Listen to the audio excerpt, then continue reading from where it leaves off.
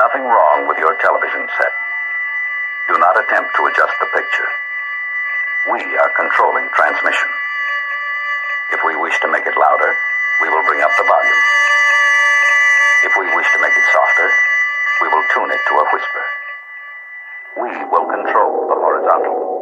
We will control the vertical. We can roll the image, make it flutter. We can change the focus to a soft blur, or sharpen it to crystal clarity. For the next hour, sit quietly and we will control all that you see and hear. We repeat, there is nothing wrong with your television set. You are about to participate in a great adventure. You are about to experience the awe and mystery which reaches from the inner mind to 420.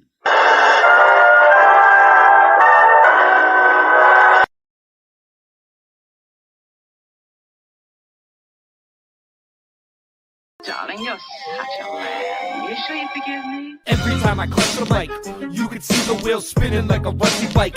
Don't trust my wife, honey, that's enough advice. One wrong move, you can fuck your life. I'm as cold as crushed ice. It's time to go and tuck my knife now. When I shoot, you better duck the fuck down.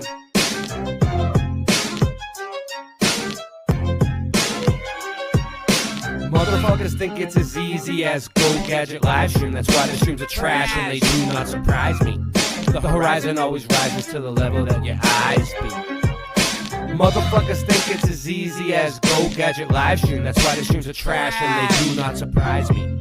The horizon always rises to the level that your eyes be. You sure you forgive me? Being broke is a career, my life is smoke and mirrors. This ain't the happy stuff that you hope that you would hear. Boston Ray, level head, I never said y'all just ain't ready yet. Monopoly, get off my property for free. Ain't no stopping me, constantly a monstrosity at the top you see. Boston Ray got bars and jars of flat earth farms in the car.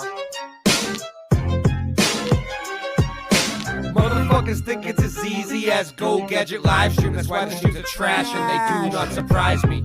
The horizon always rises to the level that your eyes be. Motherfuckers think it's as easy as Go Gadget live stream. That's why the streams are trash and they do not surprise me. The horizon always rises to the level that your eyes be.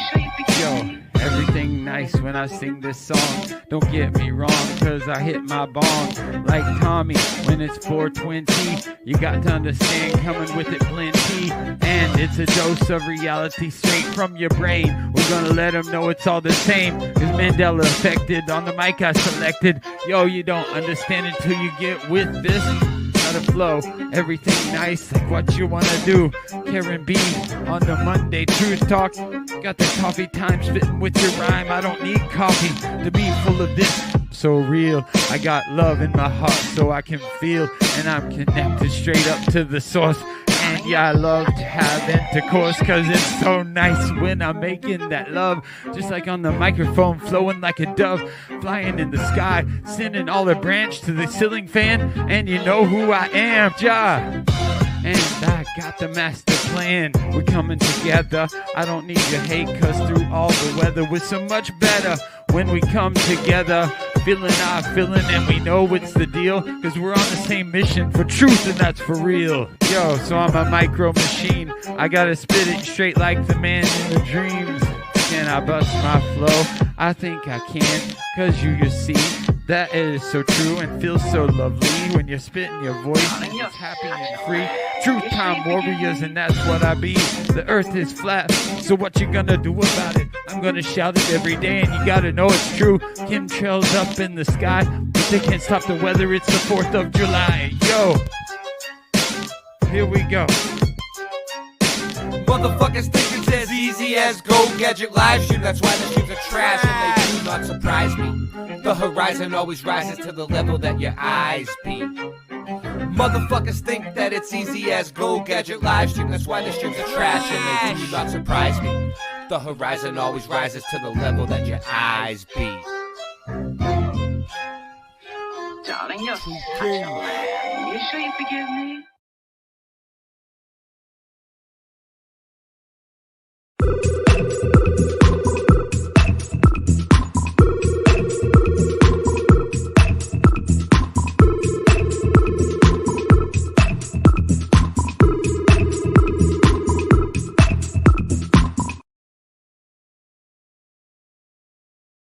Uostarosta. Huh. Uostarosta. What's he doing? That's odd.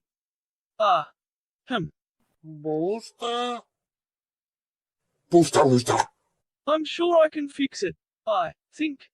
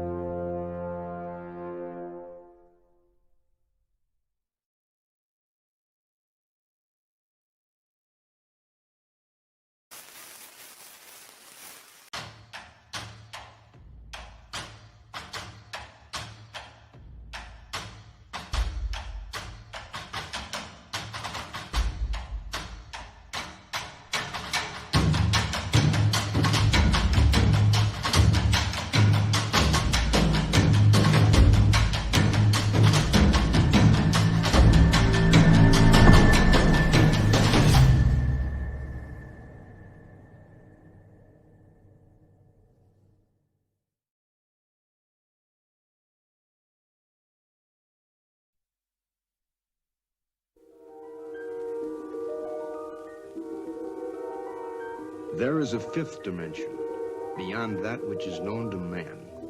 It is a dimension as vast as space and as timeless as infinity.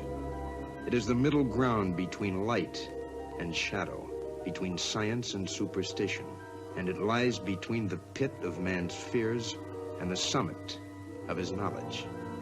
This is the dimension of imagination. It is an area which we call the mud zone.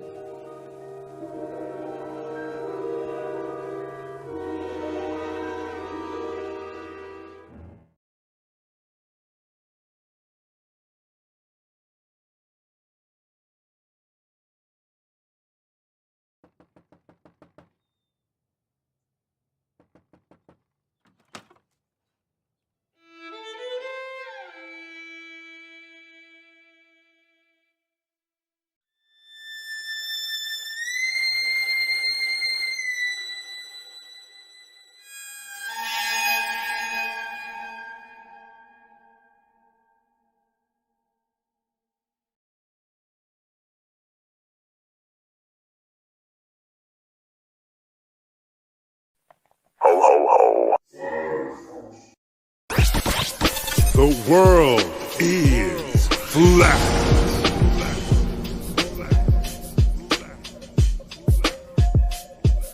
I'm here to ring the alarm with my puppet like charm, straight from the barn. I'm talking about Flat Earth Farms, cause most don't know. They think we live on a globe, a ball that floats. So listen and take notes, and take it to a higher plane. Imagine yourself in all it contains, in all its glory and flair. Flat Earth Farms can take you there. Open your mind outside the box. No more staring at NASA's Photoshop. No more moon landings, no line to ya. No more people standing backwards in Australia. Just facts and pure truth, planning straight to the roots. Flat Earth Farms help you understand. A magical place on a wondrous land. The world is flat, and that's a fact. Tell your friends next time you chat. Let them know a ball ain't that. Let's stay playing with the baseball bat. Cause we coming at the barn, a higher place, the Flat Earth Farm.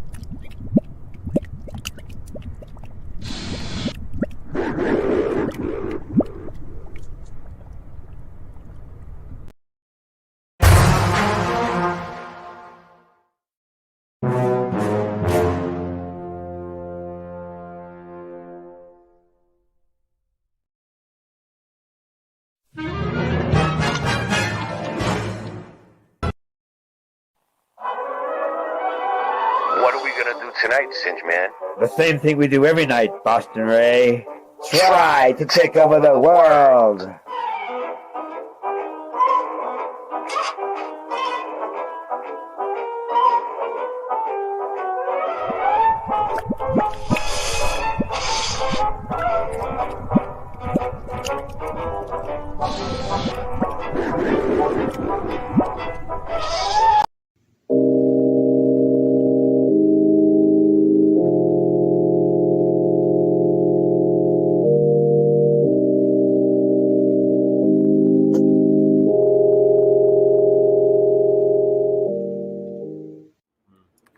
It's weird, yeah. I've heard somebody else tell a story about it.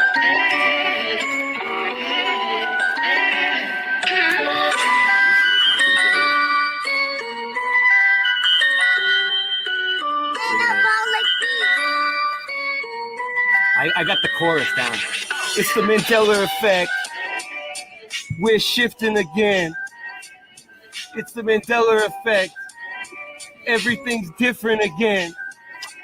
You know? So, yeah, ready? I started looking at the Mandela effect. It blew my mind. The shit wasn't correct. Trying to figure out just how it connects and what the fuck I was gonna do next. It's the Mandela effect. We're shifting again. The Monopoly man. Monocle is missing again. I think they even got to the Michelin man. In the Statue of Liberty, it keeps switching the hand.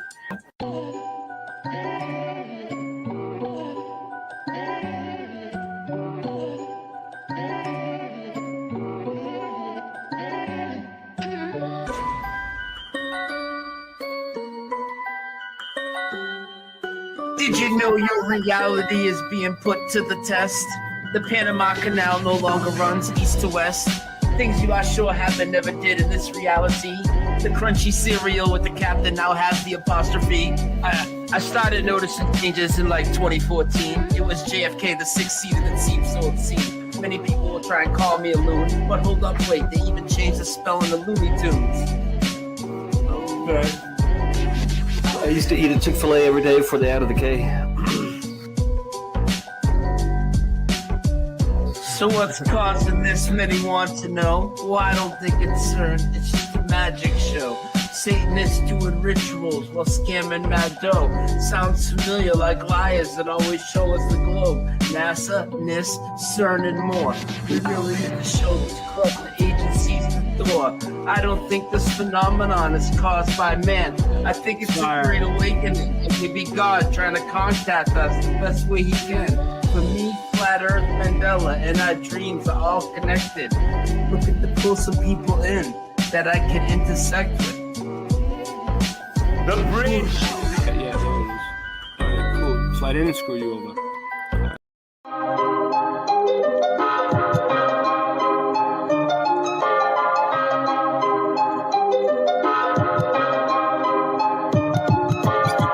Earth is flat, what you gonna do about it? The earth is flat, what you gonna do about it? The earth is flat, now what you gonna do about it? The earth is flat, now tell me what you think you're gonna do about it. Tell me what you think you're gonna do about it. Tell me what you think you're gonna do about it. Tell me what you think you're gonna do about it. Earth is flat, what you gonna do about it? I thought you knew about it, would you rather do without it? The earth's a center, the sun and moon moves around it like a clock. Can you hit a moving target with a rocket? I'm not hard to get along with, just take a bong hit. Do you serve up any content? The stars are constant. You want a consolation for it? It makes me vomit. We never do get hit by comments. I know you want it, just leave another useless comment. NASA lost it. The earth is flat, what you gonna do about it? Earth is flat, what you gonna do about it? The earth is flat, what you do about it? The earth is flat, what you gonna do about it? The earth is flat, what you gonna do about it? The earth is flat, what you gonna do about it? The earth is flat, now tell me what you think you're gonna do about it. Tell me what you think you're gonna do about it. Tell me what you think you're gonna do about it. Tell me what you think you're gonna do about it. You know it's flat. and there is a bunch of us. The blowies munching on a bunch of snuffleupagus. You think it's cute? Then why not cuddle up with us? We know it's flat, why you making such a fuss? My supper was the fucking best, that's just because the earth is flat. It hit me like an uppercut to the nuts. The earth is flat and there's nothing you can do. The earth is flat and there's nothing you can do. There's a Russian with the crew, don't forget to brush after your food. Asteroids and asteroids too. The earth is flat and there's nothing you can do. The earth is flat, there's nothing you can do about it. The earth is flat, there's nothing you can do about it. The earth is flat, there's nothing you can do about it. The earth is flat, there's nothing you can do about it. The earth is flat, there's nothing you can do about it. What you gonna do about it? The earth is flat. What you gonna do about it? The earth is flat. It's fucking flat. The earth is fucking flat. The earth is fucking flat. The earth is fucking flat.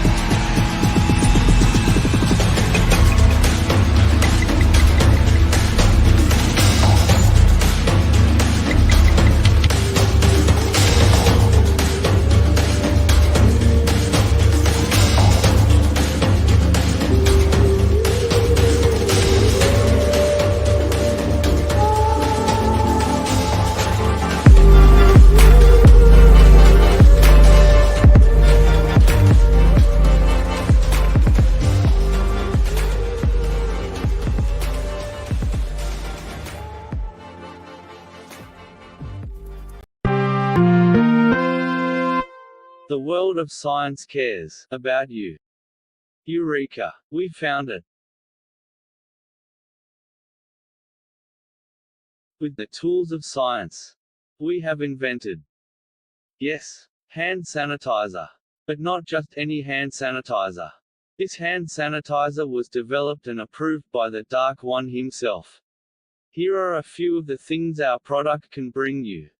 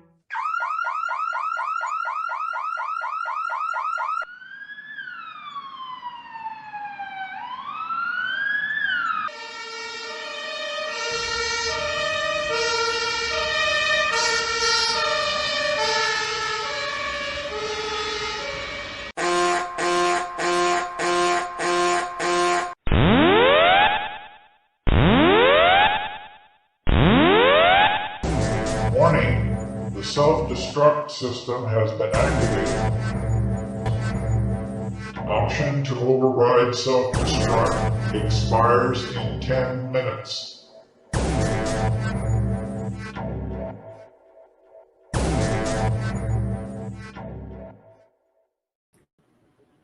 We are live. Are we live? Are we live? I think we are. How are we doing tonight? Wonderful. It's fantastic. All right, let's see who we got here. Late Night Live channel. You're muted, Cinch. I cannot hear you. I don't know. You got to turn on your microphone. Propagate this light media. Propagate light media. What's up, man? Quantum Fillet. B. Hendricks. Wendy B. Jim from Florida. Howdy, partners. Shit. How y'all doing there?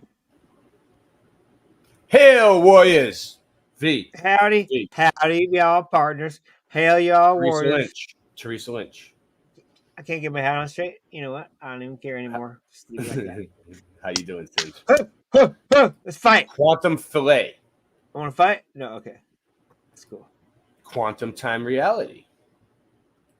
Splatter. How you doing? How's everybody?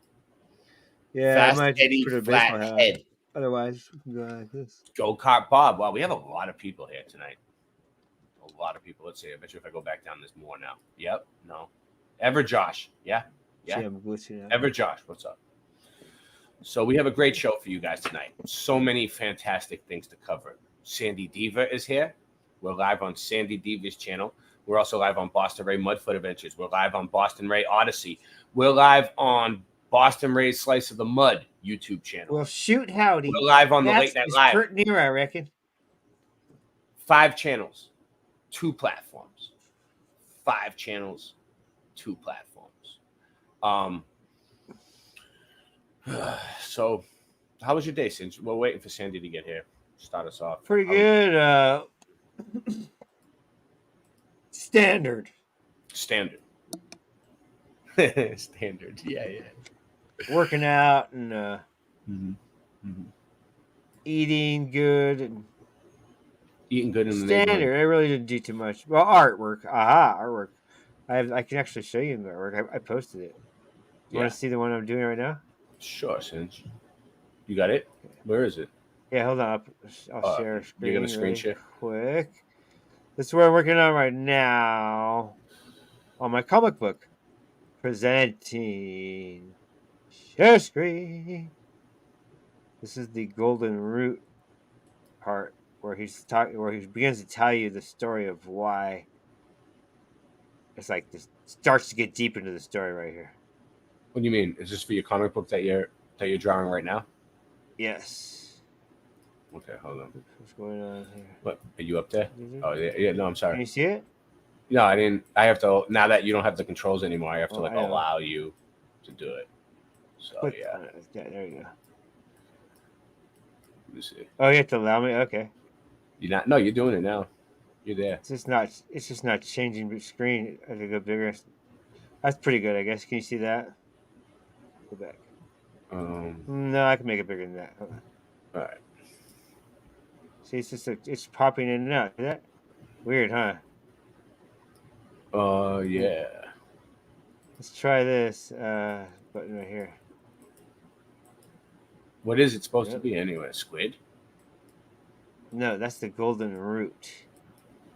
Huh? It's the golden root. What's that mean? Huh? You would have to read the story. It's a golden root. Oh, okay. And then down here is a warrior. There's actually, this is a zombie warrior on the bottom. Mm-hmm.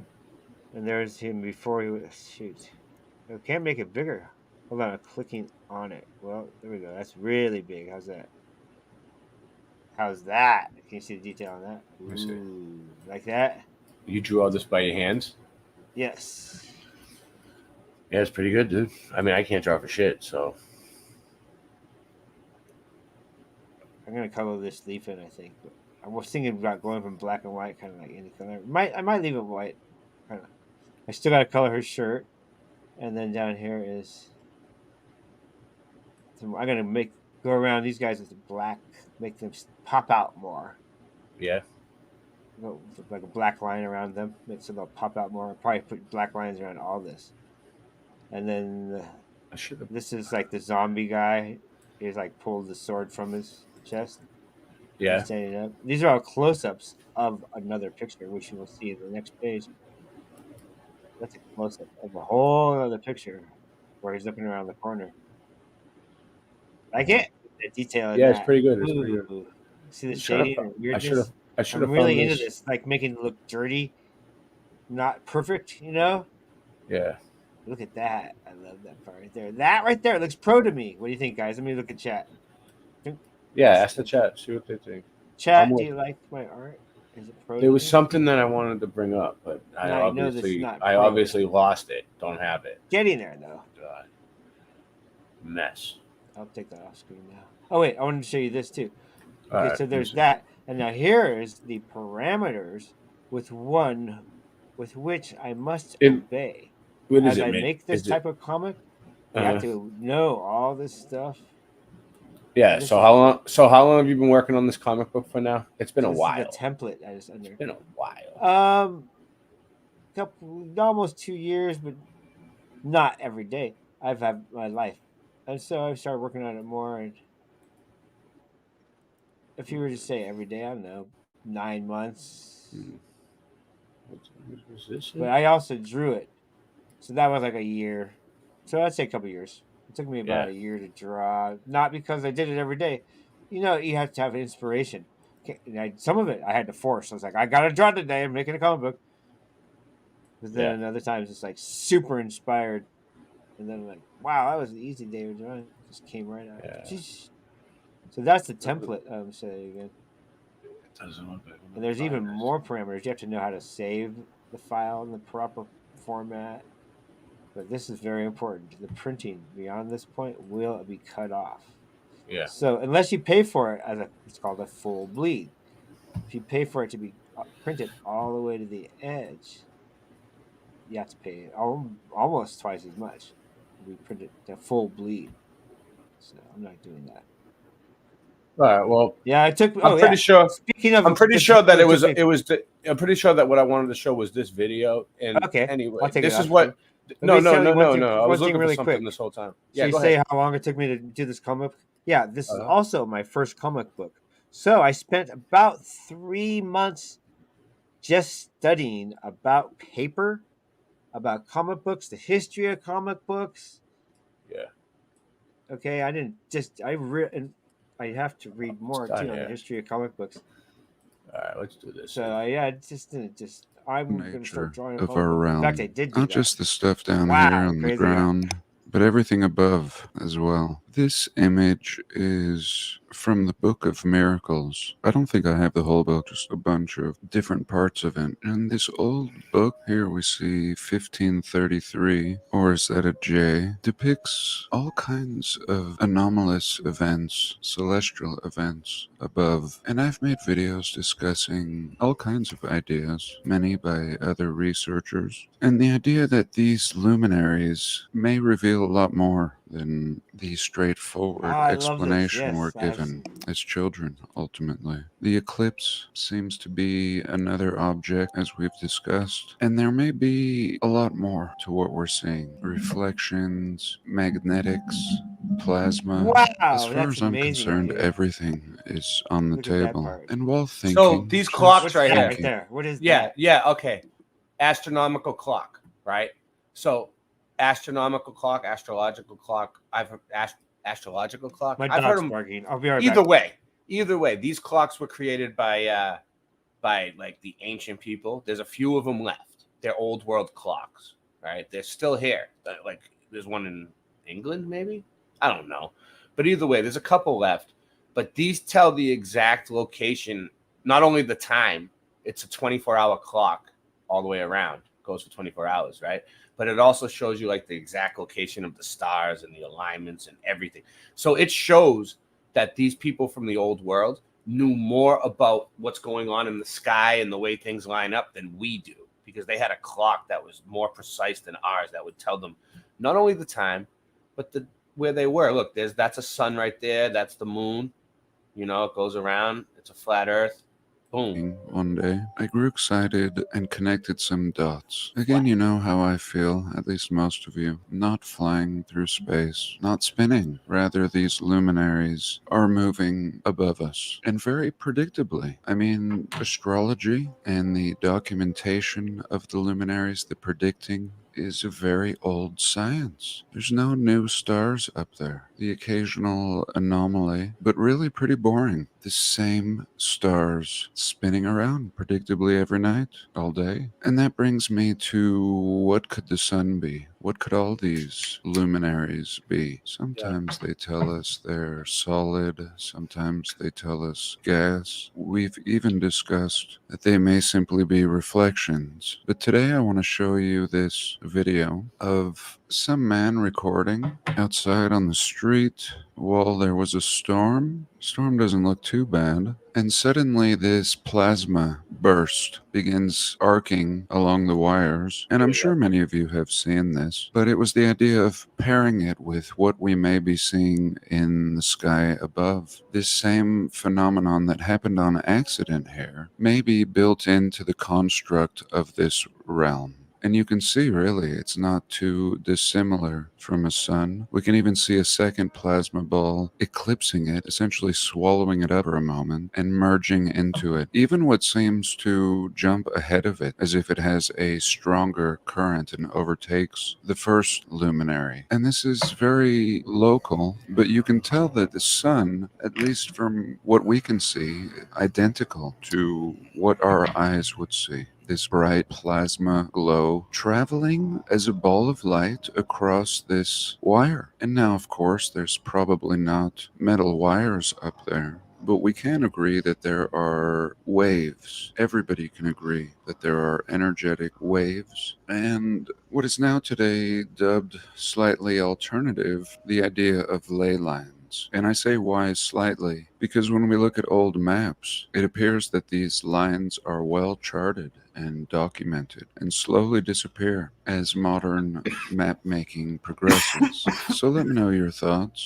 I think it's interesting how life will give us clues. This is anomalous. This doesn't happen all the time, and even more rare for somebody to capture it. But if we look at history, we see that such anomalies have been going on as far as history has been recorded. So let's look at something else. Okay, let me take you way back to my research. If you haven't... That's all I wanted to show from that. Okay, that was the plasma sun. No. Hold on. Okay, what's up, John Keel? You there? Yeah, how you doing? What's up, man? Yeah, you got no avatar. It's all right, though. Whatever. Just letting you know. How you been? I was taking a leak right now. I'll turn it on in a second.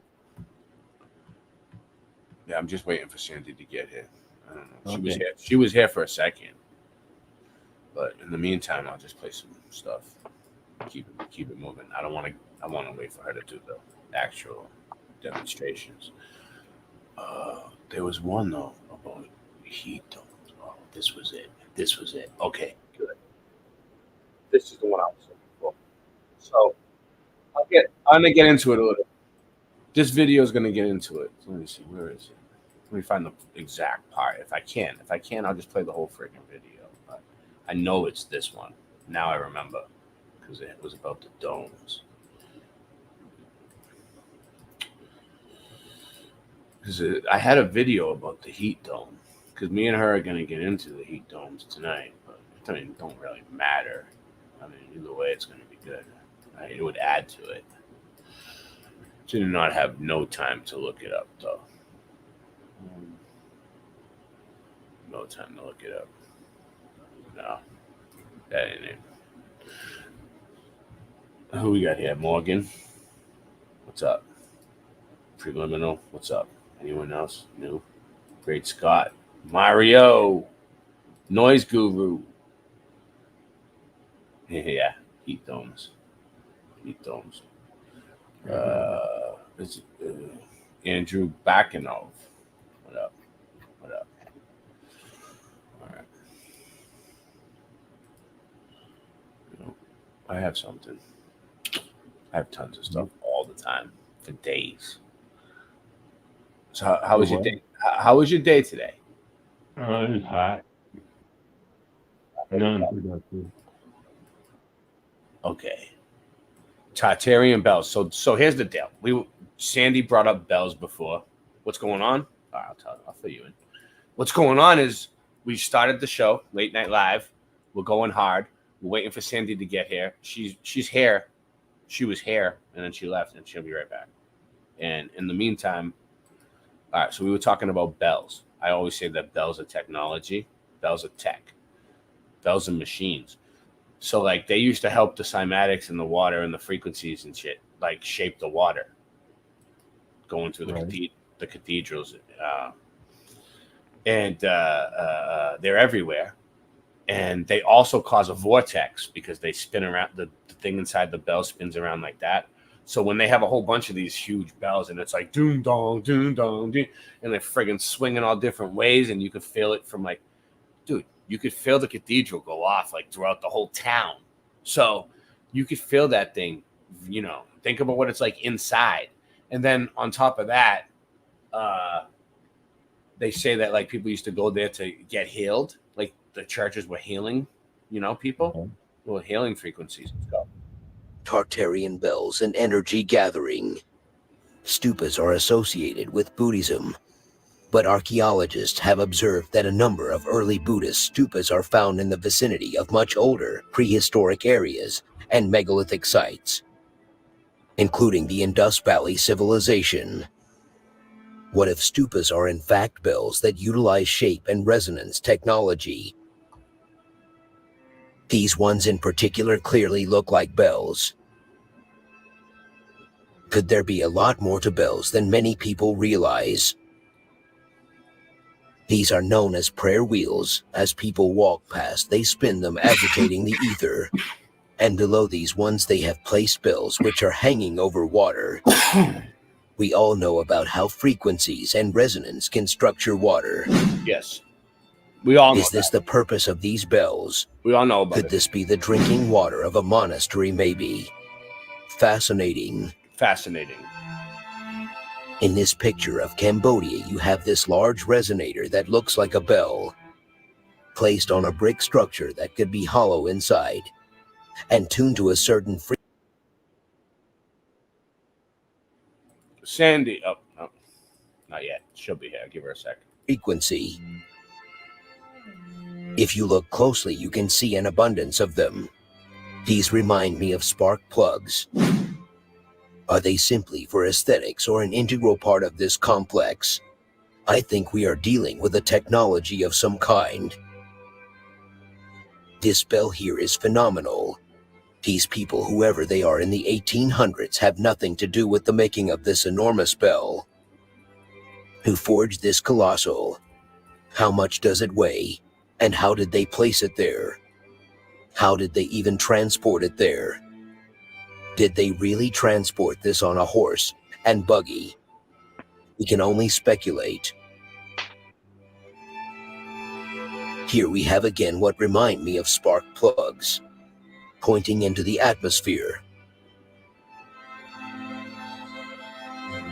Is this pagoda in Cambodia just for ornamentation? Or is it a subtle energy device? Is it feeding this arm, which then goes down into another part of the structure? If we think of these old stupas as a technology, do they begin to make more sense? Yes. Just like the harmonically tuned chambers of the Great Pyramid, are these stupas created to make a charge of subtle energy? This is the top of the Tsar Bell in Moscow.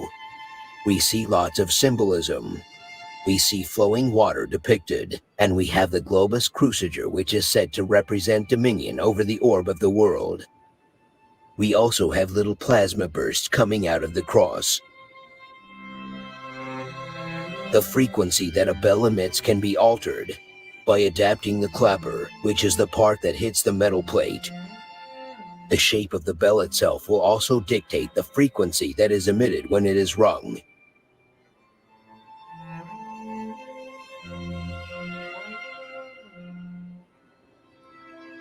Here we have another stupa. Is this statue a clue as to their true purpose? Could the frequency generated inside be a healing device? Or perhaps a way to astral travel? It is theorized that the ancient Egyptians used sound technology to diagnose and heal diseases. Yes. Could this have been common knowledge amongst ancient civilizations? Grand Rising. This bell tower has what looks like a Faraday cage around it. Could it be collecting some sort of charge? Could the clock be part of the energy generating mechanisms? Here we have some proposed benefits of circling one of these bigger stupas. It is said to create an energy field around the individual, dispelling bad energy with good energy. Could this also be why Muslims circulate the Kaaba in Mecca? Yeah. Oh, man. And of course, we see these same shapes on many ornate buildings all over the world. Is it conceivable that at one point they had bells in these towers here, creating charges using sound technology?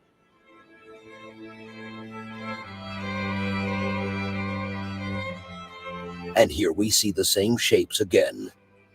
Perhaps bells can amplify the effects, but just the shape alone is utilizing geometric technology to create frequencies or to harness subtle energy from the ether.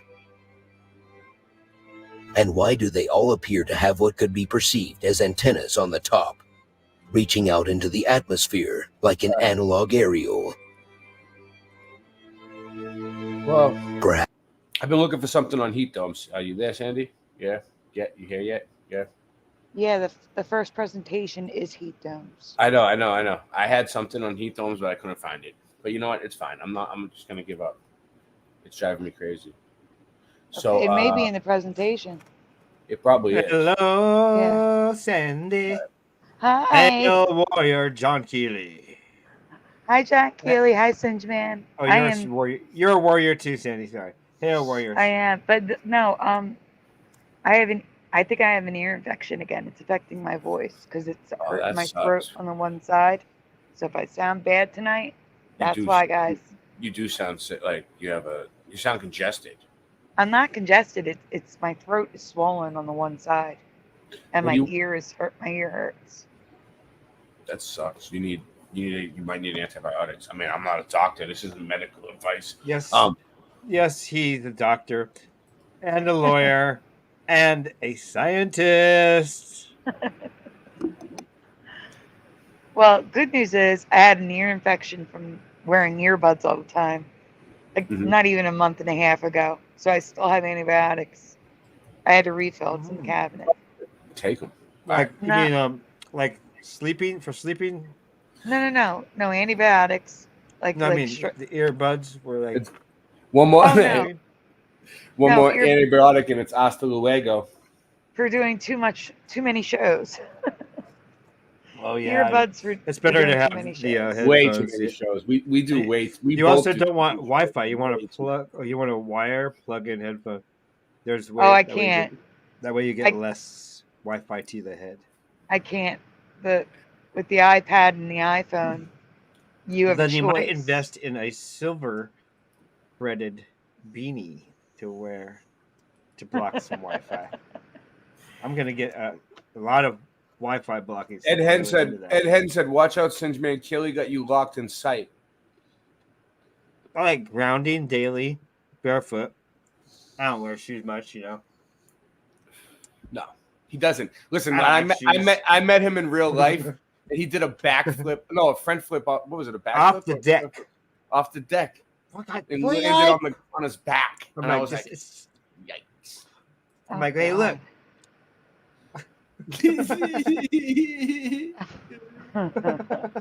Yikes!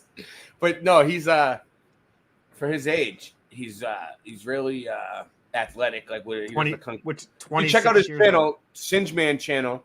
Put your link in for them. It's 26 years old. He does kung fu. At age 26. Apparently, I'm 25 all the time too. Everybody My subs link- Singeman's oh, channel. man. Listen, Singeman's been doing this longer than me. This is it right here, and this one, and he doesn't even have 1,000 subs yet. He only has 437. Let's You get need him to put to your link in the chat. I gotta start right doing now. more videos, and I have begun to because summertime, and I was gonna do one today. Tomorrow, definitely going to. Which one? Which one's the best one that you like? The Winter Dot Life? No, the best one I like is what one? Nutcracker Sweet. Where is it? That's so great. It took me a while Right to here. get those 3. So this is like. I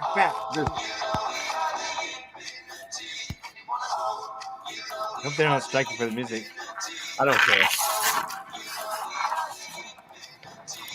Guys, I have to walk away a minute. I'll be right back.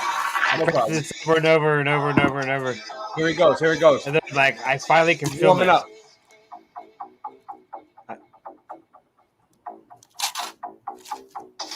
I'm better than this now. Wow. I see some mistakes already.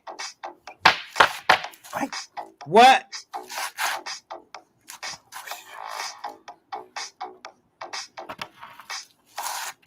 Hi ho!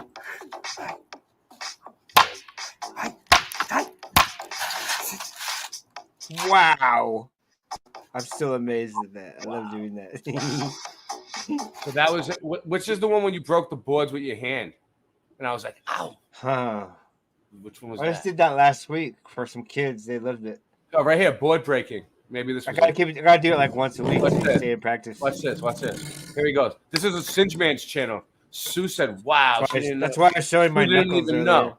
Sub Singeman's channel. This is why I was showing you my knuckles earlier. Really? You know what's better than the knuckles? No though, way. is the It's Sue. palm. The palm. Is I'm back, guys. Sorry. Joey needed me. Look, here we go. So you Here got we stuff go. ready to go? So Sounded he had a- beautiful. I love that Here you go. sound.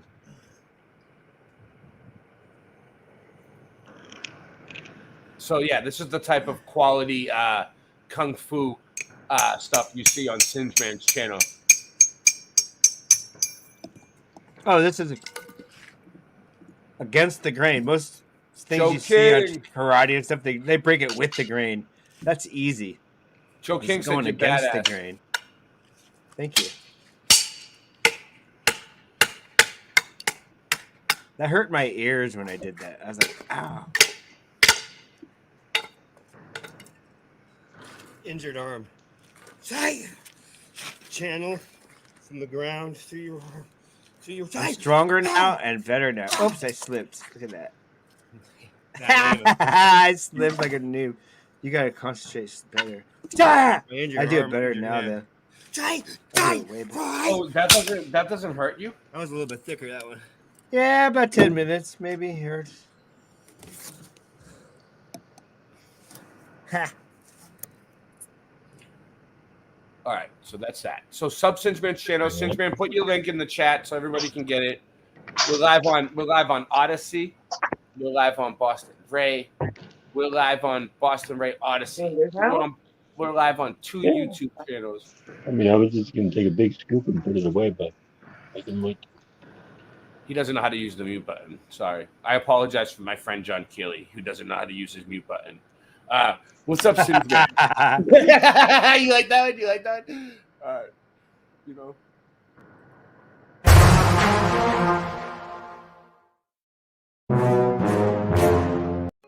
True kings, it gets lonely at the top. You know I don't believe in the globe no more. I don't keep track, I just know the score. I don't talk trash till I'm sure. I write these raps when I'm totally bored. I'm the guy everyone tries to ignore. Style so fresh you try and buy at the store. We can bring them boats back from high on the shore.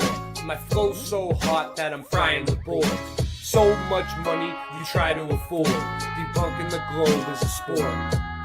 I'm blasphemous, Rapping, I'm a naturalist. Scratch at this, past that tiff, light a spliff. I don't care how high we is, I'm writing this. Rhyming fast as lightning is. I'm a titan, I will bash you with my giant fist. I'm rapping natural, I will pop you like an aspirin capsule. Blast right past you, everybody's laughing at you. As I sit and bench, press the test of time.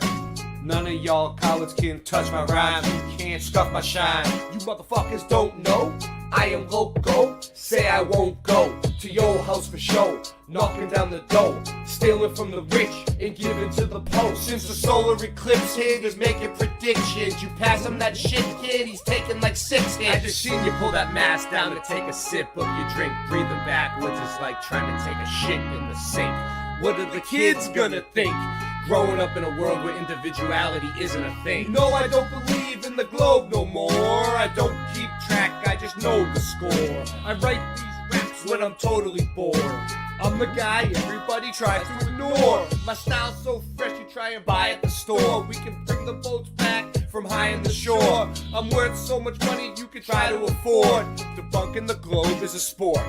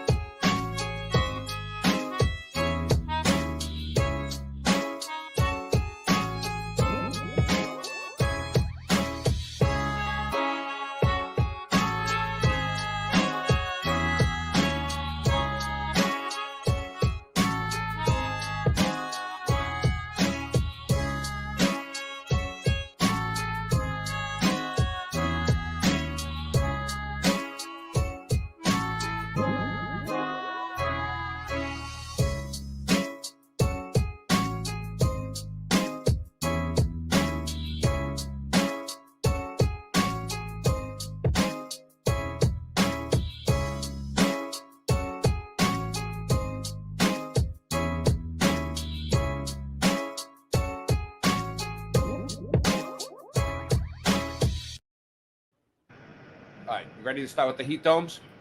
Sure. All right, I'm ready. Let's do this. Start camera. Boom. Okay. Heat domes. All right, let's do it. I'll read it. Let's go. This month, I heard a new weather term for the first time only. It's not new at all. Have you ever heard of a heat dome? I mean, I think we all have now. This was 3 years ago. Actually, this is the first time I've ever heard of it was the other day. Like, really? Yeah, when I was watching this video and it came up, and then I heard everybody's been talking about it. Brian and them were talking about it today, Stavely and KJV's stream there, London. You know him? Well, if you roll your mouse over and look in the top left-hand corner, first time I heard about it was 3 years ago. Mm-hmm. There was a heat dome on the West Coast and over Texas. That's when I covered this, was 3 years ago. And we just had one this week, and that's probably why everybody's talking about it. Okay. So is this going to explain it? It's going to explain what it is? Let's go. Yep. How a heat dome works. Okay. Hot air expands upwards toward the atmosphere. High pressure push warm down. I'm not going to say the word sphere, okay? Yep. We'll just call it an atmosphere. There's no sphere.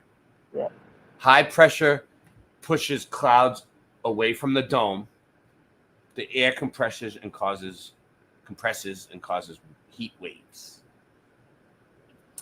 Noah explains this phenomena as a scenario when a mass of hot air gets trapped under an atmospheric layer of high pressure, trapping the sweltering heat like a domed pot lid.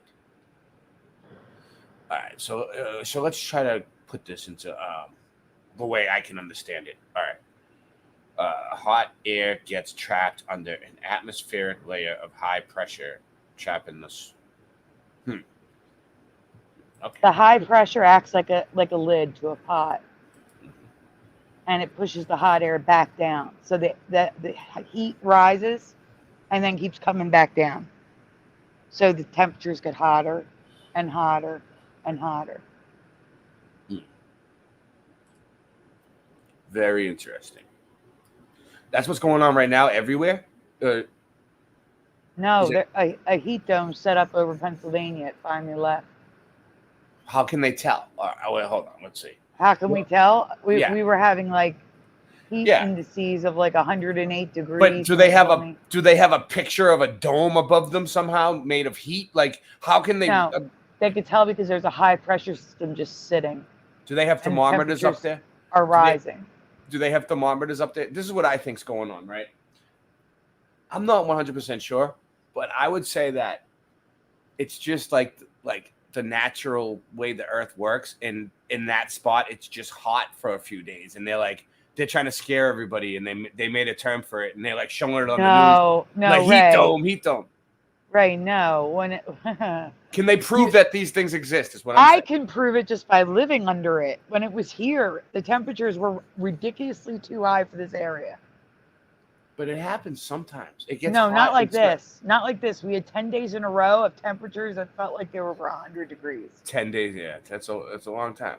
That's not normal for here. But we should look up the history of where you live and how many over the past 500 years. How many times has it happened? What if it happens like once every 50 years in the month of like July or whatever, June, whatever month it is? You know what I mean? Okay, I can understand that. But the thing is, 10 days, I don't know.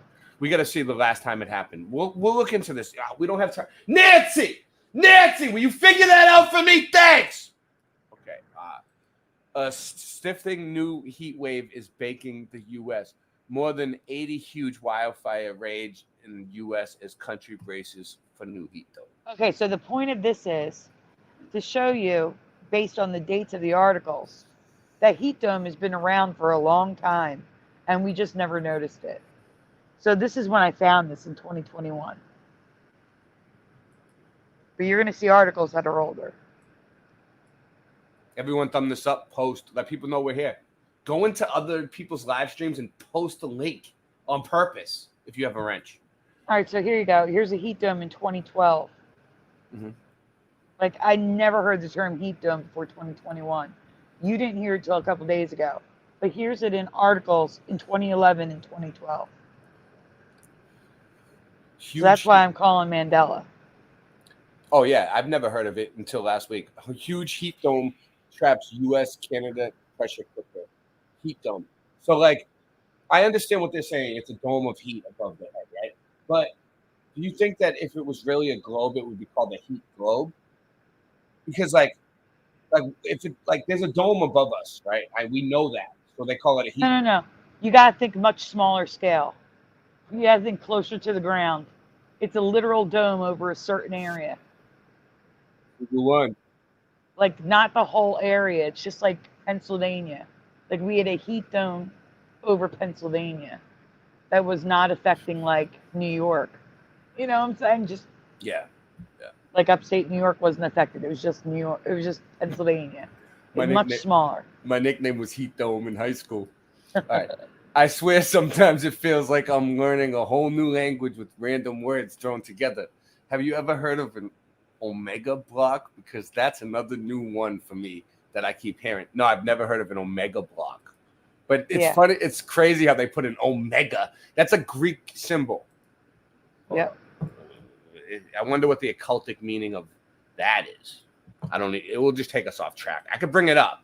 I'm guaranteed. I don't know, but in 2021, all those states that are red experienced an omega block. Do you remember this happening to you if you lived there? No, I don't. Where was it? Hold on. When? You didn't live there then. You were in Boston. Yeah. No, it was hot. It's been 100 degrees where I am today, but they're people that live here are oh, it's going to be hotter than that. This is just It's warming up now. Like, oh my God. Omega is the final letter in the Greek alphabet. Oh, nice. Used to denote. Oh, it's often used to denote the last or the end, the ultimate. The end. Because it's the last letter of the Greek alphabet. And Greek's been around a lot longer than anything else. The Bible. Well, you're gonna love another presentation I have for you. If you look at the list, there's the Devil's Storm, goes along with the end. It's great. Yeah, this is so basically what the news is putting on the Black Mirror for everybody on the brainwash machine, in the living room, is a picture of the United States with the end written all over it, like burning up in fire. Yes. I mean, that does not look good for our future of the future of our democracy. And you know what? I never knew that. So thank you, Singe Man, because that's it. Like I never knew. Now I understand the alpha and the omega. It's the beginning and the end. I never understood that. Wow, it clicked for you, huh? Singe Man's good like Just that. click. He's Just good click. like that. Yeah, he's good like that. He always does that for me too. An omega block is a weather blocking pattern that looks like the Greek letter omega on the map. Notice I don't mention how it means the end because I had no clue. We had no idea. Well, that's why we do the research. We look it up. We do our own research, even though people think that we don't do our research.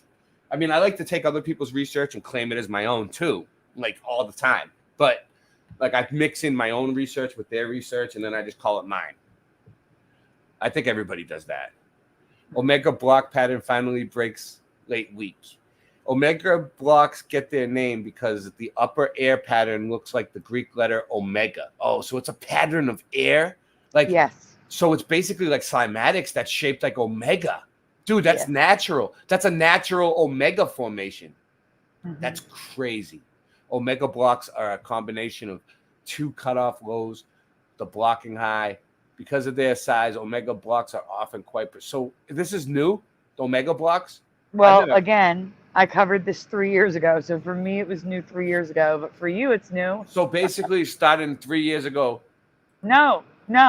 I just heard it 3 years ago, but it's long. It's older than that. Yeah. But what I'm saying is all of a sudden in our reality, the air is starting to make the shape of an omega. Yeah. But make sure... Here, I'm going to give you a little hint, right? Unless I highlight it, you don't have to read it. Just read the bottom. Because, no, I wanted to read it. I wanted to see what it said. All right, I'll read it. Okay, I usually just in English class back in high school, the teacher would always have him read, and then they'd give him a gold star. Yeah. He remembers. He remembers, and I used to always get a pat on the back, and like, at the end of the day, they would give me an extra milk, and I was psyched. So. Well, I try to summarize it for you to save you from all that reading. Okay. I get it. Unlike a heat dome, omega blocks can bring hot, cold, good or bad weather, depending on which side of the block you are on. So if you're on one side, it could bring lots of cold weather and lots of snow, and it won't go away for a while. If you're inside it, you swelter. So this article is from 2013. Yeah. It cracks me up when I see stuff like this. Like, you gotta be kidding me. Stop it. Omega block. And it's technically a holding pattern. You didn't read it at all. Oh, I thought you did. And once again, this holding pattern of weather has been in our news for decades, yet I've never heard of either of them until July 2021. I've just heard of all this now.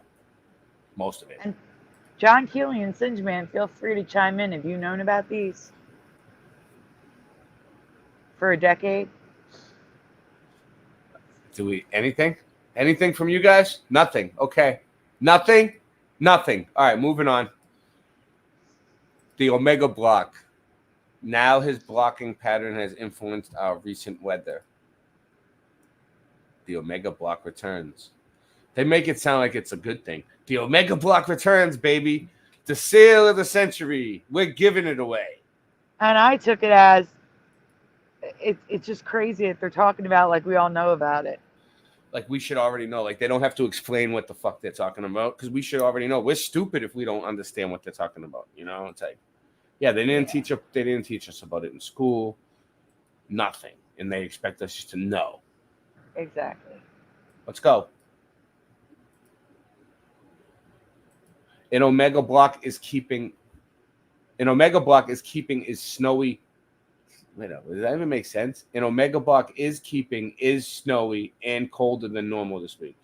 It doesn't make sense, but that's what they wrote. That's crazy. Good job. A dangerous omega block is trapping scorching hot air. They love the word "is" too much. Is. 3 ises. I see 3 ises in a triangle here. Look, boom, boom. Yeah. I don't know. Maybe it means something. They are 2 different articles that I put in there, but yeah. Oh. Like I put the 2 articles together on the page. Oh, I thought that was the top and the bottom. Moving along. What is an omega block? So this is just all articles with omega block like residue. Showing you that's old as hell, yeah. Yeah, so like this is April 2016. This is 2013. Yeah, it's been going on for a while. Welcome to the heat dome. No, you're not going to evaporate. Oh, yeah. One more thing. We're raising money for Sandy's rent tonight. I just remembered. We got to bring that up. I was waiting for you to get here because I didn't want to say nothing until you get here. All right. Here, I put the thing on the screen.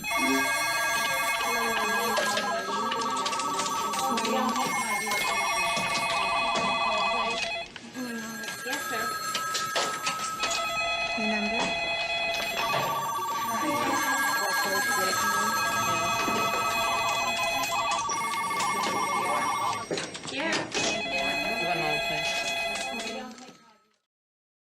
Yay!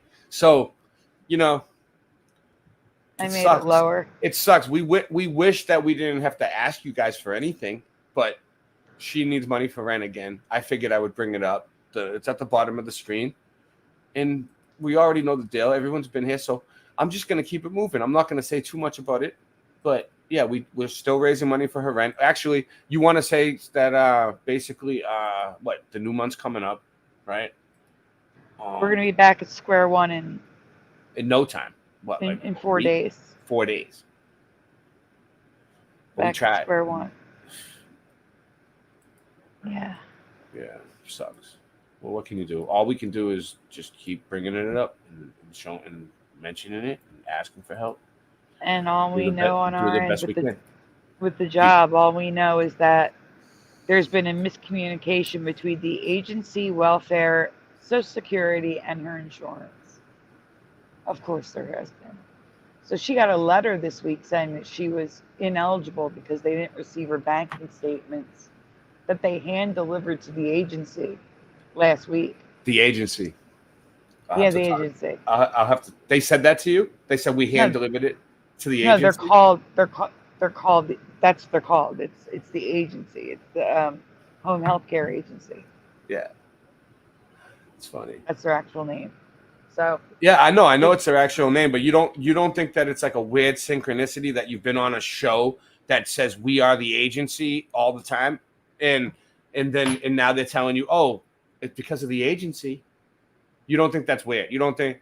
Just think about it. Oh no, I do. I see the synchronicity.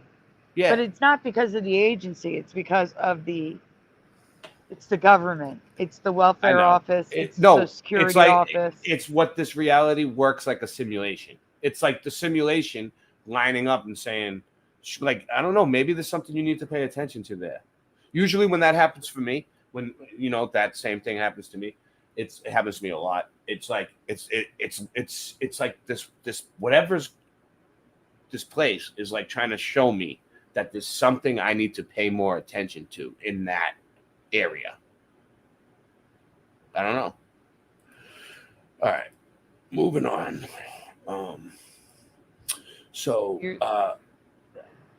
Yeah. Welcome to the heat dome. No, you're not going to evaporate. I like that one. Heat dome affects trapped zero metro Detroiters in the danger zone. Historic heat dome, most intense on record. Omega block. Yeah, so it was a heat dome and an omega block. This is ridiculous, dude. I don't know. It must be a heat dome here every day. Every day. 90 degrees day. Dude, it was 100 degrees today, at least. No. Oh. Let me be clear. If the heat dome set up over where you are today, your temperatures will be like 114, 116, and your heat index would be like 125. That's how much hotter it gets. I get what you're saying. So it's probably would be like 140 here at least. It would feel like 140, yeah. Jesus, I hope that never happens here. I hope that never happens there either. I don't know. I haven't been here long enough to figure it out. July 20th, 2011. Heat dome. What is a heat dome? July 22nd, 2011. Heat dome. July 20th, 2011. Heat dome. Old. This has been around in this reality forever. Yeah. Just not in ours. Heat domes. Heat domes. All right. Well, there you go. So basically, a heat dome is the air acting like a lid and holding the heat down in one area for an extended period of time. And it was never in my reality till 2021. Yeah, it wasn't and not in my in yours reality. till yesterday or the day before. Yeah, now it's in my reality. Mm-hmm. But it never was in my reality before. All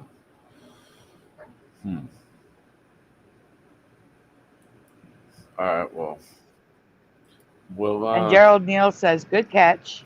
I got to find it in your chat. See it in mine. Inserted into, as Jeff would call it, a reality insert. Absolutely. Both of them. Yeah. Wow. All we're doing is weather tonight, guys. Weather. All the weather stuff that I've had, plus Ray's stuff. Yeah, we have a bunch of stuff. Yep, we got a lot of stuff to cover. Yeah. But we figured we'd look at these weather ones because my people haven't seen them yet. Okay. Here's another one. Are you doing Satan's Storm? Oh, shit. Was I sharing a Sharon? Hold on. I have You something. were not sharing. No. My computer's doing something weird. Have you ever heard of or seen a crown flash? No. I never have. I never have either. I have yet to have seen this. But it's crazy. When you see it, you'll know what it is. I have a video coming up because you need a video of it. Crown flash happens on top of thunderstorm clouds. You need a thunderstorm cloud, a thin cloud forming above it, and ice crystals in between to trigger this rare weather phenomena, which I've never heard of. Or seen. Crown flash.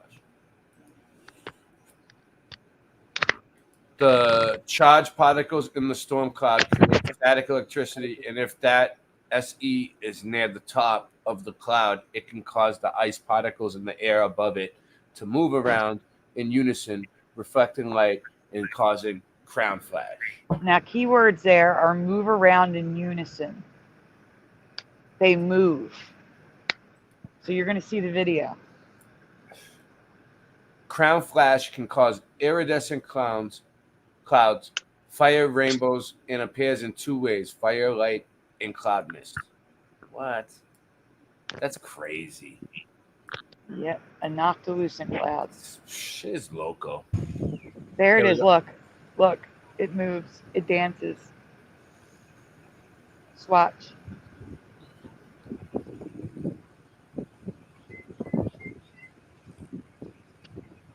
Just watch.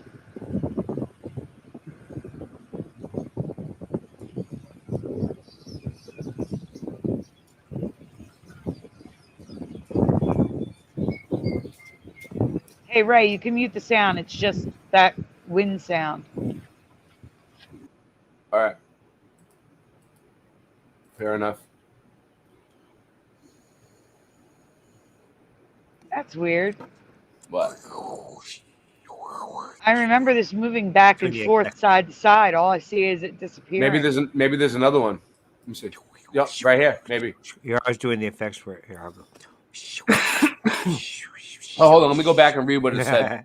I'll make the window. The first, I forgot. The first type of cloud mist is still light, reflecting off of ice crystals, but it gives the appearance that a mist or fog streak is moving around. What do you think, Singe, since you're back? John Keeley, you're back too? What do you guys think about this? John, you're mute. Oh, he's muted. I would show them the second video before you hold ask on. them. The second video is I've had more John muted the entire time, dude. Go ahead, John. Sorry, John. I muted you at the Yeah. beginning because you there was talking. Hi, John. Sorry. Well, How do you- listen, how you doing, John. Sandy? John, do me a favor. Whenever your wife comes around and starts talking, mute yourself on. You know how to do it on there. So that way, because if I mute you and forget about you, it's because I'm doing a million things at once, and I didn't mean to mute you. But No, I try and make sure to keep them muted. I'm saying we could hear it earlier. It's loud. It cuts us out. So Yeah, I know. I'm sorry. we're running a big production here, John. It's I huge. know. Oh yeah, it's really big. I just found out that I'm a part of it. I just thought I was helping. Now I guess I'm. No, I guess I'm part of it. Yeah, Singe Man, dude, you're a part of it, dude. Yeah, I didn't even know that. Half I was like, half the art is yours. I mean, half the show is Singe Man's. That's why. Yeah, only some of the art is mine. That's why I mean, some, like all of the art is mine. just sub the Late Night Live channel because that's Singe Man's slice of the mud. Like, I give him a slice. I give him a mud slice, and that's his channel, the Late Night Live channel, that he doesn't know what to do with. It's overwhelming to him. But one day it's going to pay off handsomely, and he's going to be filthy, stinking rich, and he's going to drive his 2 convertibles to work every day at the same time. His 2 luxurious cars, and he's going to be like thanking me, like, oh, thank God I kept that Late Night Live channel, Ray. And I might have a motorcycle too. Motorcycle. But what do you guys think about these clouds on here? I think you should show them the other clouds first. The next video, because it's totally different. Look, it's a crown flash. It's a crown No, flash. not that one. I mean the next video. This one. It looks like a twister of light in the cloud. Whoa, it's moving too quick though. Oh, I would say that would be obviously a beam from a mothership. Yeah, it looks like a UFO. It looks like 2 beams. One was going down, and now it's going up. It looks like a spotlight. Well, they're trying to say it's a crown I flash. thought there was 2. Yeah, of course they're trying to say it was. I'm surprised they didn't say it was some type of bird. What do you think, John? Have you ever seen anything like this or heard of it? No, Yeah, that's it's like crazy this. cool. I love it. Hold on, Never seen anything like it. let Keely talk for a sec. Go ahead, John. Yeah, it looks like it's arcing and stuff. Like there's electricity running through it or something. Oh, okay. Good point. Yeah, kind of like arced out. Yeah. The way it moved like quickly, yeah. I've never seen anything like it, but I can tell it's real. It doesn't look like it's fake in this video. You know what I mean? Some stuff is obvious. All right. Yeah, but no, Crown Flash is documented, recorded, multiple videos on it. Never heard of it or seen it before. All right. There we go. I've never heard of that. Interesting. When did it start? 2020? I found it in 2021, but the videos are older. The videos Satan's Storm. Yeah, so this is a historical one. Everyone, thumb this up, post, share, whatever channel you're on. I have another weather condition to ask you about that I've never heard of. Have you ever heard of a heat burst or Satan's storm? So heat burst, not dome, heat burst. No. No.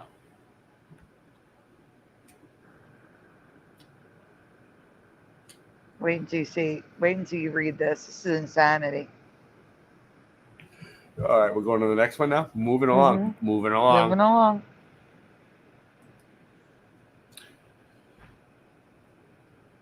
They are microbursts that plummet the dew point, but at the same time dramatically increase the temperature at night. At night. Yeah, I've heard of a micro. I've heard of microburst. I heard of microbursting before. This is a microburst without rain. Yeah. So the rain doesn't reach the ground because it's so hot. And it's just hot air that blows down. It's like God is taking a blow dryer and putting it on high heat and full blast on one area, like a single town. It's crazy. This has been happening to people like recently. Wow. Well, they talked about it in the news. I don't know if it happened. Not like this. This is like a historical record of something that I'm going to tell you about. Oh, wow. The downburst can knock out power lines, down trees, and destroy buildings if powerful enough, and temperatures can rise significantly, even over 100 degrees Fahrenheit in minutes. Joe King, I invited him. Hey, what's up, Joe? How you doing? Excelente, buddy. How you doing? Whoa. Your mic is echoey and loud. What's going Is on? it? Yeah, are you in a fish tank? I Are you am. coming live from a fish tank tonight? I am. Nice. No, I get a microphone. I got one. Well, thank God you're here because we're gonna be going over some great stuff, and I want your input on some of this. Okay. Hey, add your channel. You want to go live on your channel? Add another one. That'll be the Joe King channel. I gotta go meetings pretty soon, man. What's up to you? You don't have But to. I'll put it on. I'll stream it though. But the first time I heard the first time I ever heard Heat Dome, you said it, dude. So, but I'm on mute right now. Yeah, well, she said it. Heat Dome. I was looking for a video about it that I had, but I can't find it. But I might find it. I might find it before the show's over. Okay. You never know. I'll be right back. All right. No problem. The downburst. Did I skip one, Sandy? Or am I supposed to? You were in the middle of reading it. You're reading this. You're in the middle of reading. I lose my spot all the time. Over 100 degrees in minutes, but the effect from the heat burst can last up to several hours. Now you can go to the next one. All right. But the mother of all heat bursts happened on June 15th, 1960 in Copperhill, Texas. That night, a heat burst rose and the temperature to 140 degrees Fahrenheit. Yeah, that's pretty fucking hot in the middle. At night, 140 degrees at night. And in 1960, people didn't have air conditioners like they did today. Jim, does it ever get 140 degrees at night in Florida? Yikes. All right, just ask him. He's from Florida, so I figured I'd ask him. But did we already read this one? Yeah. Okay, moving on. Dude, this looks like a great fire or like a I don't know.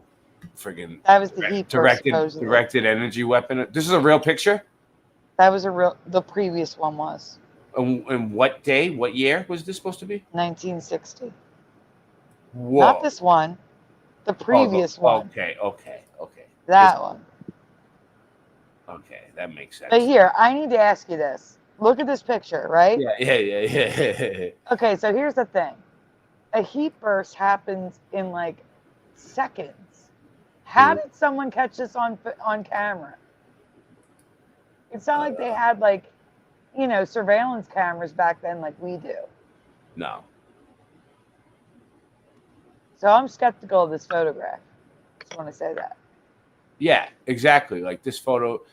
What is this like? Yeah, they have those cameras that like you can set out and set. What year was this supposed to be? 1960. Yeah.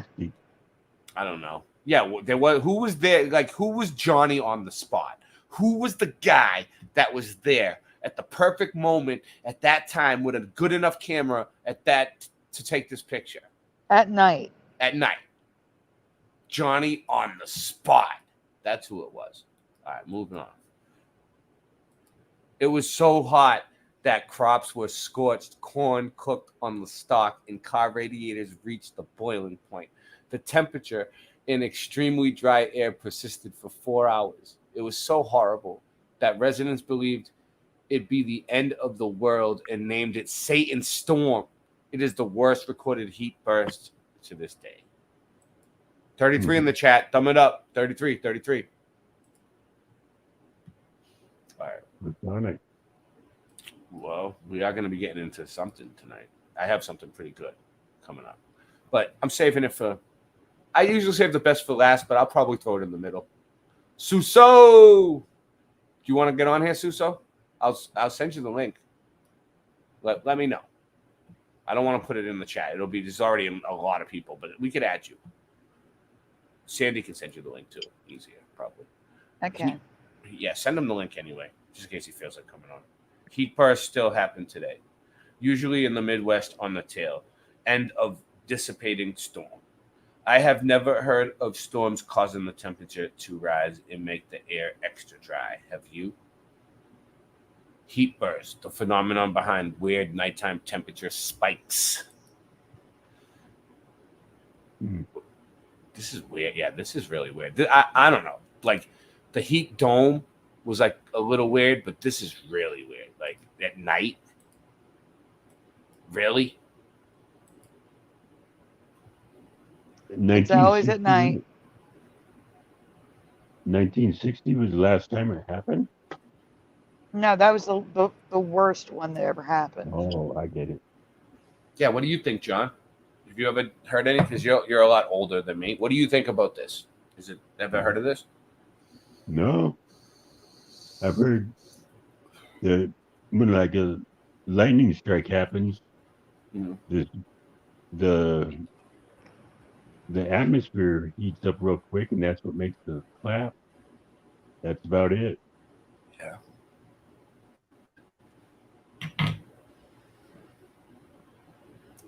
The atmosphere or the atmos? Well, the oxygen, the atmosphere. Yeah. Whatever. I get what you're saying. I've never heard of it heating, raising the temperature up to that high. So if we go back a minute. It's Late Night Live, Suso. Late Night Live, baby. Of course we go late. If you go back a slide. It's in the name. And pay attention to the numbers, you'll see the heat burst in the numbers. Okay, let's go back. So you can see, like, right it there. tells you the top right. Yuma, Colorado had one, not as severe as the Devil's Storm in the top right. Yeah. But at 3:24 a.m. it was 72. At 4:24 it was 88, and it didn't get back down to what it was or what it should be for 2 hours. Yeah. I'm sorry, for an hour. And it says it occurs when storms die. Temperatures spike up to 90, but as we heard about in Satan's Storm, it can be higher. And damaging wind is possible. And then below, you'll see like current day heat bursts. Right, moving down. What it looks like on radar and things like that. Heat burst basics. It's like a diagram. Mature stage, weakening stage, dissipating stage. 3 stages of a heat burst. It doesn't sound good. I mean, I don't want to get hit with a heat burst. No, it sounds horrible. Oh my god. A heat burst. It sounds like a non-lethal weapon the cops would use on you. Something like that. Yeah. Hit him with a heat burst. 10-4. Hot blast. And this is some of the damage that can cause. It looks kind of like a tornado went through.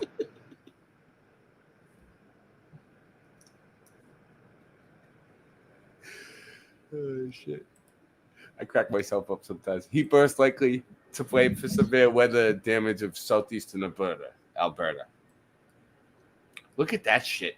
Imagine if you were sitting there like in your shed or whatever that thing is, and then the freaking heat burst knocks the fucking thing down on you like that. Like, what did I get hit with, a tornado? Like, no, it was just a heat burst, man. Like, what are you talking about? Do I get insurance for that? Is there heat burst insurance? There's active God insurance, so yes. Yes. So you do get heat burst insurance. That's good. We should be all set. All right. So that's that. All right. What happened? Joe King, we lost him. Well, he tried. He said he'd be back. He tried his. Oh, what? Joey's back. Joe King. Hey, I'm having some issues here. I'm gonna drop off and come back real quick. All right, I'll wait for you. Yeah, wait, Dave, hold your breath. No,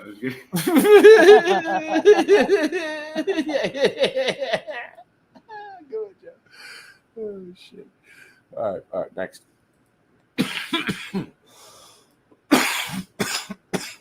They're asking for derecho in the chat. Noise Guru was asking for That's it. what we got next. That's funny. There They you asked. go. What a synchronicity! Right as they were saying it, I seen it on the screen. I never heard of derecho clouds and storms. Okay, again, this was, look at the year when you say it. So at the top left, 4 years ago, so 2020. 4 years ago. Yeah, I was hit with one. You were hit with one of these? Yep, Derecho? in 2020. That's how I found the name. What is it, like a tornado? Hold on. No, it's like a hurricane out of nowhere. Oh. It's like a hurricane. Well, like one day. Oh, I know. I think it's called a microburst. When you're walking down the street and then all of a sudden, like a blast of cold rain hits you in the summertime for no reason. No, this was it's you're gonna find out. It's a line of storms. It was noon, and it was as dark as 10 p.m. There's so it was many. Like all of a sudden, it went dark, like there was a total solar eclipse from the clouds being so dark. And then all of a sudden, 80-mile-per-hour winds, huge gusts, rain, hail, all at once, and then it was over in like a half hour. It like flew through. It was insane. That is insane. There's so many types of hybrid cereal and super derechos. Never heard of any of them. Super derecho. Yeah. My nickname was Super Derecho in high school. Or Arcus clouds. Arcus clouds. Arcus clouds. They look like UFO clouds. It looks like an umbrella shape. Mm-hmm. Yeah. Rainbow shape, right, John? Sure. You ever seen it? Like a dome? No, never. Never seen one in real life? Wow. I never have either. No Arcus. All this is new to me. Every one of these was new to me so far. I haven't heard of any of them. This is good. Derecho that slammed Pennsylvania, New Jersey, left 4 dead, thousands without power. Yikes. Yep. That's what I'm saying. It was like a hurricane with no warning. Look, the derecho, the deadly storm. Dun dun dun. The storm is coming. But do you see the blanket cloud? Go back. That is what makes it go from day to night in minutes. And you're like, what is happening? It happened to you? It was like Yes. It was like nighttime, daytime? Yes, that's what I said. It was noon when it hit us. And it was like as dark as 10 p.m. It does sound like it's delicious. It does sound like it's some sort of Italian pastry or something, right? Or like a Mexican pastry of some sort. Mexican, not Italian, but yeah. Yeah. You're just hungry. I'm hungry. I'm gonna go make myself some Italian pastries. What happens during a derecho? Derechos are assorted with bands of rapido moving showers or thunderstorms, variously known as bow echoes. Yikes. Small squall lines or quasi-linear convective systems. Although derechos can produce destruction similar to that of a tornado, the damage typically occurs in one direction along a relatively straight path. Dude, it would be so cool if we had like one of those people that could do sign language on the side while we read. Do we have any of those people out there? We need someone who can like stand in the bottom of the screen and do sign language, everything we say. Sign it. We need to make it, Like a flash sign. Yeah, like the president. We need it. All right. Min post. Derecho summer windstorms looking back 10 years. 10 years. Yeah, again. 10 years. No. Let's see. Look, there's one that hit Florida. The black wind house. Wait, that's a picture of the derecho up top on the left. Yeah, that's what I'm saying. It looks like a straight line of like chemtrail black. I'm telling you, it's like getting hit by a hurricane that you had no idea was coming. July 14 to 15, derecho. I hope this never happens to me where I'm at. Oh, look. It happens. It happened right there. Frequently. That's where I am. Yeah. That's where I am, dude. You're in like the derecho alley. Oh my God. It happens here all the time, dude. It probably already happened while I was here because I got hit with a bunch of shit already. Dude, the weather here changes so quick. Like 1 minute, it'll be like a perfectly like blue day. Like not a cloud in the sky. The sun is bright. And then 2 seconds And then later, at 3 p.m. every day. It's like a thunderstorm. Like 2 seconds later, you don't even realize it. Don't even see it coming. And the next thing you know, it's pouring on you and it's all cloudy and gray. And the lightning here is friggin' ridiculous. It's like lightning like I've never seen. Like, I gotta get it on camera. If I can get it on camera, good, I will for you guys. It's nuts. In happier times before my stepdad passed, my mom was addicted to Disney. We went to Disney 2 weeks every year when his company shut down, and we planned our whole day from 2 to 4 p.m. We planned to eat lunch or something because we knew there was going to be a storm every day. Every day in July between 2 and 4, there was a storm. Ryan says in Tampa, Florida, he used to live there. There's 2:45 every day. 2:45 p.m. There's a thunderstorm for 10 minutes every day. Yeah. That's nuts. That's what keeps you guys from getting to be 140 degrees. Oh, wow. Severe weather. Violent derecho.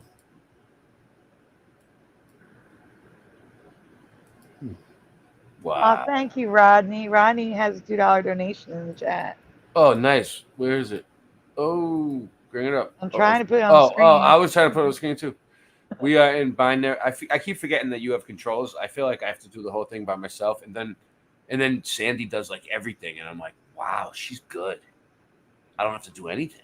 Like beginning of the show, I'm like, oh, I'm gonna have to control the whole thing, do everything. Sandy's good. Sandy's good. All right, let's do this. We are in a binary sun system, folks. That's crazy. Binary. One sun. Yeah. Okay. What? No, binary means 2. What?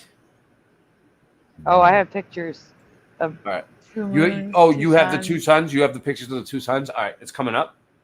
No, not coming up. No, that's not part of weather. Well, can we... All right, we'll bring them up next time maybe or whatever. Yeah, I have to find them. They're like shorts and clips of people taking pictures. Yeah. Sun on one side, they're looking left, there's the sun. They're looking right, there's the sun. Back and forth, doesn't make sense. It's not a sun dog. No, it looks just like a sun. I know what you're saying. I want to see them. I heard about them. I like looking at that stuff. All right. So, thank you again, Rodney. Yeah, thank you, Rodney. Oh, wait up. Should we set off the... We should set off the celebration thing just because... Yeah, you should. We should. We got to make it...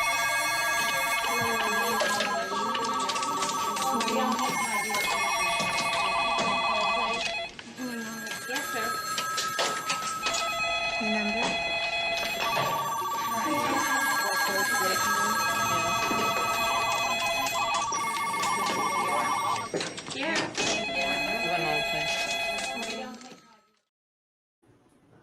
The thank you is separate now.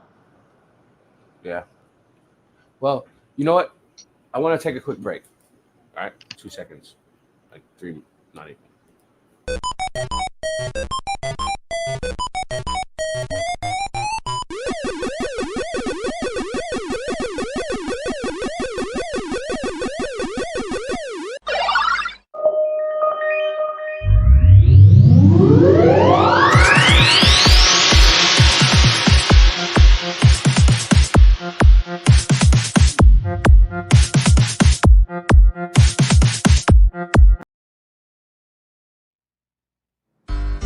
Ladies and gentlemen, you know I'm friends with all those women out there. Woo! All the ladies in the house, throw your hands in the air. Woo!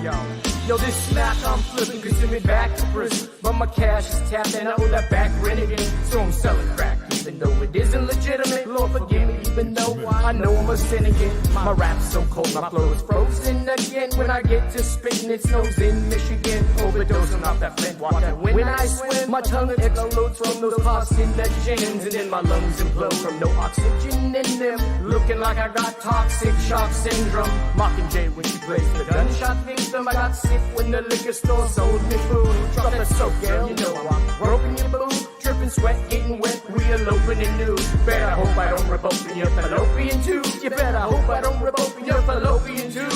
Yo, I don't trust these masons who've been placed in these high places. Why? Cause I know these masons wanna see me placed inside these cages. Yo, you just a dick raping, baby, alien vaping, inhaling Homo sapien. You just a dick raping, baby, alien vaping, inhaling Homo sapien. You just a little Homo sapien. Yo, you just a dick raping, baby, alien vaping, inhaling. Shit's going bad, just know that we go back in a nanosecond. Hopefully you listen to this fast and be slow to speak. Only wish that I could grow some wings like Jenna and fly so far away. In my park car, my radio starts to play.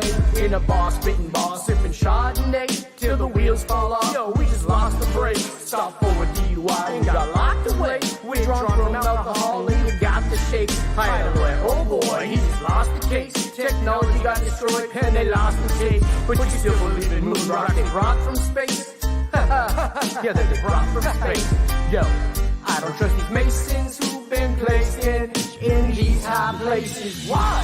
Cause I know these masons wanna see me placed inside these cages. Lies. I don't trust no masons who've been placed in these high places. Why? Cause I know these masons wanna see me placed inside these cages.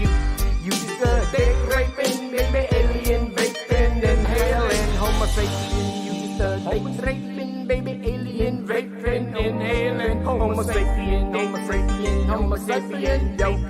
You're just a Homo sapien. It's so hard to win when it's so hard to lose. Yo, it's so easy to lose when it's hard to win. It's so hard to win when it's so easy to lose. It's so easy to lose when it's hard to win. Yo, I don't trust these masons who've been placed in these high places. Why? Cause I know these masons wanna see me placed inside these cages. You just a date raping, baby, alien vaping, inhaling Homo sapien. You just a Homo sapien, baby, just a lonely Homo sapien. You just a date raping, baby, alien vaping, inhaling Homo sapien. Date raping, baby, alien vaping, inhaling Homo sapien. You just a date. Space is fake.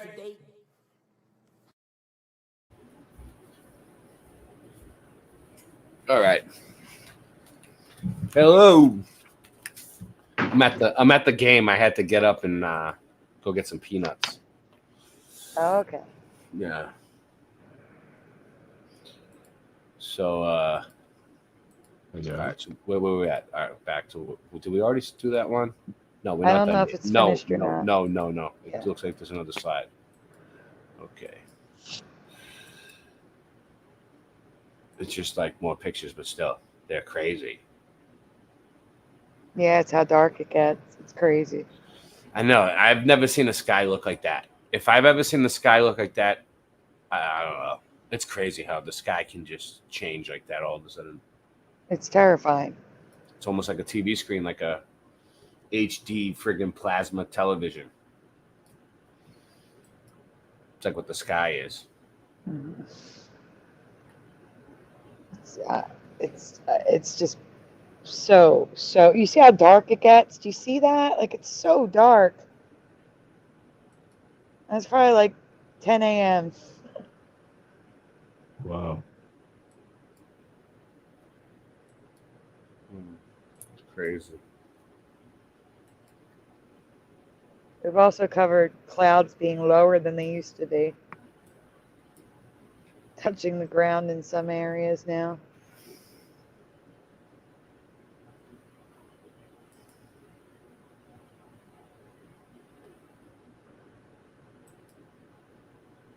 Wow, that's somebody's house. It's the ceiling.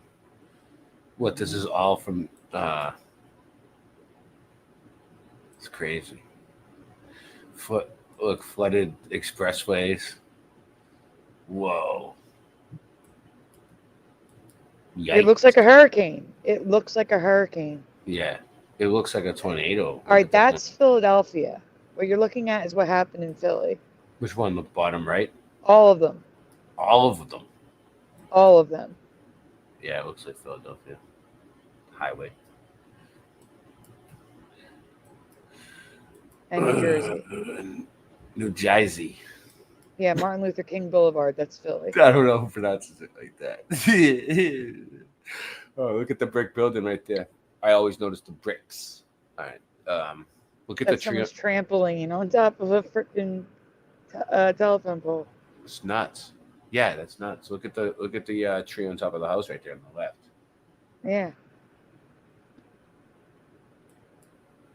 You don't want a tree to fall on your house. It sucks. Storm uproots trees. Look at that.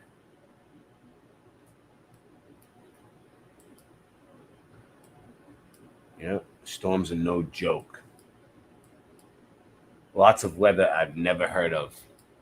Oh, hold on. It's like a Category 4 hurricane that there was no warning for. Gustnado. No. Go back. So each of these are their own separate thing. So at the same time of the derecho, I came across all this other stuff I'd never heard of. So Gustnados is one of them. These you would have to read. Gustnados are not a type of tornado. No, the National AA classifies the weather phenomenon as thunderstorm wind events. Thunderstorm wind events. Unlike tornadoes, the root of a gustnado is not connected to the base of a cloud. Rather, the vortex rises from the ground. The vortex rises from the ground. Hail glaciers. Hail glaciers are large accumulations of hail that can stay frozen for some time. In 2004, in Clayton, New Mexico, 15-foot deep ice glaciers formed along riverbanks. 15-foot deep ice glaciers formed along riverbanks following a summer hailstorm. The ice remained for nearly a month. The ice was around for a month. Such hail glaciers have been documented on a few other occasions in locations in the American Southwest, including Dalhart and the Amarillo, Texas, and most recently in the Mexican city of Guadalajara in June of 2019. I think I had pictures of hail glaciers so you can see how ridiculous these are. I think they're going to be coming up. Medicanes, a plemento of Mediterranean hurricanes. Medicanes are among the rarest weather phenomena. It doesn't even look like an American word. You know what I mean? That's why not. Listen, it's a hurricane, but in the Mediterranean. But I'm saying Medicane. It looks like a foreign word to me. It looks like Spanish. Medicane. I gotcha. What I'm trying to say is, do you remember hurricanes in the Mediterranean, like where Italy, the Rock of Gibraltar, Sicily is, Egypt? I don't know. I never really paid attention to that. I have never heard of hurricanes there. They're called medicanes. Medicanes. These are cyclones from when a non-tropical storm comes into contact with the warmer temperature over the Mediterranean. Fewer than 100 tropical cyclones were discovered in the Mediterranean Sea between 1948 and 2011, and no definitive trend in activity has been detected in that period. In other words, like we have like hurricane season here. Mm-hmm. There's no like Medicane season there. It's just random. Atmospheric blocking. Global weather patterns are closely connected to four powerful bands of winds known as jet streams that flow in a wave pattern around the Earth. When jet streams are congested or split, atmospheric blocking is said to have occurred. These events can lead to prolonged periods of weather extremes. Scientists associated atmospheric blocking to observations in 2014 of heavier than normal snow in the Midwest and Northeast, as well as severe drought conditions in the West, The historic droughts in California were linked to an atmospheric block nicknamed the Ridiculously Resilient Ridge. Yep. So that's the atmospheric blocking is the omega block. The omega block is a form of atmospheric blocking. And so is a heat dome. We got 35 people watching now. Thumb it up. Post it on Facebook and Twitter. Okay, so here's the ice glaciers. Mm-hmm. I mean, look at the cars. Whoa. That's hail. To be clear. This is hail that came down Yeah, it's nuts. on an area. I'm like trying to figure out what it was. It looks. I've never seen it. I've never seen anything like this. Unbelievable. Gusnado, tornado. Oh, so they show you the difference side by side. Yeah. Gusnado on the left, tornado on the right. Comparison.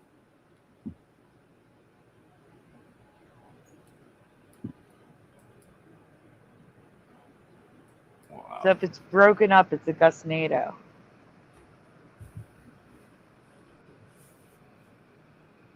Right, getting through it.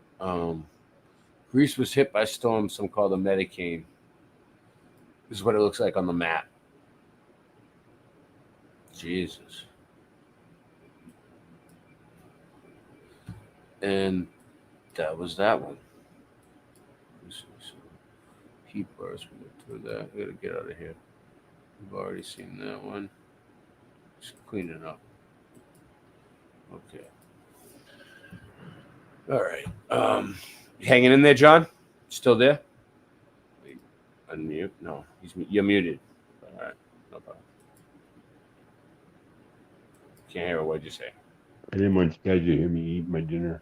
Good job. Good job. Thank you. Thank you. Appreciate it. All right. Ready? Next one. Next one.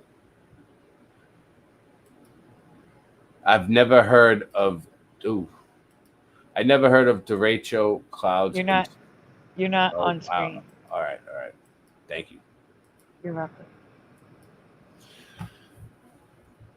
If you weren't here and Singe Man wasn't like how he is now, I would have just went on and on and on and not noticed and would have just read the whole thing without it. I've probably done it before. I've never heard of derecho clouds in storms. I wonder if we already covered this. Sometimes they're in there twice. Yeah. This is. But it could be. But it could also be an update where I add stuff. So I'm not sure. Oh, it looks. No, I remember this. This guy right here. Yeah, this is. We already covered it. Unless you already covered this. Unless you use the same slide. No, you either click the same link or it's there twice. No, it was there twice. Maybe you gave me that one instead of another one. We'll find out at the end if there's something missing. Yeah. Okay. 38 people here. Post, share, like, subscribe. Join the channel. More crazy weather I don't remember. Green flashes, penitents, ice fumaroles, permafrost, explosions, red sprites, blue jets, frozen trees, and desert roses. So this was way back in 2020 or 2019. It's 4 years ago. So. Yeah, I've seen the red sprites, the blue jets. Some of these. Since then, yeah, but back then. Some of these I've never heard of them. Back then we hadn't heard of them. Now we have. Most of us. Some people heard of them beforehand. I got video of it. Ball lightning and a red sprite. I was showing Jay Dreamers last night. Last night Jay Dreamers was on my show. You guys should check it out on my channel when you get a chance. Rising airily from the frozen landscape, ice-encrusted trees look like something from science fiction film. Frost-covered trees are located close to the Arctic Circle where temperatures... So there's tree... Oh, like the ice plant. That's cool. It looks like in half-baked, like the ice plant. So there's actually a plant that grows like in ice? Apparently. It's a tree. Probably an evergreen. Whoa. Yeah. Encrusted. That's crazy. Look at this one up here.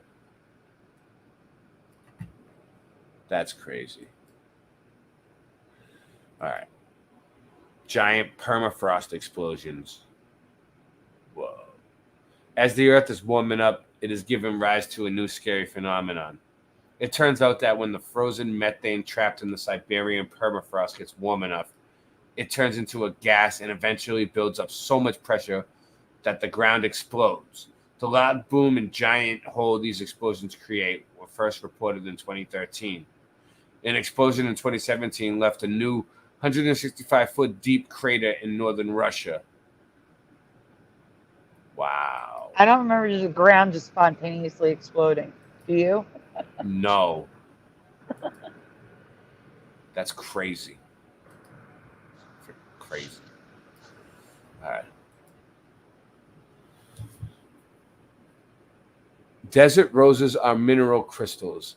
They are rose-like formations of crystal clusters of gypsum or barite that form in arid sandy conditions. The crystals form a circular array of flat plates, giving the rock a shape similar to a rose blossom. Wow. I've never seen anything like that. It looks it looks like a pastry. It looks like something you go Because you're hungry. It looks like a cookie. Can I eat it? But it makes pillars. Do you see the pillar in the top left? Oh, you're already on the next slide. No, go back. I seen a pillar up on the top left there too, but all right. Yeah, that's this one. Up in the top left. Yeah, it definitely looks like a pastry of some sort. Or like a cookie. I want one. Yum. Red sprites and blue jets are very high altitude upper atmospheric phenomenon associated with thunderstorms. Phenomenon. They have only recently. Yeah. Okay, really quickly. So when we covered this, there weren't gnomes, elves, ghosts, all these other things that are now claiming to be in the upper atmosphere. So go on. All right. Red sprites and blue jets are very high altitude upper atmospheric phenomena associated with thunderstorms. They have only recently been documented on camera. Yeah, it's weird. I have it on camera. I have a red sprite. A few of them.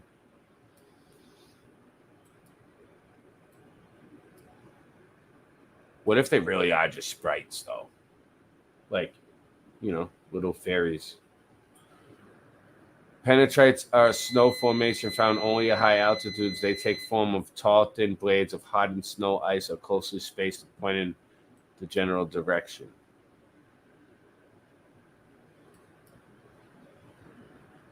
Of the sun. And they're huge. They're absolutely general huge. Direction of the sun. Penetrites can be as tall as a person. Oh, wow. Yeah, there's a person looked at taller than him. He's like trapped in the middle of this shit. And then down there, this person is bigger. So, whoa. Imagine. Oh, that's nuts. Walking around. Imagine falling. You're dead. Yeah, we're snow formation. All right. Hessian light is an unexplained light phenomenon that occurs in the Hessian Valley of Norway. They were observed over 15 to 20 times per week from 1982 until 1994. Since then, the activity has decreased, and now the lights are observed for about 20 times per year. Well, I've never heard of these either. That's weird. It looks like a UFO. It does. Snow chimneys.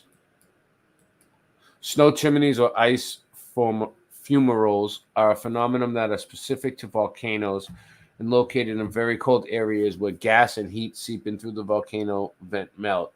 The snowpack above carving out a cave. Steam coming out of volcanic vents in the ground freezes as it hits the cold air, creating chimneys of ice. These ice towers formed around gases to escape from vents in the surface stand up to 60 feet high. It's crazy. So it's like a volcano cone, but made of ice. Like a volcano ice cream cone. Again, you're hungry. Yeah. All right, give me a second. I gotta take a break. Give me 1 second. Just play something. We'll get back to it. Okay.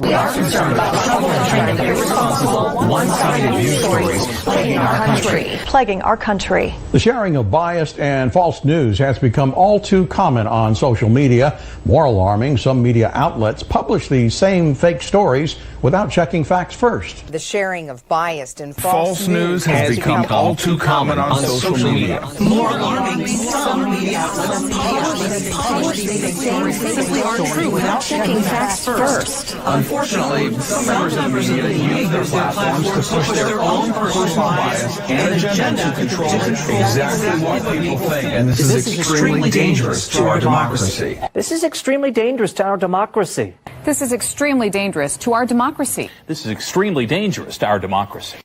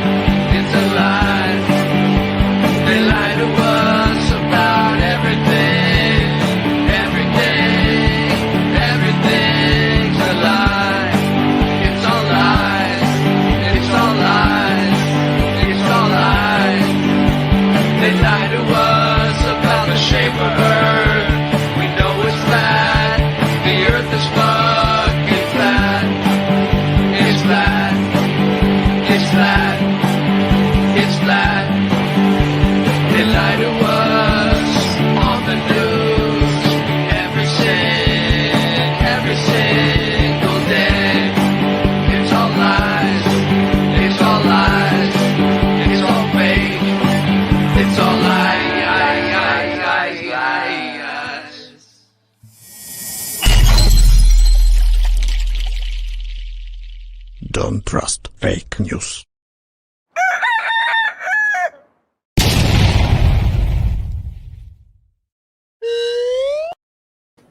All right. Back to what we were doing. Okay. Nancy keeps interrupting me tonight. That's okay. Nancy. She's working hard. We need the TPS reports by 7 a.m., okay? The TPS reports are not going to type themselves and print themselves out and put them neatly together, all right? 1 through 10. Number it. I'm on my desk by the morning. Thank you.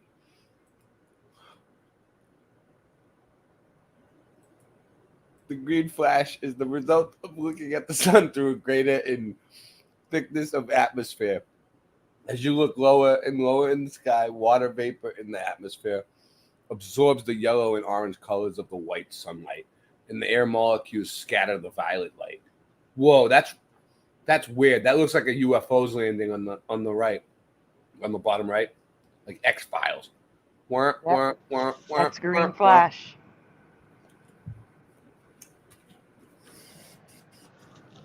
Never saw it before, and I've seen the sunset over the water.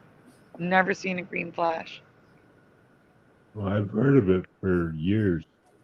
Yeah. But I've never seen one. It's got to be a clear sky. Right when the sun goes over the horizon, you can catch the flash.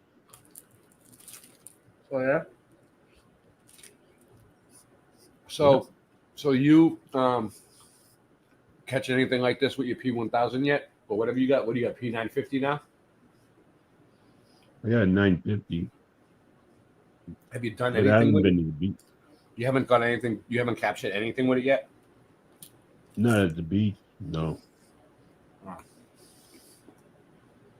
We got to put that thing to use. I mean, you have a P950, you have a P950 camera just sitting collecting dust now. It's basically like a paperweight at this point. We need to we need to get some. No, I'm serious. We need to get some video out of that, or some pictures. What are we doing? We got all right. You know what? I'm gonna give you some tasks. I'm gonna talk to Nancy. I'm gonna have Suzanne in accounting type something up, and then I might have my lawyer contact your agent, right? And then we'll set up a meet and greet. We'll do lunch, and we'll go from there. We'll see what happens. Get something lined up. Yeah, yeah. We should be able to. See what their explanation is for the green flash. Green flash was my nickname. The green flash was my nickname in high school, John. Yeah. I think that's where they got it from. They called me Kato. Kato, like the guy from the O.J. Simpson trial. No, the green flash. O.J. the witness in the O.J. Simpson trial, Kato Kaelin. No, Kato was Bruce Lee, the green flash. I don't know who that is, but you do look like Kato from O.J. Simpson trial. Now that you mention it. Green sky today caused by green flash. Yeah, Look, look, there it is. Sun, ocean, the sun goes down, but it's not really going down. That's just your perspective. And the green flash. That's supposed to be the light spectrum. Oh, it's not the sun. It's not the sun setting. Well, when the sun sets, it's supposed to be that last light spectrum. You know, the green in the rainbow or whatever. Oh, I get what you're saying. That's what the green flash is. It's when the sun gets when the sun's almost gone and it gets dim and it turns green. Just before it's over the horizon, just before it goes over the horizon, it'll give a flash. But it's got to be perfectly clear sky. Oh. You heard of this before, John? Oh, yeah. We got a restaurant out here in Pacific Beach called the Green Flash. Well, then I've known a few people that have seen it. Oh, really? Oh, yeah. Really? So then our task for you, our first task for you is to locate the green flash and capture it on that camera of yours. Yeah, I'll wait for when he's clear day. I'll do it. Or clear evening.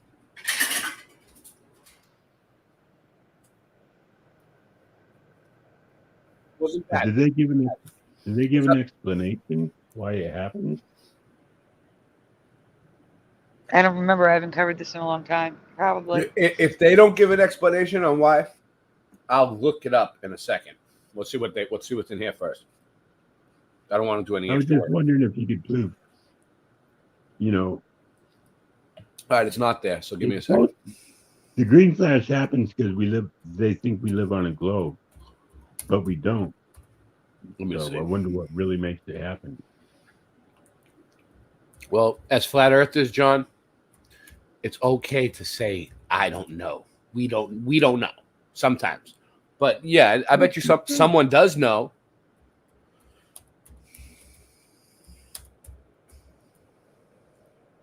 Yep. We don't have all the answers. We just know that it's not a globe, dude. We can prove that. No, We can prove that. That's easy. Okay, what causes the green flash? Oh, here we go. Let's see what the official jargon is. Oh no, this is the worst one to go to. Space.com. Most fake.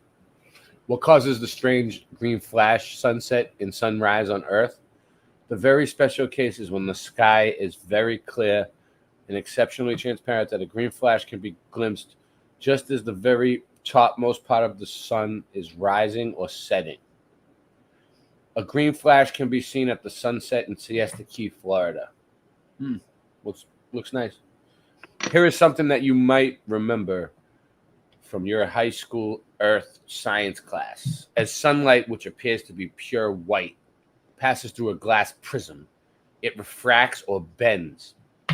Different wave. All right, so picture that, the Pink Floyd thing, the prism with the beam of light going through it, all the rainbow colors. Okay. So there's different wavelengths of light. They're bent by different amounts. That's why you see different colors. In this way, a prism can spread out a ray of white light into the rainbow spectrum. The spread of refractive colors can be observed in poor quality binoculars and telescopes.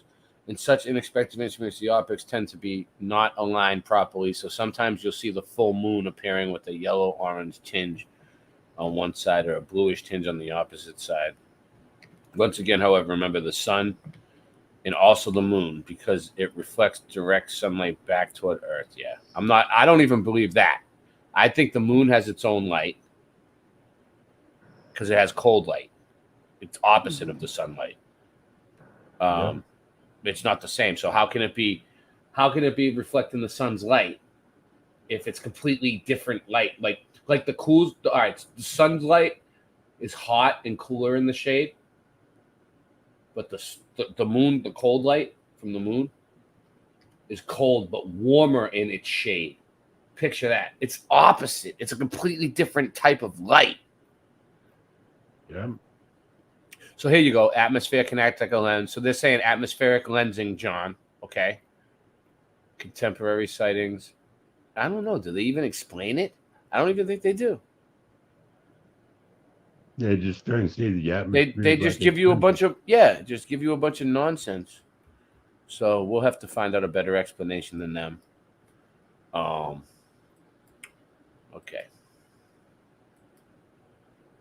What do we got next? Are we still there? Oh, we're still there. All right. 27 people watching. Thumbs up. Post, share, like, subscribe, or don't. Either way.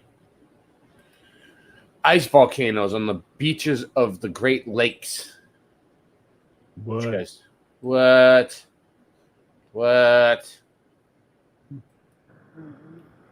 Let's see what let's see what the chat. Let's see who's here. Let's check in with them.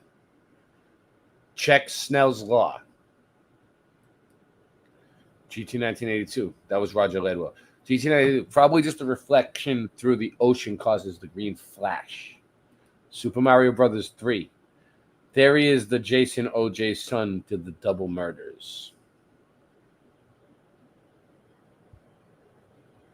Sue Finelli. I've heard of this, but haven't seen it. Noise Guru. YouTube is all lies. Drew Duncan. Yep, Noise Guru. Ray has his own channel. It's called Boston Ray Mudfoot Adventures, and his second backup. Yeah. Yes, that is correct. That is correct. And the Late Night Live channel is Singe Man's. So we have Boston Ray Mudfoot Adventures, Boston Ray Slice of the Mud, and Singe Man's channel. And then you have SandyDivA Mandela Effects. Sub her. All right. Looks delicious. Does Cookie wants an Adam for Christ? What's up? I haven't said hi to you yet. Anybody else? Oh, wait, here's someone. Rodney Letman. How you doing tonight, man? All right. Again. Again? Yeah, he donated, remember? Oh, that was him earlier. All right. Yeah. All right. Gerald Neal. All right, moving along. Sometimes I just like to give them attention. You know, they're here. Angela Baby Carson. Check out the latest community post. Where? All right. Michael Russum. Hey, Michael. They like it when we give them attention every once in a while. Oh, I also emailed you, or no, it's in the Google Drive. There's something from Super Mario Brothers 3. He thought you might like. So Cool. when we get to the Google Drive, there's something in there. We're gonna get to it, but we still have like 1, 2, 3 more after this. We went through that menu already. Wow. Yeah, but it's all right. We're gonna have a lot to cover. Bizarre ice volcanoes erupt on Lake Michigan beach. What? They just erupt full of ice on the beach? That's weird. That's all weird. That is really muffed up. Oh my God.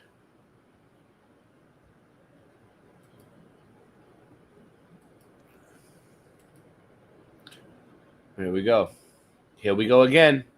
That's funny. I was going to say here we go anyway. Here we go again. More weather that's new to me and maybe to you too.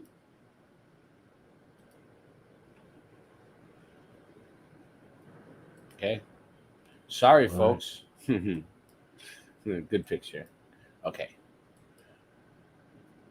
Remember when the community was talking about thunder snow? Yeah, I do. I remember thunder snow. Mm-hmm. Now, logically, there is also thunder sleet. So it's kind of like thunder snow's like cousin, thunder sleet. More like brother. Brother. Thunder snow has been in my past since 2003, so I'm not fully affected by this, Emmy, but I've never heard of thunder sleet until this week, even though it happens in my area occasionally. Thunder sleet, guys.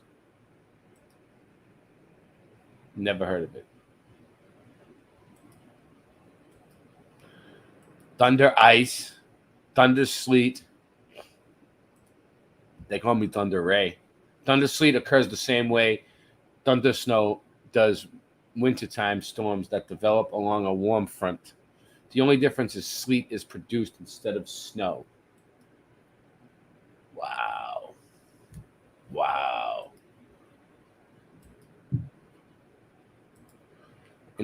And the only differences between a thunderstorm and thunder snow sleet are the type of precipitation in the season that the storm is taking place.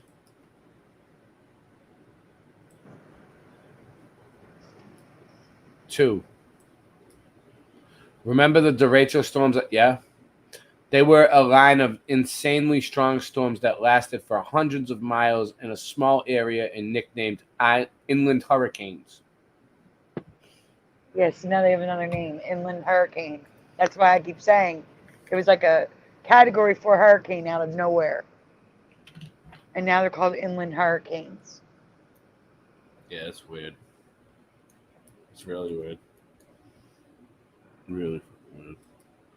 Rivers in the sky. Atmospheric rivers. Whoa. Giant streams of water vapor while weaker atmospheric. That's crazy. Well, Teresa Lynch has found the derecho cousin, atmospheric rivers. She was here earlier. What is an atmospheric river? Also known as a tropical plume, tropical connection moisture plume, water vapor surge. This thing has a lot of different names. And cloud band. I've never heard of any of these. No, me neither. But that's weird. They have like 6 names for this thing, and we've never heard of any of them. That is a good call. Thanks. Roger Lewell says, wow.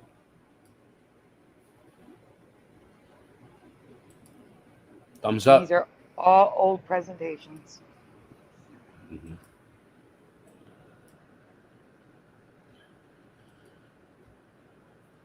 ARs, as they are also known as, carry as much water vapor as 20 Mississippi rivers and are categorized like hurricanes.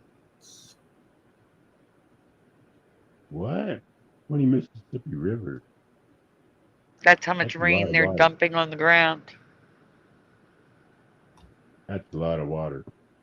Mm-hmm.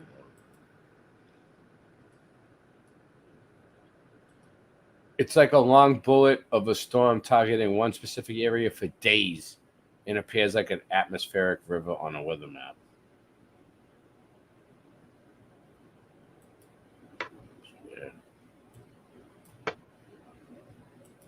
Atmospheric rivers bring snow as well as rain, and just like rain, it usually brings a lot of it. Wow.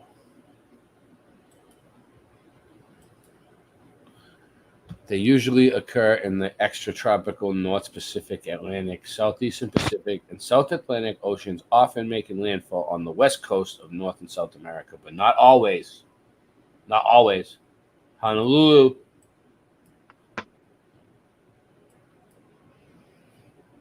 They are an important part of California's water supply, and these rivers in the sky are notorious for causing flooding in unexpected places, like Las Vegas in February of 2019. Some flooding. That one looks muddy. The fire truck looks a little muddy. Mud flood. 3. God bless you. Epic cloud inversion. Cloud inversion, aka cloud seas, is new for me. Cloud seas? Yes. I think I flew through one because it looked like that, but I don't know. I never knew there was a name. Yeah, but when you're flying, you're above the cloud line, so this is just people standing on the ground, like on a mountain or something. No way. They're not really high up. Like Not really like, high up. That's the problem. That is the problem.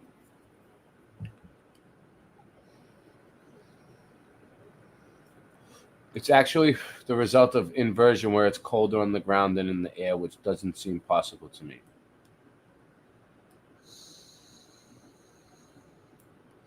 To be clear, this is not fog. Fog forms on the ground.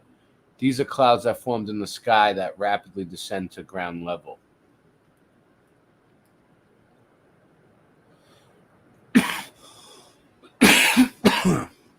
Apparently, once a decade, inversion clouds fully fill the Grand Canyon. Inversion clouds occasionally will particularly fill it, but the effect isn't the same. There are hotspots for inversion clouds. Scotland, New England, Wales, and the Grand Canyon are just a few.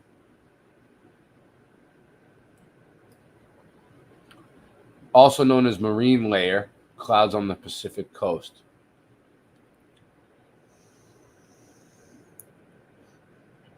That's weird. Marine layer clouds. Interesting. Water's above.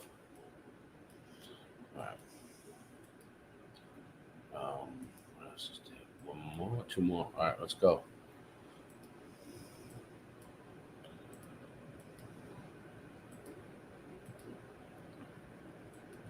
In 2020, we talked about derechos in 2021. Atmospheric rivers now in 2022. We need to talk about the storm that just hit my city. in the entire eastern seaboard. Have you ever heard of a bomb cyclone? Have you? No. No bomb.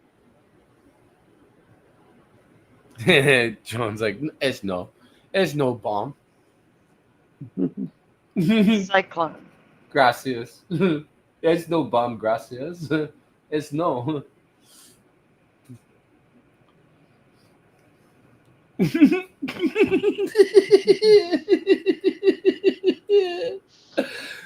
Bomb cyclone prompts blizzard warnings from Virginia to Maine.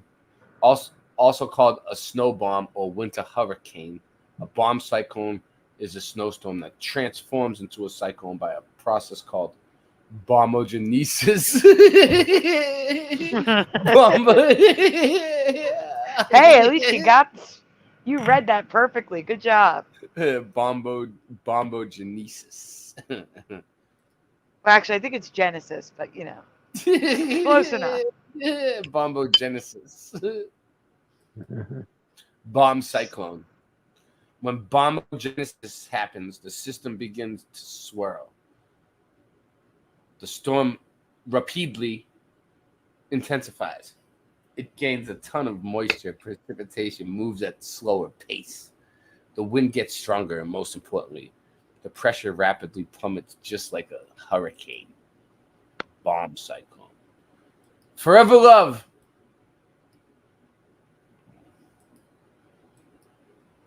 What is bomb cyclone? The only real difference is these storms typically happen in the cold winter months, forming over cooler waters. But they can occur over land and even in the summer months, causing a rain bomb cyclone. Not to be confused with the rain bomb, another weather phenomenon that I covered last year. Rain bomb cyclone. A storm cannot be classified as a bomb cyclone unless the pressure drops to a specific number within 24 hours. This drop is dependent on latitude. Bomb cyclones frequently cause blizzard conditions thanks to the hurricane strength winds up to 95 miles an hour. And participation can vary greatly depending on your location to the bands of the storm. Also, it turns out that there's even more names, including explosive cyclogenesis, explosive development, meteorological bomb, atmospheric bomb, and bombogenesis. Even though, have you ever heard of these terms? A nor'easter or any other storm in your past? The terms I've listed have been around. I've heard of a nor'easter. You never heard of a nor'easter? Sandy, before this? Yeah, you get those in the. We get them. Where I used to live, yeah, we get them. Uh-huh. Yeah. All right. So that's the end of that one. Okay. Oh, and the last one says page not found. I don't know what it was. Which one didn't we cover? Do you know? A lot. That's why I'm confused. There was two, I think, that were in there so far that Mike, just try to open it again and see if it reopens. Hold on. Yeah, now it looks like it's opening. No, page not found. Oh my gosh. Well, at least I labeled them, so I should be able. You should tell me which ones are missing. It was that one. I think. No. Like, so you're missing. You didn't. I'm going to tell you all the stuff: rainbow snow, dubos, glaciers and mines, Virga transformed. Yeah, there's so much you did not cover. Yeah. So all right. So I'm going to play another song, and then we'll, if you want to put them in, or we can move on to something else and come back to it. Whatever you want to do. Yeah, we can move on to something else and come back to it. All right. You want to do the buildings next? If you want. The chess pieces. Sounds good. All right. Sounds good. We'll do that. Okay. First and foremost, we'd like to thank Jah,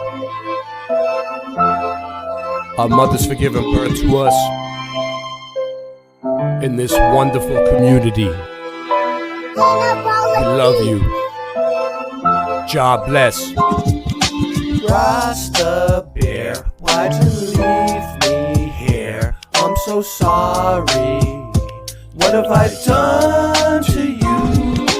Rasta Why'd you leave me here? Just like Tommy. What have I done to you? The earth is flat, man, I'm calling up Batman. We waking up the people and bringing it back, fam. The earth being flat is a provable fact. It's time to let them know how we know that. Water always finds its own level. Believing in the globe, you're worshiping the devil. Thrust and combustion don't work in a vacuum. It's a pressurized system, just one little crack through. They tell you it's fact true, but nobody asked you. It's garbage, a crapshoot, it belongs in the bathroom. What type of sun-lapse footage do you got? The sun goes away and turns into a small spot. Dinosaur bones or crushed chicken bones. You might as well shut up and listen though. It's disinfo and misinfo. It's a mission to keep the public misinformed. Come on. Rasta Bear, why'd you leave me here? I'm so sorry. What have I done to you? Rasta Bear, why'd you leave me here? Just like Tommy. What have I done to you?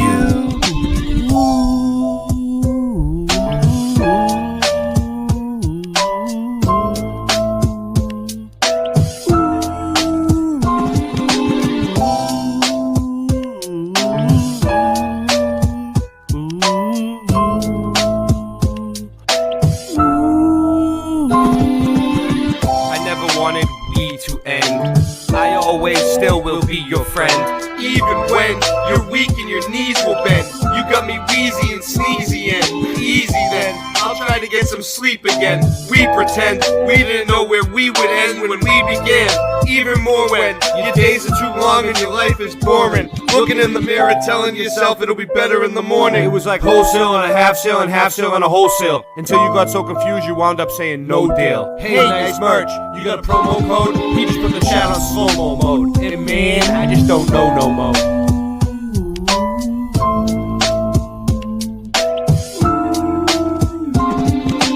Rasta Bear, why'd you leave me here? I'm so sorry. What have I done to you? Rasta Bear, why'd you leave me here? Just like Tommy. What have I done to you? Now sing it with me, come on. Rasta Bear, why'd you leave me here? I'm so sorry. What have I done to you? Rasta Bear, why'd you leave me here? Just like Tommy. What have I done to you?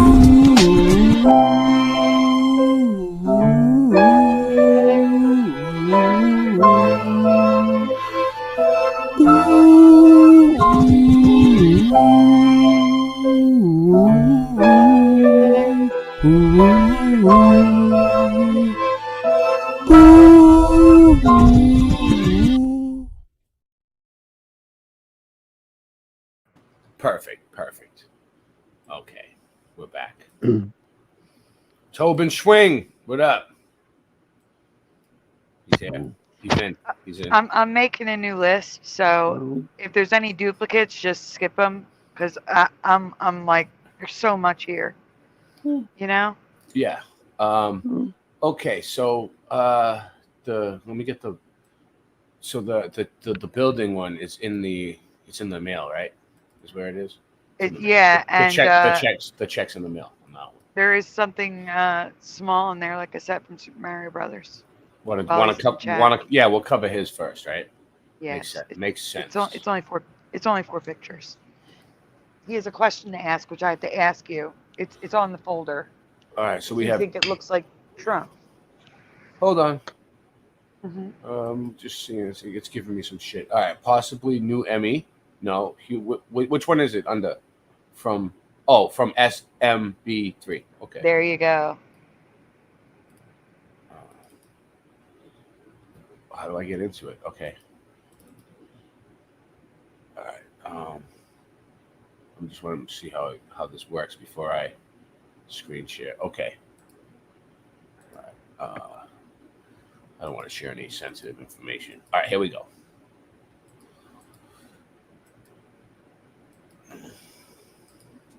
All right. Does that the stone? Does it look? Yeah, it definitely looks like Trump. What is it? Hold on. Move up. 100%. It's part of it. It's part of a building. Yeah, what building? He just sent that to me. He didn't tell me what it was. Where it was Oh from. wow, it looks like Trump. Yeah. So Mario, if you're in the chat, because I can't see the chat right this second. Is this all the same building? Yes. Well, how come? Oh yeah, you're right. So that's from the side. That's from one side. That's from the front. Where does he know where? Is this his picture? Does he know where the building is? I don't know. He did not tell me. Well, that is pretty crazy, Super Mario. Oh. Okay. Stop showing for a second. Okay. What do you guys think? Looks like Trump. Where did it come from? It came from Super Mario Brothers 3. You know, the video game. That's where we got it from. All right. So, all right. So we're gonna get into chess buildings, right? So yeah. So no, real quick. You can say what you got, but I got something before we start with the chess buildings. I have something that I want to show about chess in general. Go ahead. Just so people understand, that's a good idea.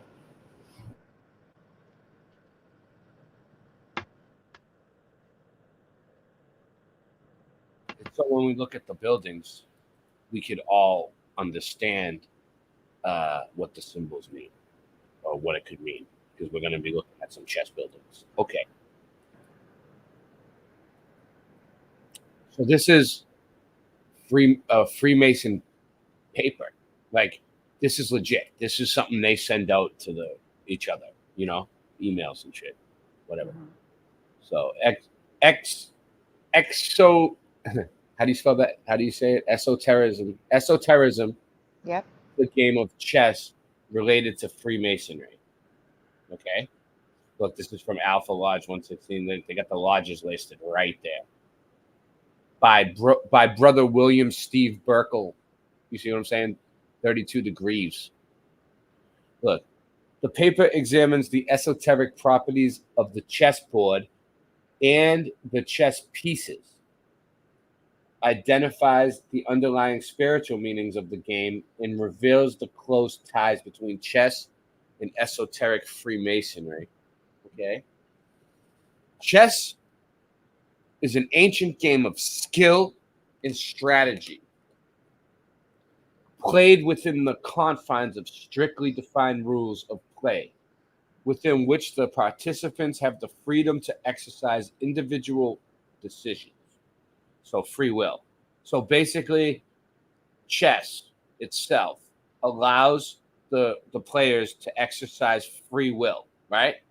Each decision that you make in chess has a consequence which affects the response of the opponent and future moves of the decision maker, thereby influencing the outcome of the game. So each decision has consequences, which affects the entire game, the outcome of the game. And that's how chess was set up. Okay, so it's almost like this, Sandy. You ever have one of those jobs in the city where you go to work every day, and you never have any parking, right? But there's like one parking spot in front of your work, and you try to get there on time to get that parking spot every day, but you usually miss it, and you have to pay for parking or some other nonsense, like $60 for parking. But in other words, sometimes you line it up right on time and you get there, and the parking space is right there. Mm-hmm. Who just came in? Can you see? It's me, and we're not adding me to the stage. Okay, so listen to this, right? So, all right, so say one day you drive into work, right? And you line right up with that parking space, right? Like, you get there right on time. You're parked right in the front of the place, and you pull right up, and like a car's just pulling out of the space, and you're like, boom, boom, baby. You nailed it. You got the spot, right? So rewind a little bit. Earlier that morning, you were at your house and you were having breakfast, right? And you had a decision to make. You were either going to have a bowl of cereal for breakfast or an apple, right? It's just one little piece of fruit or like an entire bowl of cereal. And you were like, all right, well, I'm going to have the cereal. So you had the bowl of cereal. You left. You lined up with that friggin' parking spot perfect that day, right? But if you had the apple instead for breakfast, you might have finished it faster, left your house sooner, made it there, and not got the parking spot. You see how every small decision affects your entire life. Even a tiny little decision of like what you're gonna eat for breakfast. So that's how chess is set up. Each decision has a consequence, which affects the response of the opponent and future moves of the decision maker, thereby influencing the outcome of the game. I have purposely described the game in this somewhat unusual manner in order to emphasize the similarity between chess and those spiritual conflicts by which we maintain our self-identity, rationalize our behavior, and live our lives. The external struggles include the mundane stresses associated with living in the material world. Tell me about it. Preserving our physical well-being and survival. Ultimately, the game represents man's exercise of free will while operating within the confines of natural law. This parallel between the game of chess and our material lives is the paramount factor in grasping the esoteric properties which find active expression not only in the game of chess but also in Freemasonry. Okay, really quickly, since we've done the paragraph.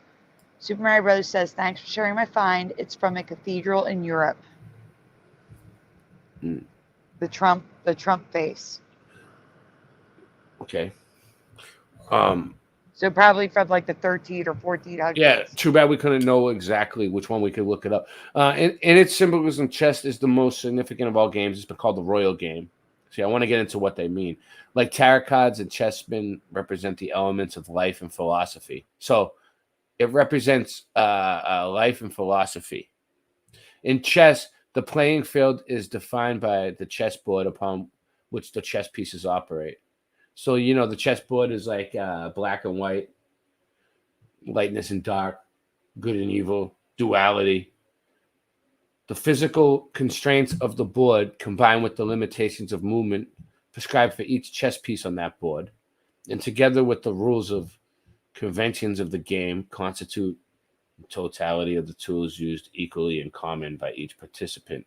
The tools unique to each participant are the mental and spiritual processes brought to bear during play. The challenge of the game increases in direct proportion to match the degree of skill of the participants. This paper will deal primarily with the physical characteristics of the chessboard, the functions of the chess pieces, and the esoteric symbolism in which these game elements exhibit. It will entangle the spiritual elements of context of the physical, the premise of the paper, that only their strong esoteric. So chess has a lot of strong esoteric symbolism. So these buildings that we're going to show that look like chess pieces are symbolic. Since I have taken the approach of dividing the physical elements of the game into the board, the chess, historical elements. So it originated in Persia. There is something I have to talk to you about before you share those buildings. Okay. I do have to do the possible new ME first because we're going to see those things in the chess buildings. Yeah, I'm not going to read this whole thing. I'm just trying to see what the pieces, the chess pieces. The major pieces represent the three traditional energy forces, and the three forces represented by the Christian cross. Okay, so really quickly, the only one that I think I did not come across was a knight. It seems like they just put a statue of a real knight, you know what I'm saying? But everything else was represented in buildings, which is weird. Okay. You're saying like the buildings have every piece, but you couldn't find a knight, one that looks like a knight? Yeah, because they just actually put a statue of a real knight. Oh, yeah. Yeah, because sometimes the chess piece is a real knight. That is weird. Yeah. Yeah. I do want to say there is another... The kings represent the spirit, the queens the mind, the bishops the emotions, the knights the vitality, the castles and rooks the physical body, The pieces upon the king's side are positive. Those upon the queen's side, negative. The pawns of the sensory impulses and perception faculties, the 8 parts of the soul. The white king and his suite symbolize the self and its vehicles. The black king and its retinue. The non-self, the false ego and its legion. The game of chess thus sets forth the eternal struggle of each part of man's compound nature against the shadow of itself. The nature of each of the chessmen is revealed by the way in which it moves. Geometry is the key to their interpretation. For example, the castle, the body, moves on the square. The bishop, the emotion, moves on the slant. The king, being the spirit, cannot be captured, but loses the battle when so surrounded that it cannot escape. Oh, that's a trip. That's a trip. Yeah, I never heard that before. Yeah. But anyway, what were you going to say, Sandy? I'm sorry. I'm going to cut you off. I was in the reading mode. What you guys think? We have 33 people in the chat right now, too, while we're reading the Freemason paper. So what I was saying was we have to do the folder with the possible ME first. I have a question to ask chat because it's not set up like a presentation. It's just pictures. So I see many pictures of Notre Dame because in 2019 we covered it on Scarab Performance when it like got badly destroyed in a fire. And I've seen many Gothic churches in Philadelphia in person. And I've seen pictures of Gothic churches in art history class. And there's something weird happening with the steeples that I don't remember. The spires. Do you see the spire folder? Or I might label it possible new ME. That's crazy, though. Right here, real quick. It says there's 28 squares that go around the chessboard. And it corresponds to an approximate the number of days in one lunar cycle, the cycle of the moon around us. That is interesting. That's also a checkers board too, though. I guess so, right? Yeah. Let's see. Clouds that we're going to. No. In the Google Drive. Oh, all right. Where are we at? The chess buildings, right? Oh, no. I want you to do the possible Mandela effect first because we're going to be seeing images with that in there, and I don't want to. Okay, cool. I want to ask you guys if you've ever seen this before, if this is your reality or not, because I do have residue, but it's just thrown together as pictures. So, yes or no in the chat. Do you recall the spires of these Gothic buildings being spiky? That's the only word I got is spiky. Like, I don't know if you can zoom in on that stuff. I mean, I think you can with the plus sign, right?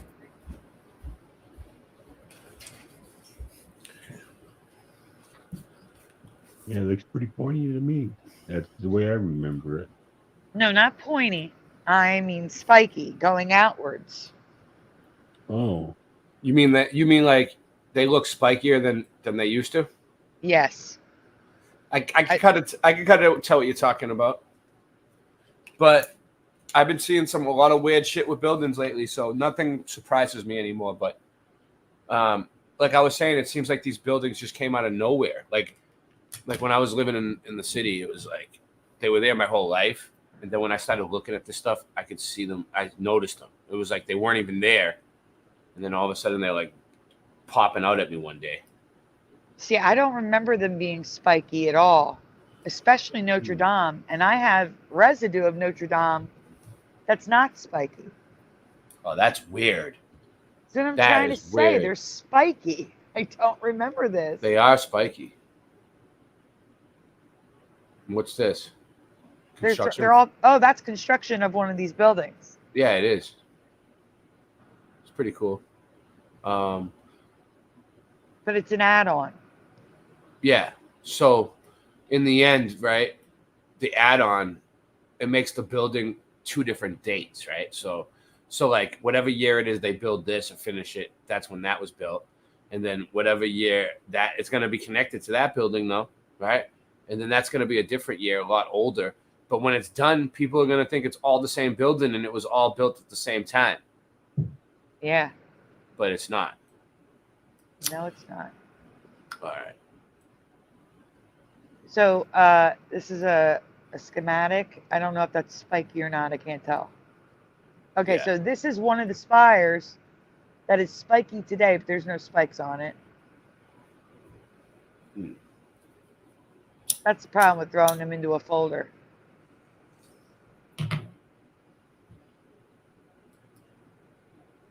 All right, I think that's a duplicate. No, that's the problem. They're not duplicates. They just look the same. They all look the same. It's a different building. It's a different building because you could see the scaffolding, or it could be a different That's weird. time Yeah. period. No, it's a different building. Yeah, it doesn't have that weird thing at the bottom. That's why I know it's different. So you notice how like these are windows right here? Those aren't really windows. They put windows there to make the thing stop working. That was just all open and let the air come through. Yeah. That is Notre Dame, I believe. So here's a artwork with two of them, spiky. I'm telling you, they were not like this for me, and I have proof. They're coming. All right, let's see you prove. Yeah, it's gonna be good. Not spiky. No, this is like every Gothic church. Oh, there it is. There's residue. That's Notre Dame. That's how I remember the steeple. Like that. Not covered in spikes. Yeah, I get what you're saying. I've noticed that they look a lot spikier lately too. It's weird. I kind of agree with you on it, Sandy. Because that's the full size picture. Just showing you I Notre don't. Dame's I noticed like they look a lot more spiky, a lot more bedazzled, a lot more fancier lately than before. It's not like they did them over. They might have. I don't know. I doubt it. Another picture of Notre Dame. Not spiky. Not spiky. Well, it's an etching for what it's worth. It's not a real picture, but yeah. No, but the bottom buildings are. You see the bottom buildings? How they have the little nubs? The spire wasn't like that. It was separate. Yeah. It was also built separately.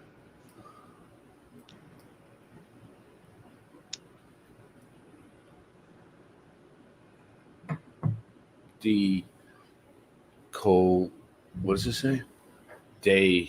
It's French. It's the cathedral in Cologne. Yeah. I will have that spire. It is spiky now. It is not spiky there.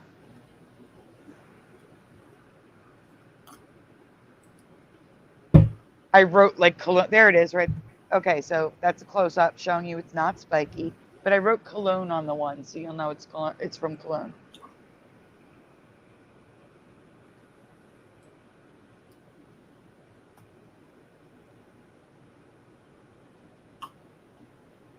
Yeah, not spiky. And that's more of a real painting. Spiky. A little. No, it's very spiky. I'm even showing you the nubs up close on the left. It looks like it's just technology, dude. You can tell it's tech. It's complete tech. Look at it. It looks like an antenna. It does look like antennas. Oh, yeah, it is. Moving on. All spikes. I mean, why else would they put things like this on the top of their building, right where we put our antennas? They're huge too. A lot thicker, a lot heavier, a lot better metals, conductive metals than what we use. All I know. Okay, so this one, what did I write? Notre Dame spire, spikes on many churches. Spikes. It's just, I don't remember the spikes. I don't remember them. I don't. Yeah, I didn't remember them either, and they're everywhere now. Everywhere. This one's crazy. 2019. So when were you looking at this? Is this recent? This is new? Yeah. Oh. Yeah. Cool.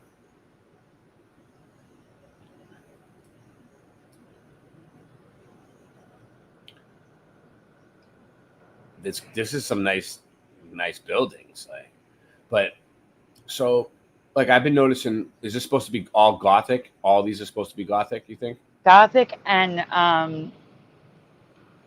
God, something Renaissance Resurgence. Victorian? Oh, Renaissance. No, Renaissance Resurgence. But listen, okay, yeah. What is that thing in the middle? In the middle of the church, what is that? It's a piece of Antiquitech, but what's on it, you mean? It looks like a cactus with a face and a hat. What is that? That's what it looks like. I'm not making it out at all. I'm seeing a cactus with a face and a hat. I'm usually good at figuring it out, but it looks to me like it. Why like is that? These look like they could be like turtle heads. That's what I'm getting. Why is that on top of a church? A cathedral? Exactly, because it wasn't always what It's a cat though, and it's a cathedral, but it's not used for what we use them for.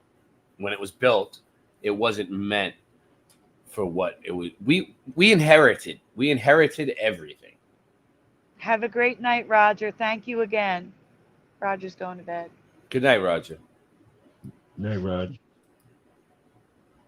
See, we'll be waiting here for you.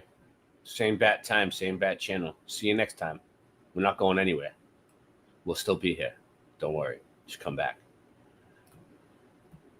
Yeah, what is it? It's too blurry. Too bad we didn't know where this was. We could try to figure it out.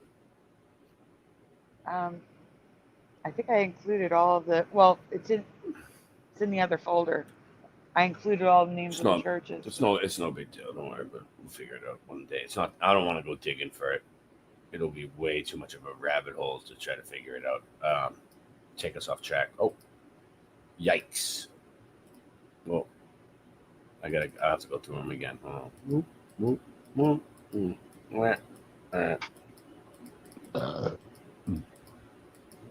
Excuse you.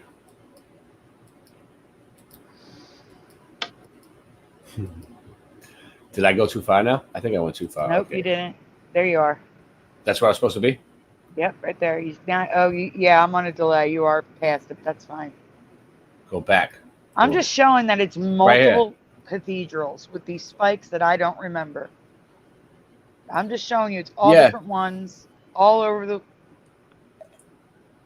Europe, all over the United States, Canada.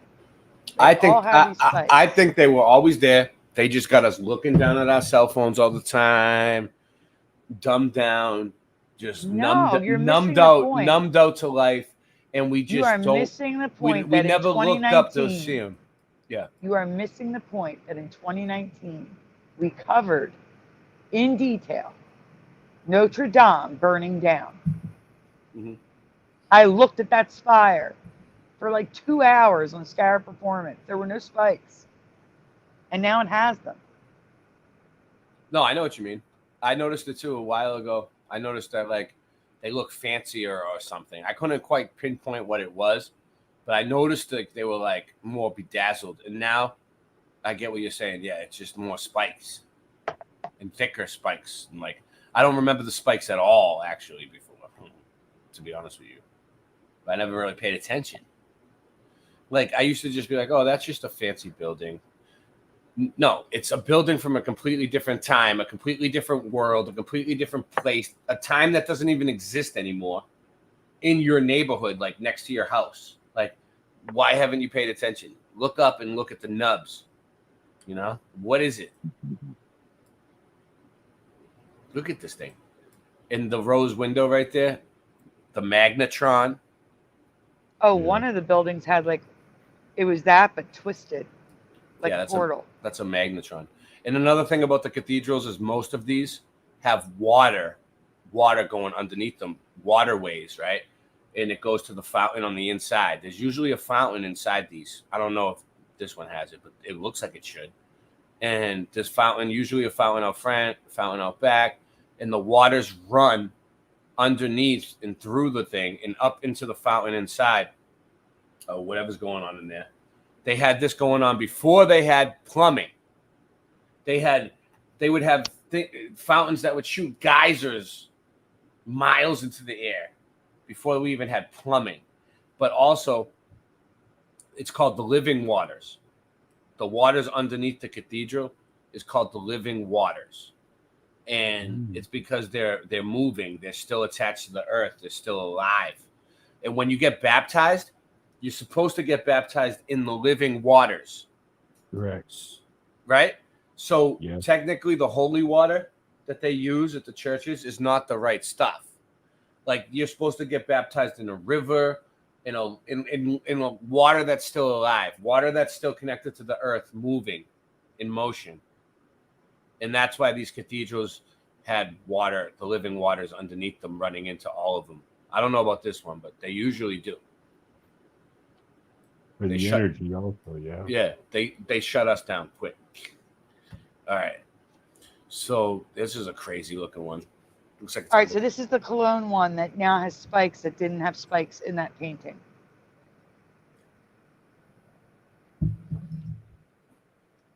It is 3 spires, and all 3 spires have spikes. Whoa. It looks like it's made out of steel bars. But that gold one is the one I circled before in green. See the gold one in the back? Where? The one on the bottom right. The one on the right, next to the word Cologne Cathedral. Oh, yeah, it's gold at the top. 24 karat gold. No. I'm just saying that was the one that was in gold that I circled that didn't have spikes in the painting. But it has something else up there. It has spikes now and a star on top. Oh, star? Yep. It's weird. Why would they put a star? These shapes are just probably used to get, frequencies, the cymatic patterns. It has something to do with making this whole thing work, the shapes. Okay, wait. You confused preliminal. No, I'm talking about in the painting of this building. It was painted gold. It's actually gold. It is like steel and cement. Okay. Well, was that the last one? No. That might be the last one. Now you can go on to the chess building. Because you're going to see some of these buildings with the spikes, and I didn't want to show the spikes before I explain that. I don't remember them. I get it. All right. Whoa. But there's also something else with chess. There's another folder in there. So you should go to that first? It doesn't matter. No, you can go this one first. Can you see it? I just included this one because it was weird. This is a church. And you can climb the steps all the way to the top. Wow. It's the Fibonacci sequence. Oh, yeah. Kinda, yeah. I was noticing it. It's like repeating. And then the ball on the top. Yep.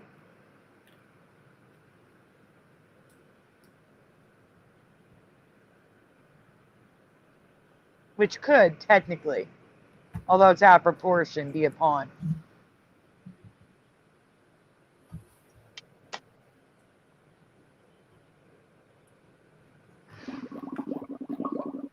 Nice. The moon looks nice. It's lemon yellow.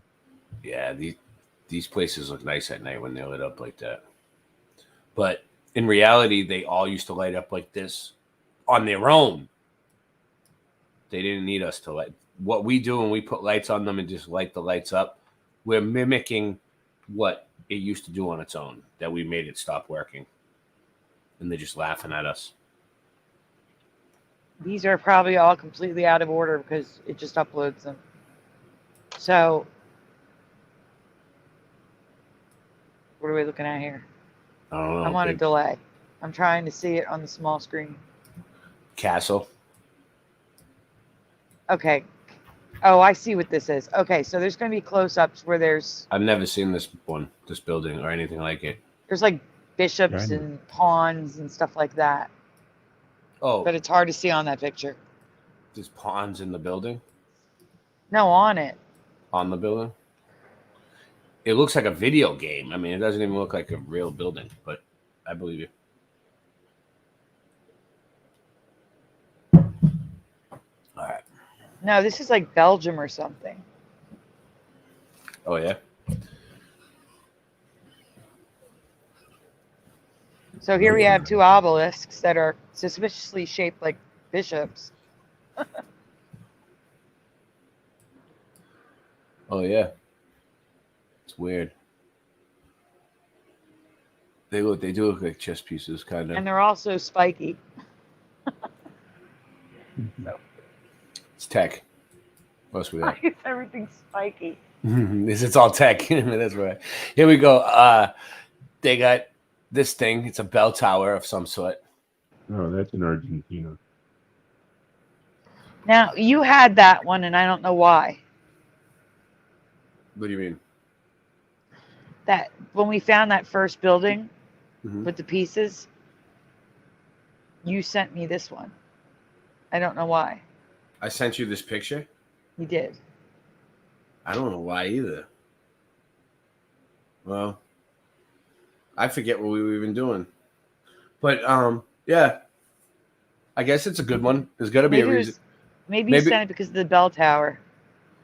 I might have sent it by accident. Who knows? I've never even seen this photo, and I don't have it.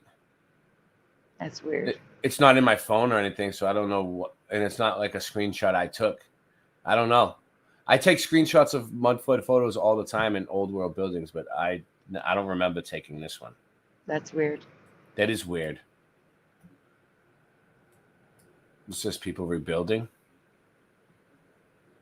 Maybe it's the size of the doors. I don't know. Oh, this was that Cobalt place where the whole town was destroyed. We were talking about this. So when I see a photo like this, right, I'm thinking that all right, the whole town was destroyed. Yeah, but they're rebuilding, or they're just building the town, right? And you see how like their buildings look like how our houses would look, normal, even a little, worse than what we would make. They look like barn houses. Well, if they were able to build these giant brick buildings and castles, why aren't they building them now? Like here, like, wouldn't you rather have a brick friggin' stone masonry castle to live in than one of these? I would. They could build like buildings in 4 years or whatever. Do it. Let's see it. Come on, guys. Hurry up. Time's ticking. All right. Look at the trees. They look like they were burned. Cobalt's famous Midway.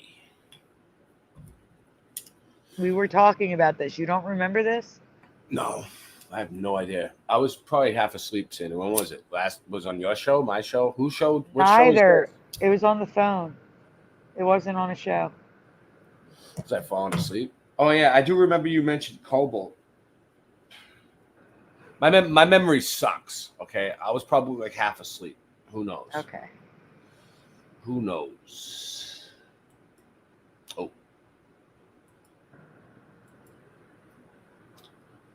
So this is crazy, right? So this is what we got here, right? All right.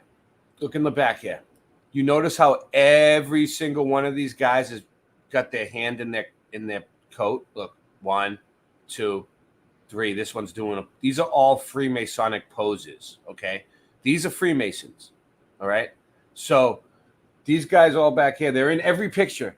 Every one of these pictures, they're in, and they're doing these type of poses. It's almost like in the movie The Matrix, like the Agent Smiths. It's weird, right? But like we see this all the time, right? Look, he's got his hand in his pocket. It's called the hidden hand. Okay, what they're doing is called the hidden hand. I'll show you. Because it's important to point it out. It's a Freemasonic pose.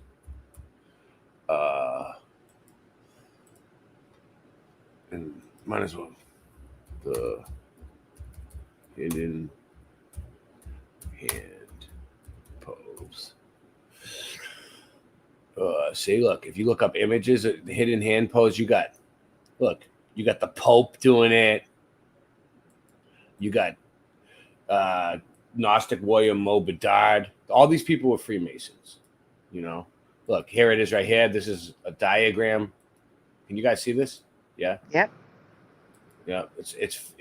the sign of the master of the second veil. So like so they talk with symbology, right? Like almost like how hieroglyphics, the Egyptians used to use symbols instead of letters, right? Mm-hmm. And that's how they communicate. And I don't know what they all mean, but it's a secret language that they have. But yeah, for the most part, they have the hidden hand. And let's see what it means. Why do men talk? Yeah, why do people use Napoleon's missing mind? No.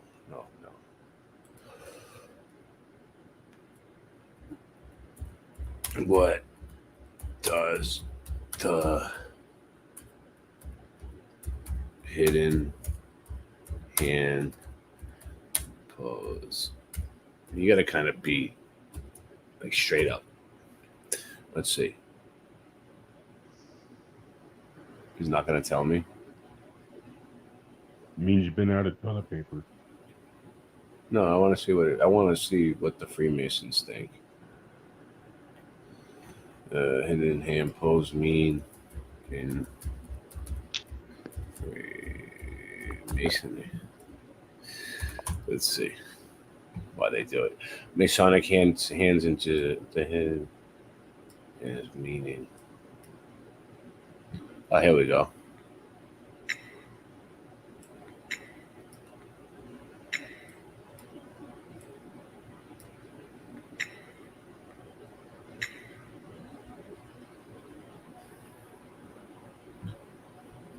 Good sound there. Okay. Can you hear that? Can you guys hear it? I hear nothing. I can hear it. Could you hear that right there? It's very light, very soft. Okay, let me see. I gotta reshare it because I wasn't sharing the sound. It's coming. What you were hearing is from my headphones. Yeah, that's what it sounded like. Yeah. Oh. Hold on, I gotta make sure.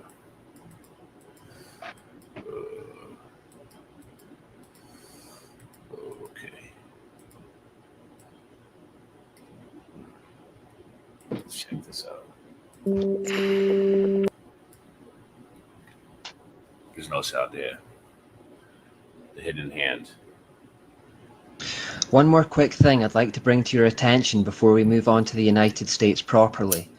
Over the previous 2 parts, I posted 3 photographs that all had something in common. I didn't draw your attention to it, but you may have noticed it, even if subconsciously.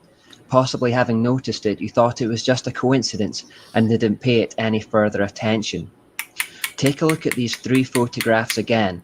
They were the ones of Karl Marx, George Washington, and Marquis de Lafayette. If you missed it, here they are again side by side. Look at what they're all doing with their right hand. Now, why are they all hiding their hand like that? What does this hidden hand gesture mean? Does it mean anything at all? Perhaps it's just coincidence. Well, let's take a look at some more portraits of famous personalities from history. Checkerboard floor. Look. Checkered floor. The Rothschild. It's like all these people, in the club. Stalin. Napoleon Bonaparte. George Washington, they showed. Mozart. It happens far too often to be coincidence. This hiding of the hand gesture is actually from the 13th degree of Freemasonry, which is also known as the Royal Arch degree. It is symbolized with the triple Tau. Now, this gesture is the sign of the master of the second veil. I won't go into the details of it, but basically what this gesture is doing is signaling to other initiates that they're part of the secret brotherhood and that their actions are inspired by Masonic beliefs. Yeah. What they're saying is, it doesn't matter what I appear to be on the surface. This secret gesture tells you that we are working towards the same utopian end, you and I. We are both enlightened with the illuminating knowledge of Masonry. Remember in the Jesuits' oath, they talked about being on opposing. So it shows that we're working towards, a goal together. You know what I mean? Sides in public, but secretly we're working towards the same end. That's why we have both communists and capitalists making the same gesture here. Think also. So no matter what side of the government you're on, like, you know, they're all working together. Like you know, they're the same. You know, two wings of the same bird. Like Democrat, Republican, they're all doing it because they're all working towards the same thing. No matter what, who that gets voted in or whatever, it's going to be the same outcome in the end because they're all going to do it differently. But in the end, they're going to get the same results. Of the Hegelian principle, where two seemingly opposing ideologies are rubbed up against one another to create a synthesis. What these famous leaders are saying to the initiated is that there is a hidden force or hidden hand guiding the course of history and that they are a part of it. It's that hidden hand that we've been following throughout the whole of this series, so it should come as no surprise to us by now that Satan is still at work in the world. These illuminated ones think Lucifer is good and following him will help mankind, but as Christians we know differently. We know that Satan disguises himself as an angel of light and always has. We'll look more at gestures later. With this in mind, we should be careful not to pledge too much allegiance or get too fervent about either side in politics. There was a situation in the 2004 presidential elections where Americans had to choose. All right. So that explained it. Where was it? Right here. Okay. So this is them, right? So they say that this whole place was burnt down and they're rebuilding it, right, Sandy?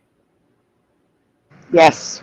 All right, but how do we know that they just didn't find it like that, and that was how it was because of the flood, or because of the X Factor event, or whatever happened, right? We don't know. I mean, they're just we have to go by what they tell us because there's nothing there. But they look so out of place. Like, look how they're dressed. Look where they are. Like, what are they doing? Do they even know? It's like this guy, and you know, like in all these pictures, they're not even doing anything. They're just standing around posing. Like, look, this guy's standing around the friggin' whatever machine. He's not doing anything. He's got his hand in his pocket. How's he working, right? They look like they're surveying the area to me. Exactly. They're surveying it. They're looking to see what's good, what they could find, like what buildings they could keep, but they ain't rebuilding it. And they're just going to build up little friggin' box buildings, wooden buildings like what we build, houses for people to live in or whatever. But like, they don't, where's the horse and buggy hauling bricks even, you know? So, and they're all working towards the same goal, see? And they're showing everybody throughout time. Like right now it's 2025, right? 2026? What year is it now? 2024, right? 2024. Yeah. And they're all friggin', this is probably from what, 1960s? When is this from? No. 1800s? Yeah. 1800s. So 300, 400 years later, we're still getting the message. You see how it works? They learned how to pass messages through time and space. All right, moving along.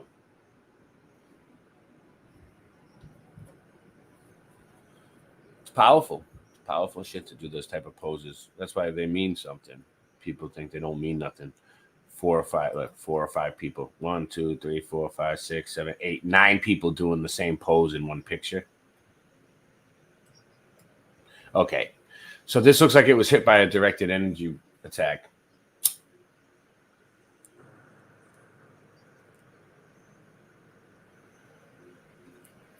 Yeah, the whole town's destroyed. Plasma apocalypse. No, I don't know. Directed energy. This one, Great Fire. It tells me it's in Canada. What is this, like Great Fire of Toronto? No, it's like Cobalt something. Oh, this is all from the same one? So this is from the same one as that one? Yes. Wow. How do we even know though? Like, yeah, that's what they say. It looks legit, but all right. So this is a perfect example. Like they could have found this building. Nobody's there working on it. Do we see anybody standing in the scaffolding? Nope. So like basically they could have said, All right, real quick, before the people get here, let's set up some scaffolding on this building, set up some scaffolding on that building, set up some scaffolding on this one. All right, look, we're building it. We've already built that much of it. It's ours. We built it. We own it. Yeah.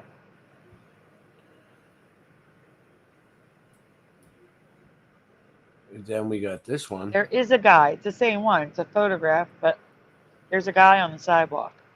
Oh, we're back there? Yeah. Where? Am I missing him? At the bottom of the church door, holding a wood, holding a plank. Oh, all right. So there is somebody working there? Maybe. Yeah. That's, Well, he's carrying a plank of wood. Yeah. That's about it. That's it. So this one, it's got some big pillars. We got a pyramid. All right, this is the one we were talking about. Remember you found one with the copper, the points were copper, and the ones I have are green? And it's got the pawns all along the top. Okay. Sure. But the, copper turns green after a while. Yeah. Oxidation. But it literally has pawns all over the building. Mm-hmm. I can see that. Yeah, it's very chess-like.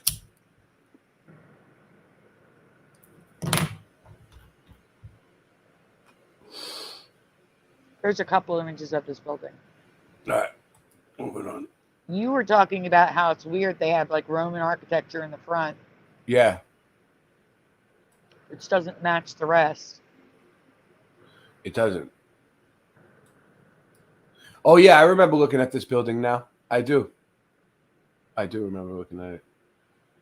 Yeah, look at the top of the the pillars right there. The top of the pillar. I don't know if you guys can see that. Yeah, here we go. They were a little blurry. They looked really nice. The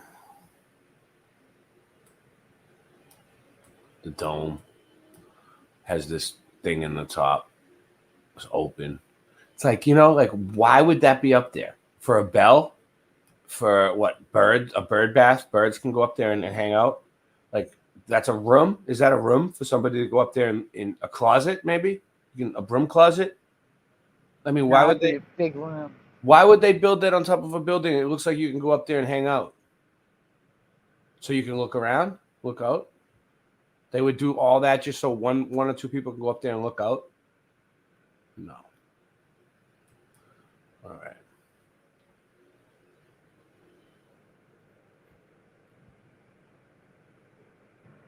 As I said, there's a couple pictures of this.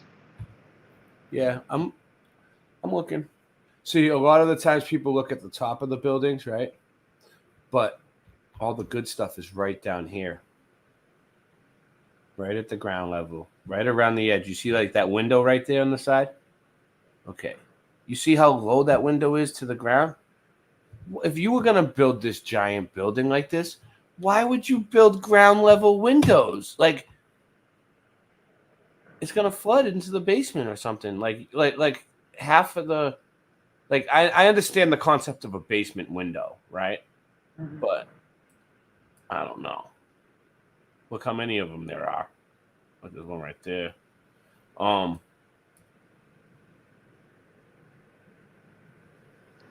Look, like all these things right there, that's called a chartreuse. Most cases, usually. And a lot of them on the buildings have like, they supposed to have writing on them, right?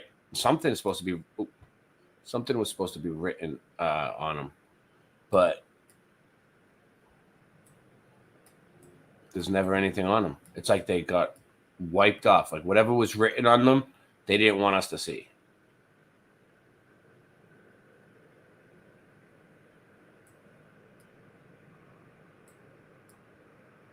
All right. So a lot of these are far away of the whole building, and then I'll give you a close-up of the things that we're looking at. Mm-hmm.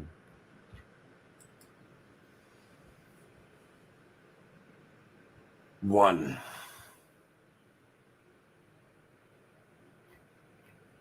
That's a pretty crazy one. It just looks really old. Like you could tell by the, you know, the black on the stone up here. And it's got all the pawns on top.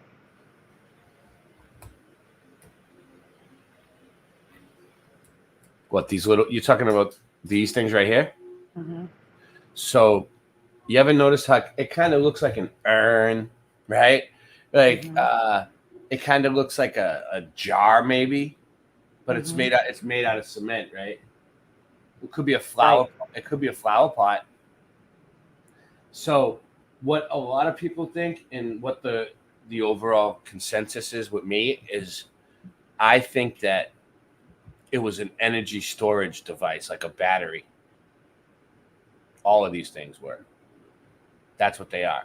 There's a name for them. I can't think of it right now. It's on the top of my tongue, but it's on a lot of old world buildings. You'll start noticing them. Now that you've noticed them, you'll start noticing them everywhere. There's big ones, there's small ones. But basically, it's like, I think it's a place for them to store the energy. Like a battery. Like a rechargeable battery on the building. When the buildings flip themselves? Yeah. Just like at the World's Fairs when we showed it. We could show it again tonight if you want. The building's getting, it's amazing.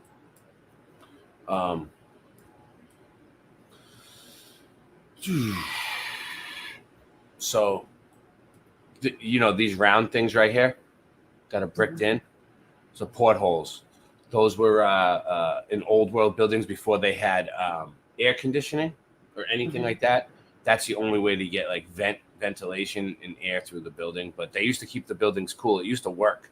It would keep the brick buildings and the stone buildings cool without electricity, without air conditioning, because these buildings are like really thick and they keep themselves cool. They can stay cool inside on their own, but they want to like charge us for energy. It's a primitive type of technology. Air conditioning system is what it is. A free energy air conditioning system. All right. Yeah, this one's pretty crazy up here on the left. Like, what is that? Like, what is that? You know, a weather vane? It looks like a weather vane. It has a bird on it. There's a lot of churches with weather vanes now, which is weird too. No, it's weird. It's not really a weather vane. They might have made it look like a weather vane, or it might be a weather vane now. But no.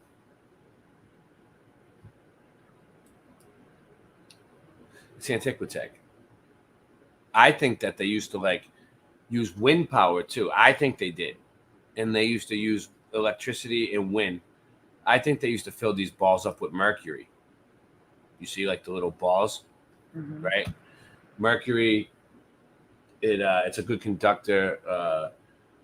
They have mercury in the old TV sets. No, not TV sets. Yeah, well, all right. They used to have these radios from Russian military for the military. Like ham radios and stuff. Yeah.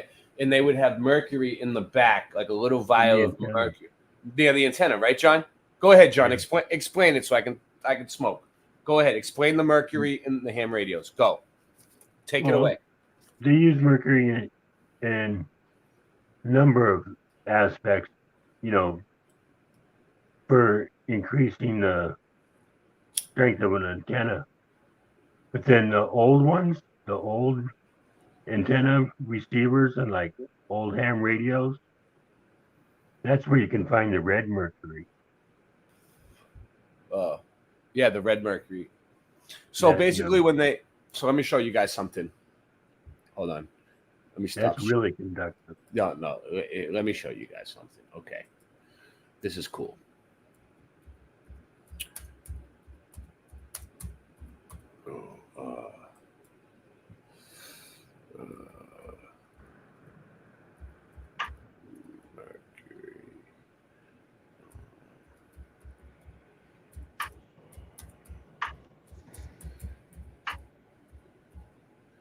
I think it's called. Let me just go with my gut on this. I was gonna say, what exactly are you looking for? I got it. I want to show you guys something. Yeah, here we go. Perfect. I knew it. Okay. So this is what I'm talking about, okay? Look. You see this? Liquid vortex and magnetic mercury. These are some of my No, not this. Not this. This is a commercial. Okay. Right here. Look, mercury vortex. Can you see it? Okay. This. Ready? Look. So now, all right, real quick. So now picture this thing right here, the ball that's on that Antiquitech. Okay, you know those little balls that are on the tops of the antennas on the buildings. Now picture this is like the top of the ball, this round thing. You ready? Now watch. Watch what would happen if it was filled with mercury and electrically charged.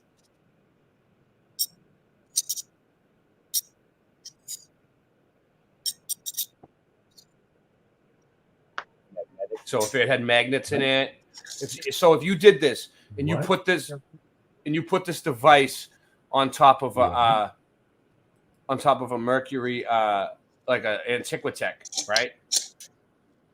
Like an antenna. Here we go.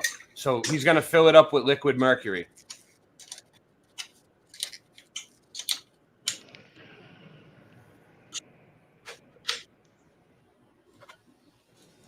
Which is nowhere near as dangerous as I remember it being. No, I know, right? That too. And like I heard red mercury works even better than liquid mercury, than this silver stuff. So now picture this. They're gonna charge it, watch.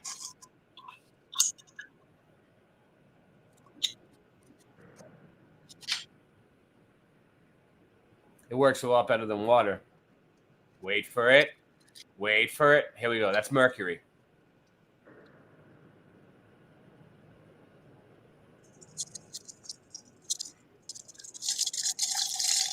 Looks dangerous. That is super dangerous. Oh, let's see.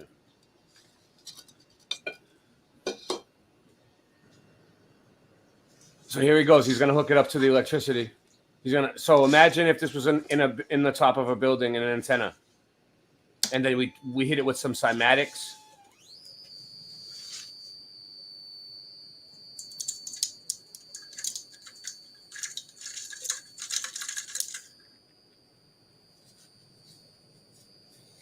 Yeah. This is what I've been talking about. I know people don't. I got to get everybody up to speed. You know what I mean? When I'm talking, I'm like, I think everybody knows everything that I know, but no. Mercury.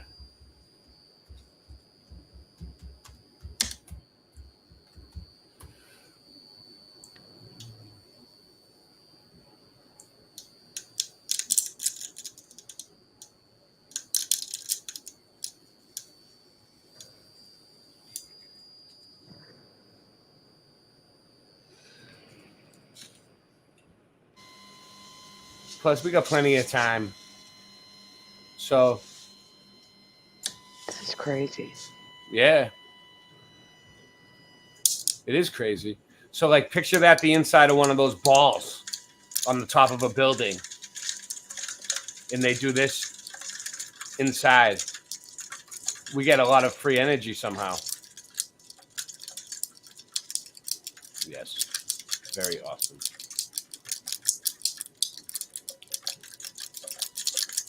It's almost like if you're in the bathtub and you electrocute the water, you drop like a toaster in the tub. It's like it shocks you. Well, imagine having a mercury being shocked like that. Whoa. And we're back.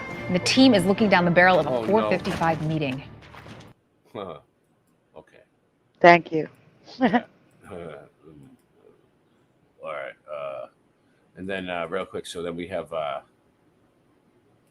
free energy devices too. So like free energy.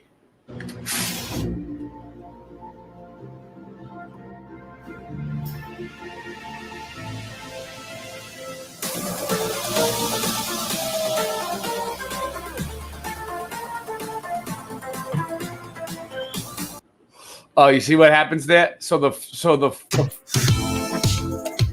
flame makes it work. Yes. The flame makes it work, and then it puts out the flame, and it runs out of energy. Thermal energy.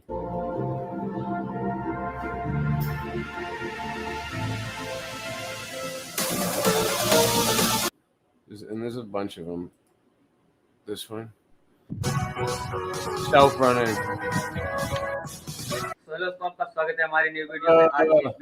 Come on. You should mute in case it's copyright.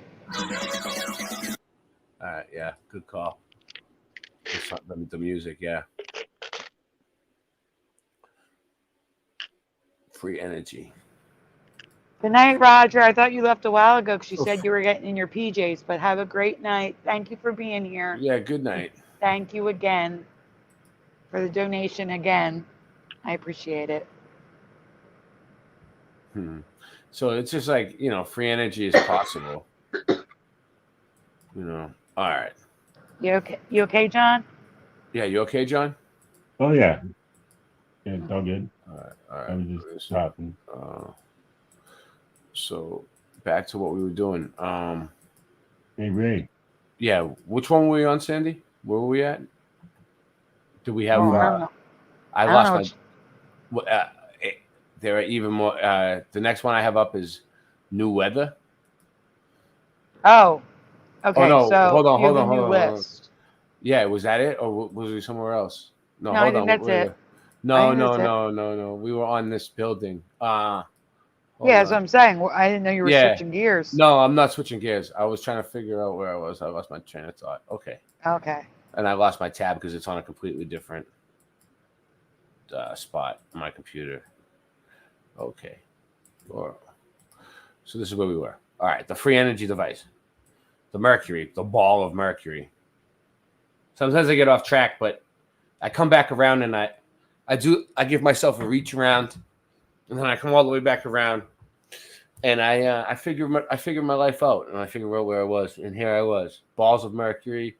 Now imagine what I just showed you on the top of this building right here, in that thing, spinning around, boom, and every building had them, free energy, boom.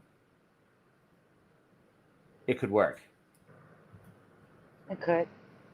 All right. It could. If you know what you were doing. I don't know how to do it, but I've been researching it for a while. One day I might figure it out, and I might go around and fix all of these buildings. And if these all start working again, and I was the one that fixed it, they better watch out. So what do we got going on here? Oh, it's just one of those spires in the wrong folder. Yeah, so many buildings. Yeah, it's a conical roof is what I would call that. It's a conical roof. Which doesn't match the red roof of the building. Not at all. It's completely, bronze or brass or copper. Yep. Well, maybe, it's not gold. Gold would still be shiny. Brick roof? That's weird. Red. It's almost like a red brick roof. That's all brick.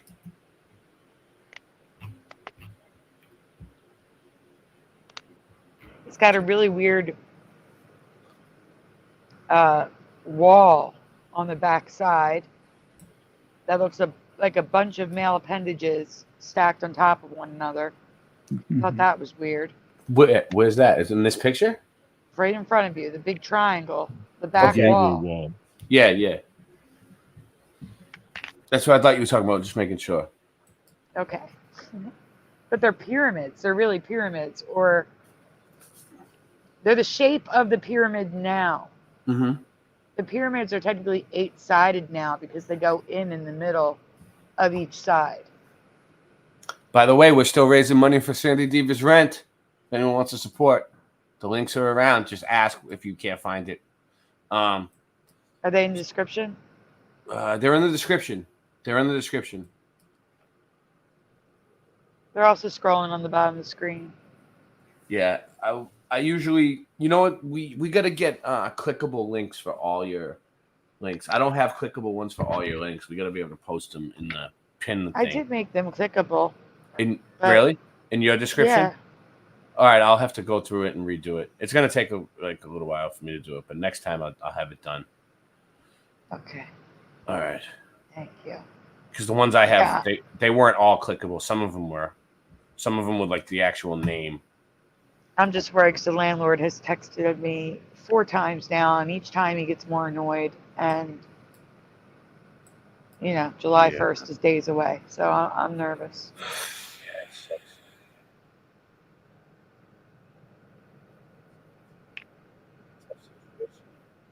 Your wire's messing up, Ray. Oh, it's a tough There you situation. go. It's better. It's when I sit back, it messes up. Okay, so what we're looking at here is a question I have for the chat. Do you recall large chests, like permanent, built into the ground, either in tile or paint, large chessboards all over the earth, in all different countries?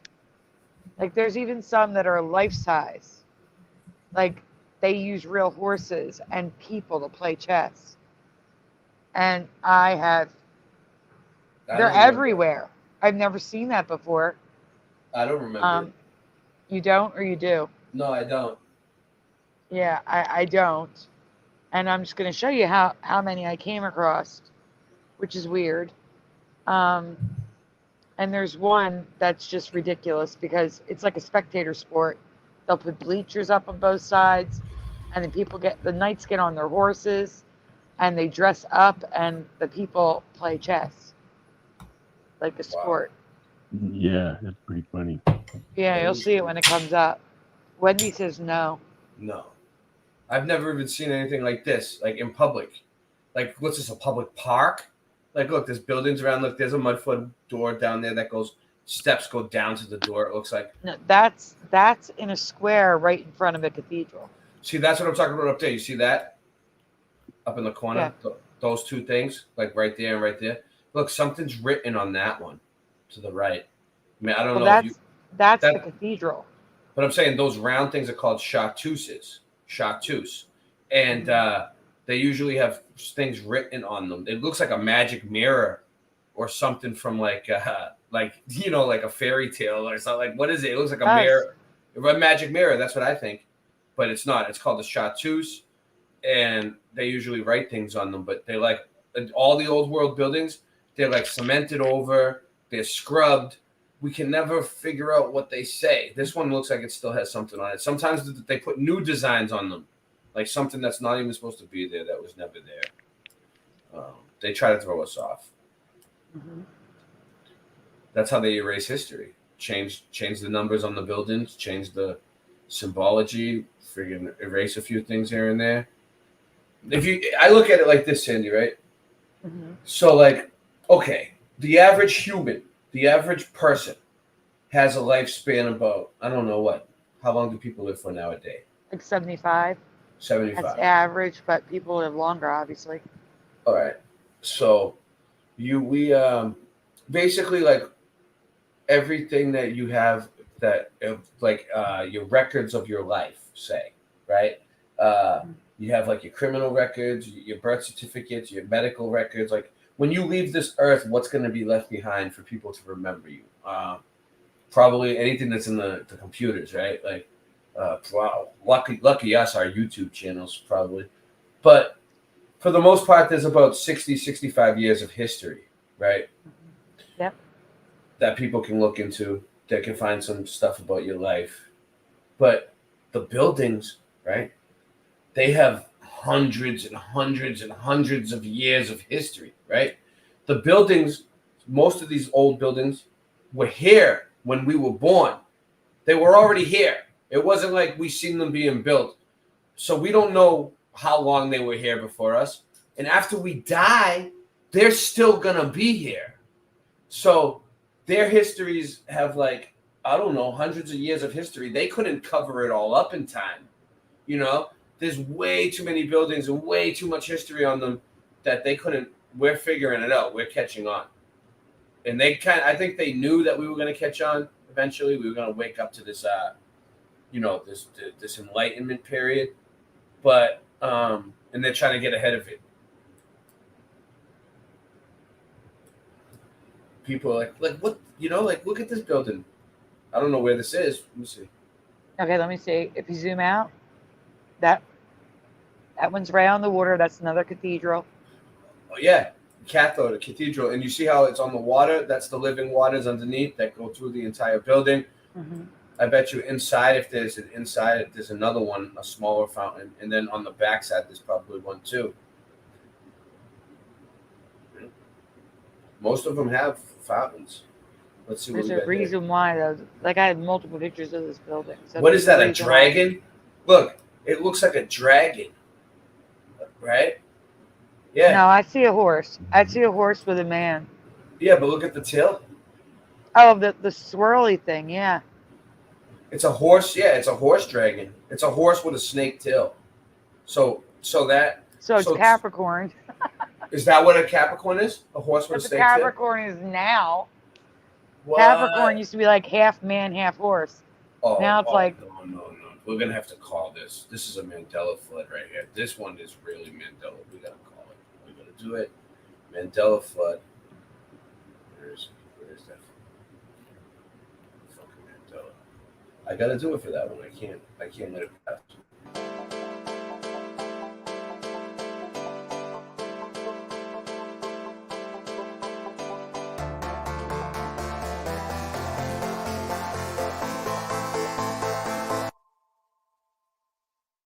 So those of you that don't know, like, the Mandela flood is something that we made up, me and Cinch Man, because it means, like, whenever we figured that, like, the mud flood research and where the mud flood research and the Mandela effect meet, whenever they link up, we call it like Mandela flood. We used to do it a lot more than we do now, but that's what this is, because this is a Mandela effect. I don't remember the Capricorn having a snake tail either. But I don't remember what That's an old Mandela. And then it's in the mud flood research right now because that's what we're doing. It's technically a fish. It technically has a fish tail. But it could be construed as a snake or a dragon. All you Mandela effect people that haven't done any mud flood research, pat yourselves on the back because you are officially doing mud flood research now. And the thing that the next to the statues on the sides, remind me of like Pan because of the flutes. It just seems odd for, these ones right here though. This guy right here, and this one, it's a fountain. Look, he's spitting the water out of his mouth. Right. Well, I got a fountain for you coming up. It's I got a insane. fountain. Yeah, the fountains The are water is insane. coming from a girl's eyes. Oh wow. Yeah, there's some insane fountains, dude. I have one too. I have a video of one, but yeah. So like with this guy on the right here, his body doesn't even look human on the bottom. What is his legs? What is he doing? They're rolled up. That's what I'm saying. They both don't. They look like sirens or mermen or something. And this looks like some kind of maybe And that the thing's swirls on the sides of the building. Dude, what if that thing's like an eel, like a horse head eel, and it's like a sea creature depiction? It is. It's Triton. You don't see the 3-pronged Oh, fork. it's Greek. So where is this in a different, probably Europe? No, that I believe is in Italy, in Milan. Italy, or Venice. Venice. This is crazy. Yeah, this is really old. Look at the top of it. We got these, resonators. All right, let's go. Rook. Oh, good call. Good call. That's the rook. Mm-hmm. John Kelly's my rook. Now, why is that one round but the other one square? Do you see that? That doesn't make sense. No sense. It also has the top like fanned out as opposed to the other one just being straight up. They're completely different. It doesn't make any sense for the same building. Yeah. Doesn't make any sense.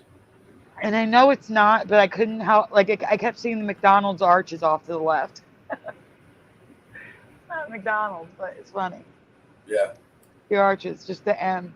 Where? Here? To the left? Yeah.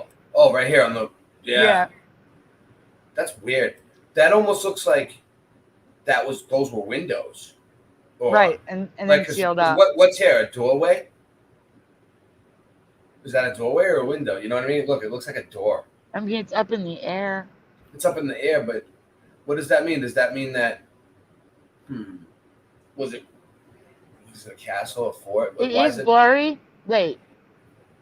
It is blurry. Okay. There could actually be like a black railing there, and that could be a balcony, and we just can't see it. That too, but what I'm thinking is like, why is it so high up in the air? Well, if it's a balcony, it wouldn't matter. No, I mean the whole entire building in general. Like, why would they build on the side of a cliff like that? Like, look, it looks like this is the ground level right here. But then this looks like what? The foundation? But then there's like holes in the foundation, if that's the foundation. Windows in the foundation, which shouldn't be there, right? Unless that's for shooting out. So this is a fort, so that must be for guns, like cannons. So they built it on the side first. But again, why is the one on the left round with the top flaring out, and the one on the right square with the top straight up? That's weird. It is weird, but what I'm trying to say too is like, okay, so this was probably a castle at one point. Then the military came and was like, oh, that's a good spot for us to shoot at boats that are coming and trying to attack us. Let's make it a fort, right? Because why would they make a castle like a fort look like a castle? They wouldn't. Like if the military nowadays, they wouldn't build a castle for their fort. They would build like barely anything. They put up they have like walls with no windows and shit. Like, I mean, walls with no ceiling. You know, like the military, they have like brick walls or whatever. They have like places that there's no ceiling. My brother's military. He told me. Like, Hi, Gary. Hi, Timothy. So what I'm saying is like they put up half-ass shit that they can, and then before they leave, they do an airstrike and blow everything up anyway. So they leave nothing behind. So here, it just doesn't make sense. It looks like they found the building, they inherited the building, and then for the most part, they inherited it and then turned it into a fort. They blew these holes in the side and made it so they could blow cannons out the side at boats coming or whatever. Moving along. I love that picture, Sandy. That one. What's going on here? All right, I'm trying to see it. Yeah, I'm running delay. Giant doorway. Giant doorway. Giant doorway. We gotta look like a guy feeding the birds. Okay, that's normal. I didn't get these pictures today. I'm trying to remember what it was. They're also zoomed in, so it's hard to see. It's probably something up top. It's probably something up top. Yeah, I'm always looking at the bottom. You're looking at the top. That's cool. The conical roof. So like this one right here has This one right here has windows. They probably weren't always windows. They probably were like this one, open up to the air. And yeah, I don't know why this one is here. It's pretty cool. It's an old brick. Well, it's actually bigger stones than brick, block stones. So, so listen to this, right? All right, you see how these stones right here are huge? They look a lot bigger than a regular size red brick, right? There's all different bricks. It's like they were built in layers of totally different stone. Those are blocks. Yeah, these ones are blocks, the ones I'm talking about right here. So, the metallurgists say that these were once bricks that got heated up so much that they turned into like a marshmallow. They marshmallowed out into a block, and the red got cooked out of the bricks. Wouldn't they turn black? Sandy. Shaking my head. It's like, but you know what? All right. So they have like a big show. It's like a big meltologist show, and they have like this big thing where like everybody goes on it. So I went on one time, and I was like, hey, you guys are the meltologists. Why don't you guys show me a video of a marshmallow block, like a brick heating up, turning into a marshmallow? Anything?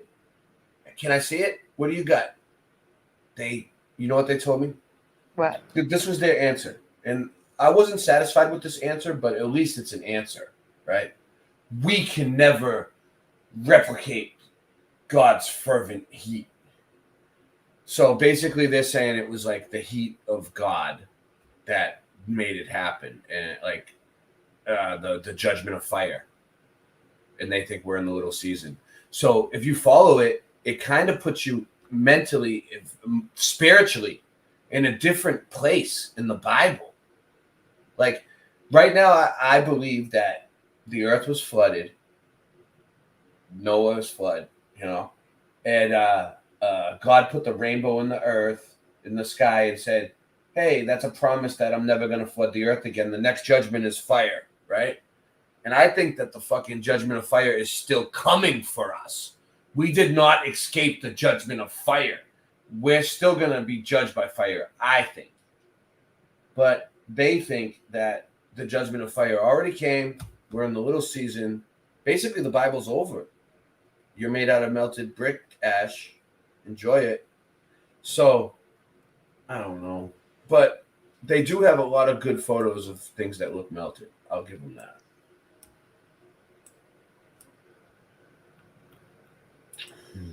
I just want to say welcome to the Wrench Club, to My Flock is Everywhere, who just joined us.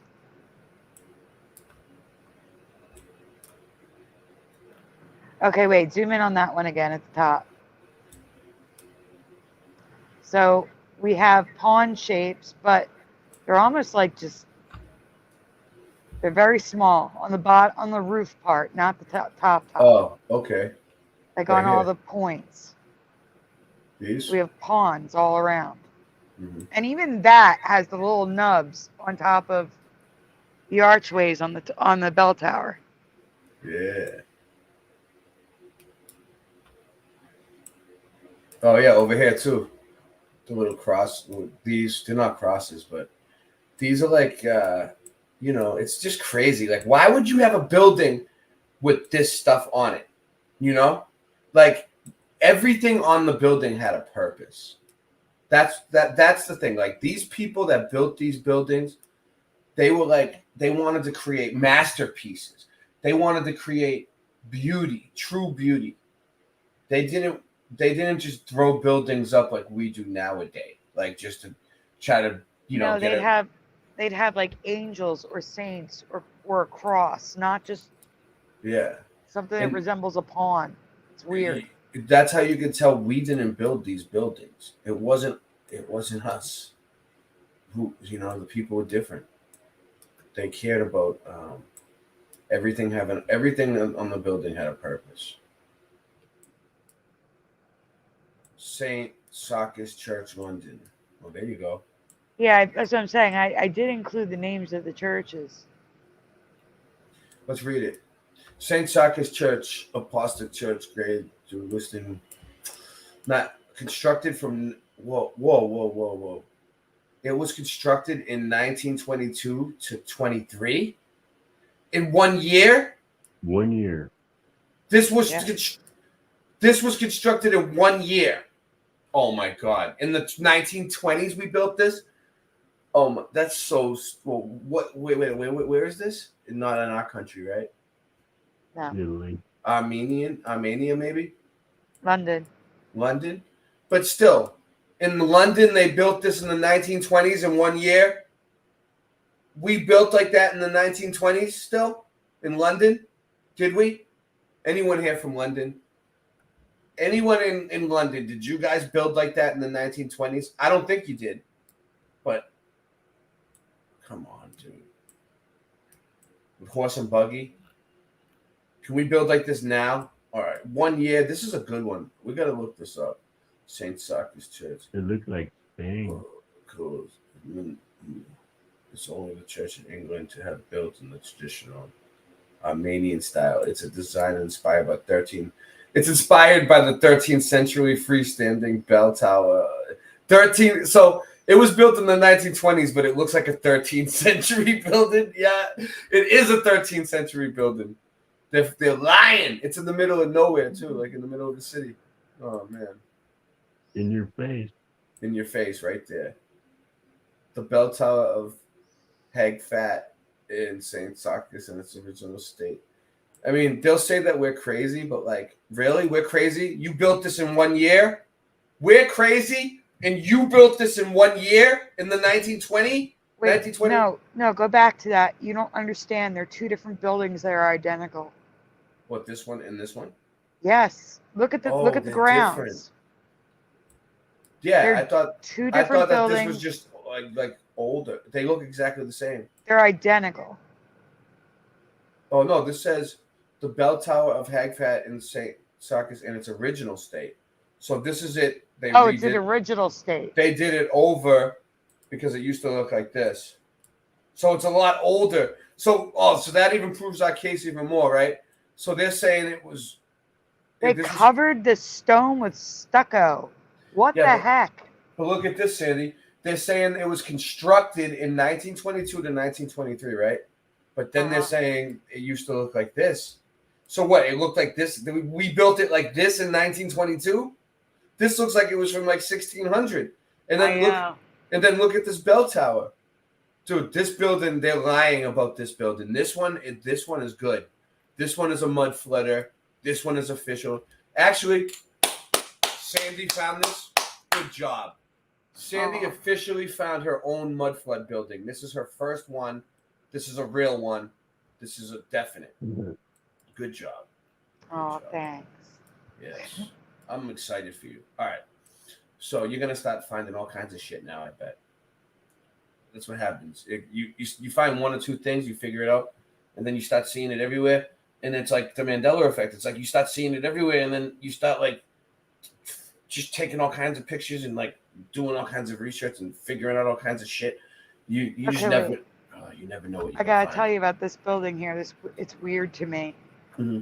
All right, so what is that thing in the front that looks like a roof with legs? Just in the front, the little thing with the 3 legs in the top right. First of all, that looks like a chess piece right there. The gravestone. Yeah. Which one?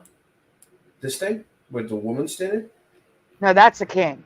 That's a king. The chess piece is a king. Yeah, that looks like a king. You're right.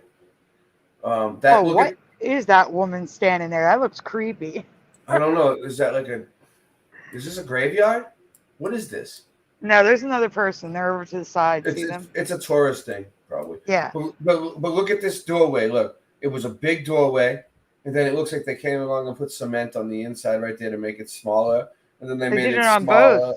And they made it smaller again. Maybe, yeah. This was bigger too. On the other building as well. On the other doorway as well. They had to cement that to make it our size.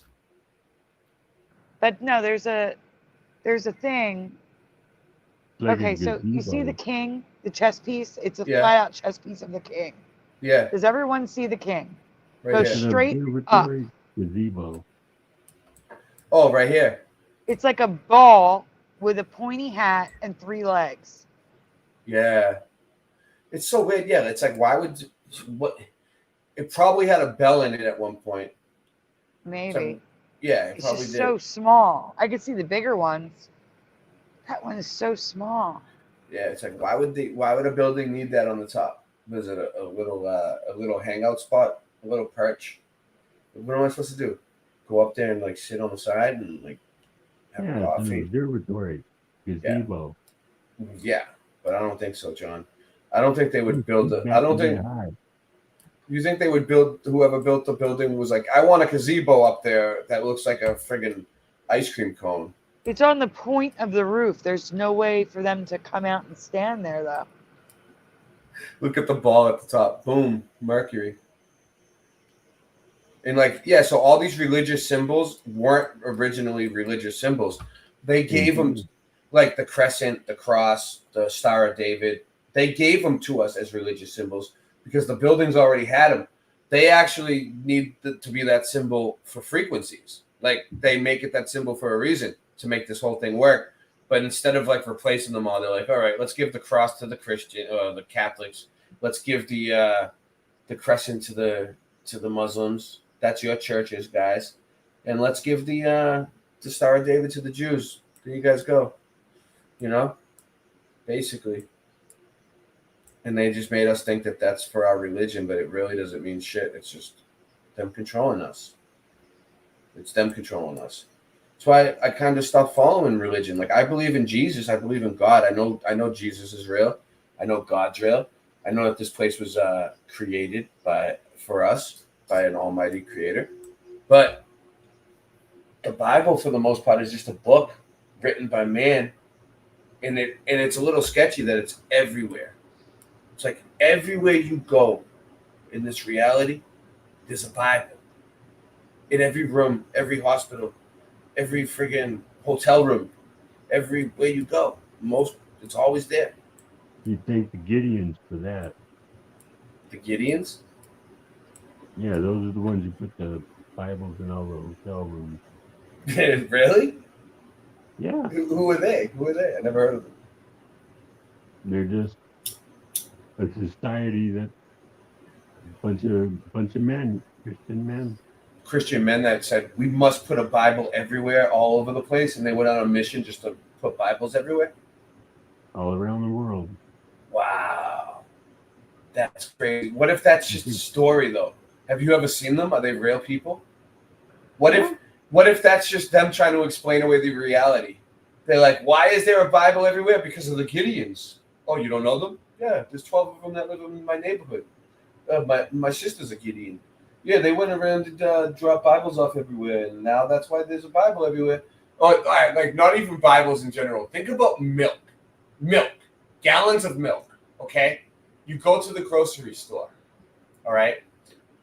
Every single grocery store, every single little corner store, every Target, every Walmart.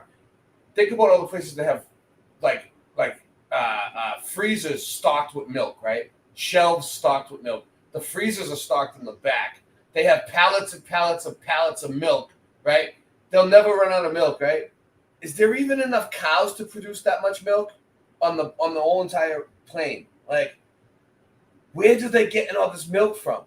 Like, I don't even see that many farms around, you know? But there's friggin' milk. It goes bad in a few days, but it's everywhere. How do they do it, dude? Well, maybe it's because I'm in Pennsylvania, but we have a lot of dairy farms up here, and I know New York has a lot of dairy farms too. Yeah. See, I worked on a dairy farm for 2 years. There's some places that have a lot. There's some places that have a lot, but I mean, how much milk do they produce at one farm? A lot. We had 40 cows, and we'd fill up a tank that was 5 foot by 4 foot by 8 foot square every other day. 40 cows would.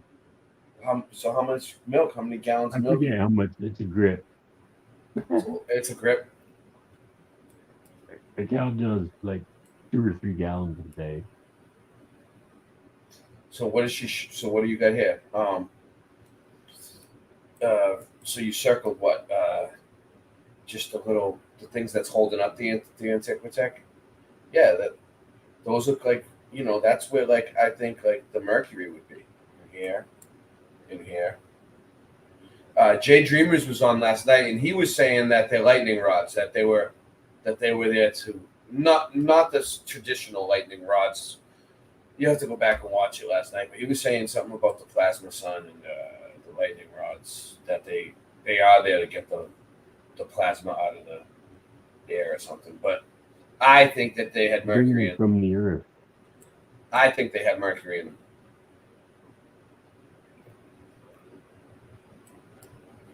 Do you know this? King.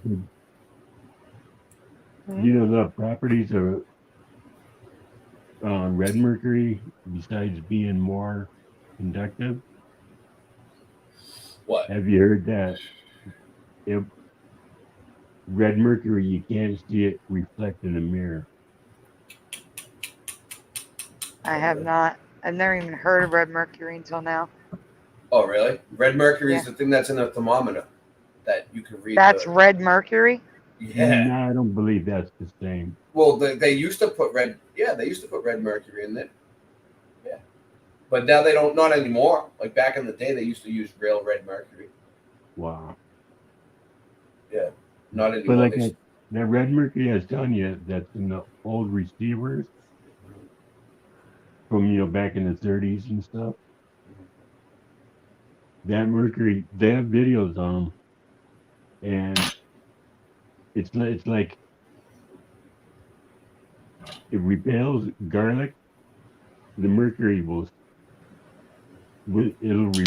garlic will repel it. Yeah.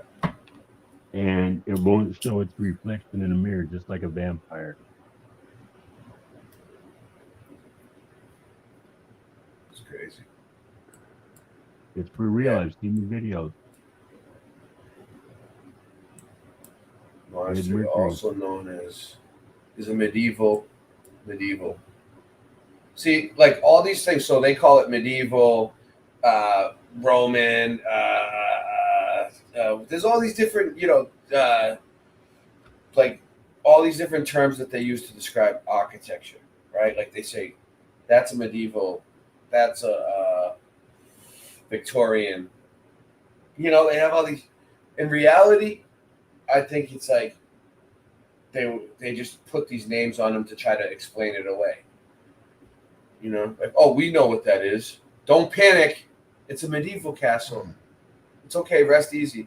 Because if the general public was like, we don't, like, all right, if the general public thought, for instance, we don't know what the Earth is. The Earth isn't a globe. We have no idea what this fucking place is, actually. None of us do, right? We don't know where all these buildings came from. We have no idea who built it or what it's doing here or where we came from or nothing, right? Mm-hmm. If they went on the news one day and said that, there would be a fucking mass panic. People would friggin' flip out. Like, like the normal people can't take it. Like most people. They couldn't handle it. It would be too much. That's why a lot of people believe all the buildings that, they try and say they're Tartarian buildings, but, they're pretty much Greco-Roman buildings. But real quick, John, hold that thought real quick. Greco-Roman buildings. But for the most part, I want everyone to know that you could feel safe because this place was created for us by God, okay? And it's our habitat. We're supposed to be in here, and we're safe in here. And this bubble that we're in keeps us safe. So don't feel trapped. Don't feel like, oh, we're never going to go into outer space. Because you're not until you die, and then you go somewhere else. But that's the only way you're going to leave this earth is when you die. Nobody's going into outer space. And you can feel safe, though, because it was created for you, and you're supposed to be in here. This is your habitat. Stay here. Go ahead, John. Finish what you were saying. Yeah. Well, there's a theory going around right now that all those buildings look Roman because they were Roman. That the Roman Empire still went on till the last reset. And that the millennial reign, all those buildings were from the millennial reign. And they were built for the souls that came up from Tartary. So this is a good one, too. Is this the same building, or is this a different building? Is it a different side of it, or? I don't know, different building. All right. So we got these giant doorways right here, which they built a door inside, and then they made a smaller door. And then someone's sleeping. Who's that? Oh, that's Nope, John. I'm right. I'm here. No, that's John. That's John's wife. Oh. That's the old lady. That's the old lady. It's all right. It's fine. It's all good. She usually snores. At least she's not snoring tonight. Past few nights she's been snoring like crazy. I was trying to think of who else was on the show and who fell asleep. No, she's in the other room. But... Oh, so that's her from all the way from the other room. What do you have? Wait, it could be my breathing because if I put my chin down, the breathing's bad right now. No, I it's don't probably think just me breathing. No, it's not. I don't. Maybe it is. Maybe it is. Maybe it is you. All right, moving on. I don't know. Wait, I'm here. What's this one though? Let's look at this real quick. Don't move on yet. So for some reason, is this a different building? This piece and this We're in a piece? different building now. No. This piece right here and this piece right here look like it doesn't belong on this building at all. Nope. So I would say that maybe this was built at a different time. Why would they come and facade over the rest of the building and leave those parts old? Makes no sense. That's a weird one. Oh, can't. Why does it do that to me? For the most part, I've never seen anything like this. Like a building that was mostly like facaded new. And it's got like bishop pieces on top. Yeah, resonators. Boom.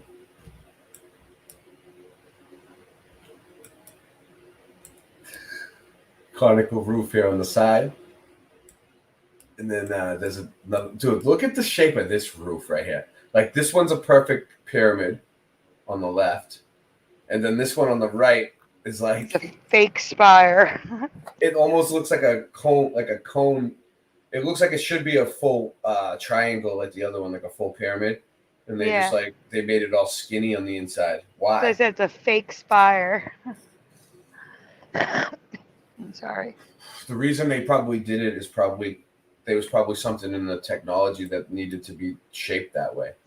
Like if this was a giant computer piece, we should do one show. We should do circuit board Earth. We'll get into it. It's a whole big thing, but I'll show you how it's a circuit piece.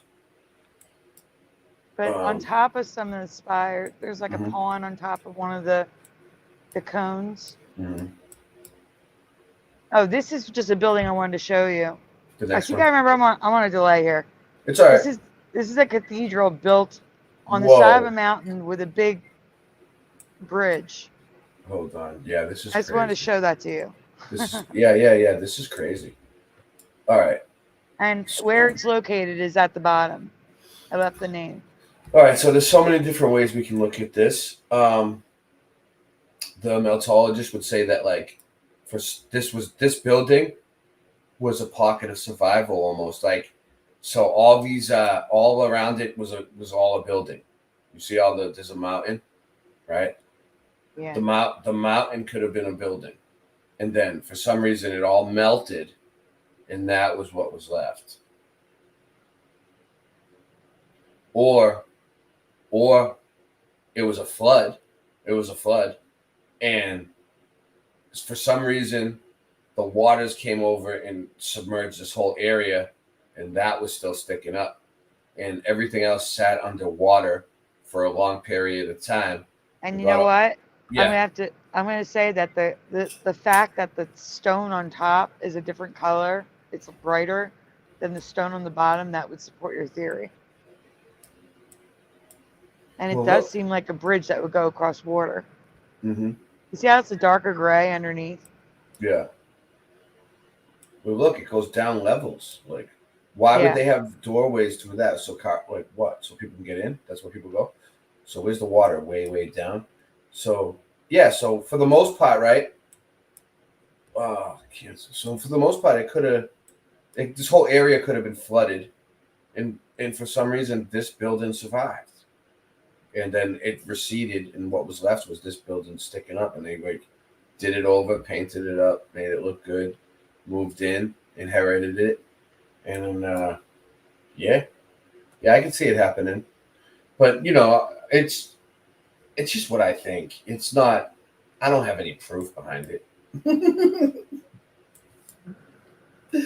Don't hold me to it. Don't quote me on it. New York, original vintage postcard. Yeah, so there's a lot of truth in postcards, for real. Oh, that's in the wrong spot. That shouldn't be there. Go on. Else. Moving Get on. something else. Yeah, please get off of there. I don't care. All right. So this one's crazy. These type of buildings are crazy. What do they say this is? What style? Do you know? All right, this is Gothic. And Gothic. they have a saint on each spire. A statue of a saint. Where? Oh, at the very top? At the very top. Wow.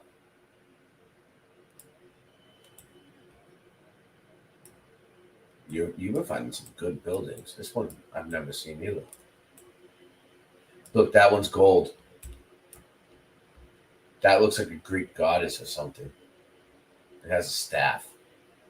Mm-hmm. Oh. Any more gold ones? That's weird. There's one that's made out of gold. It's that one. Is that the highest one? Good night, Ken Raz. Thank you for being here. Hi, Everjosh. What's up, Everjosh? Yeah. Ken Raz says it's ancient harp. That one might be gold. No, but that one's definitely gold. This one, and it's a woman. That's weird. They're all men, and that one looks like a woman, and it's gold. Yep. But it's not like it's the highest one. It's over to the left. Okay. What's this? I also include that because I know how you feel about big doors. Oh, that's it being built, by the way. What, the giant doorway? Let's look at the giant doorway real quick. Oh, look, there's a little depiction above the doorway. You can see the people walking in, the size of the doorways. Yeah, you should compare it. I will have a close-up of the doorways. There's a lot of statues on the building too. I have pictures of it. Just sometimes these statues make me wonder. Like, not these ones, but certain buildings where it's like, were these statues of people already on the building always?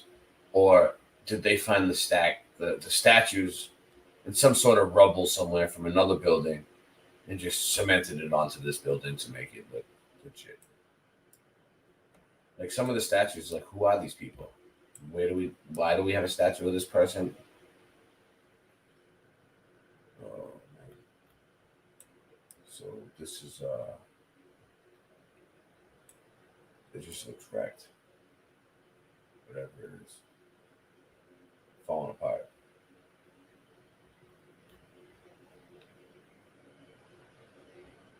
In the back there, it's an etching. The etchings are very sketchy. Yes. Because it's somebody's drawing it, so you can't really go by it. Pawns. Well, it was too old for them to take photographs, so.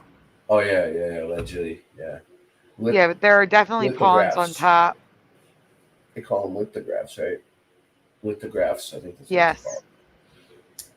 And then you have the saints and then the pawns.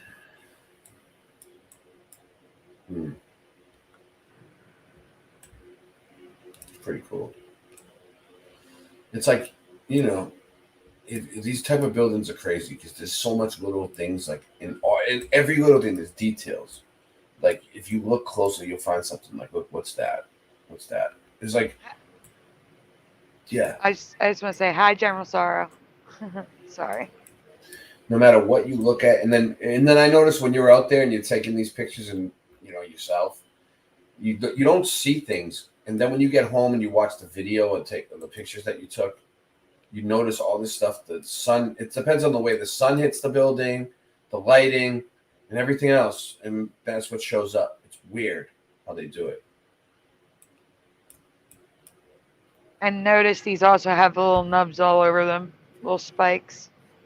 Oh, these are the closest thing I could find to like a chess set, like different shapes. It's very bizarre, but I do see a king over there, but that's it. Well, it makes sense. A lot of these buildings are built by masons, designed by masons. The game of chess was masonry. So, I mean, obviously they're going to put their style of architecture on, everywhere. Wouldn't that be funny if masonry started from like A chess club. Yeah.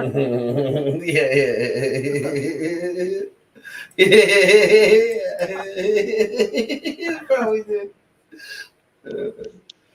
My phone's about to die. I better plug it in before it dies. Before it shits the bed. All right. Well, That's what we're wondering, Gary. Why don't they build like this anymore? When we have all this technology and Yes. machinery. Well, I'm gonna take a break for a second. I gotta do a couple things. I'm having fun though, hanging out. I'm gonna redo my coffee for taking a break, so you may get back before me. Yeah, it's all right. I'll figure something out. We'll make it work. Well, you can look at the buildings when we without me. always, it's okay. We'll make it work. We always do. All right. Do you ever have one of those days? You know, one of those days when you just don't even want to get out of bed that day. So you just lay in bed. One of those days where you just don't even want to wake up. You don't want to get up. You don't want to do a damn thing. Sometimes I just want to close my eyes and fade away. I wish I was a kid again. Sometimes I talk with the old Ray that died away. I just want to live again. Sometimes I just lay in bed all day and sleep my life away. I hope God is listening. Sometimes I just turn everything off and isolate. I just ain't fitting in. I wish there was a way to test if the sun were 93 million miles away. Just ain't believing it. Oh, I wanna go back to sleep again and close my eyes and close my eyes. I'll give a damn about your programming, man. You don't know me from a ham sandwich. 9/11, yeah, we know the man planned it. I studied Earth, and the Earth ain't a damn planet. Boston, tough to do a dab with no dab stick. But yabba dabba do, Ray, your rhymes are mad sick. My lighter ran out, hand me the matchstick. And you'll never ever see a rock flow like mad rhymes of venom. Attack 'em with the pen and end. There's no pretending. You my friend till the end. Truth is, you wanna know what the truth brings? Me, these raps in accordance with my mood swings. So stay stuck in the past, cause I'm moving on to new things. Sometimes I just wanna close my eyes and fade away. I wish I was a kid again. Sometimes I talk with the old Ray that died away. I just wanna live again. Sometimes I lay in bed all day and sleep my life away. I hope God is listening. Sometimes I just turn everything off and isolate. I just ain't fitting in. I wish there were a way to test if the sun were 93 million miles away. Just ain't believing it. Oh, I wanna go back to sleep again and close my eyes and close my eyes.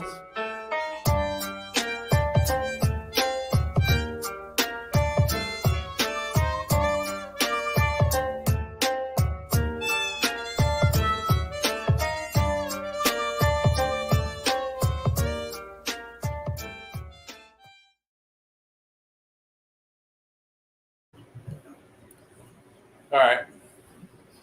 Back.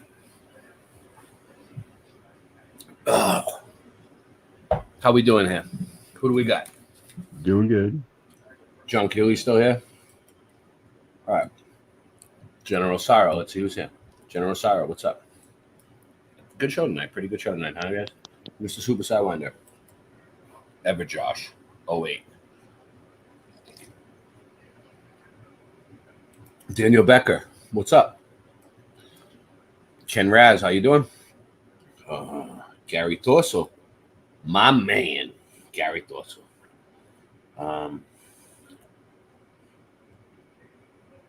Mr. Super Sidewinder. I always intentionally leave him out because he gets butt hurt, and I leave him out, and then he writes me a love letter and a poem, cries me a river, writes a love song about it. My flock is everywhere. Melanie Moran, what's up?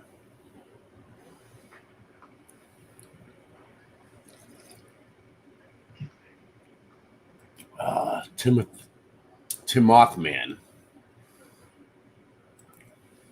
My flock is everywhere. Wow. We got a lot of people here. Well, all you new people, make sure you sub my channel, Boston Ray Mudfoot Adventures. All you people that aren't subbed to Sandy's channel, make sure you sub that one, SandyDivA Mandela Effects. Lavi Schulte. The Sute, we are dancers in vibrations. Forever Love. DN was here. DN. Sean Osborne. Wow, so many people. Roger Bedwell. Preliminal. Earth Goat Tress.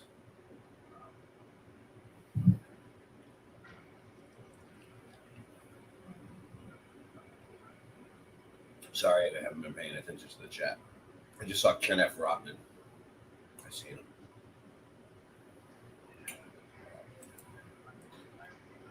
All right. What's that last one? Ken Rotman. Oh. Yeah, I seen it. I just couldn't find it. All right. Well, a word from our sponsor. Oh, a real country breakfast, the best you ever tried. Pick up some Flatter Farms breakfast Bud Bites.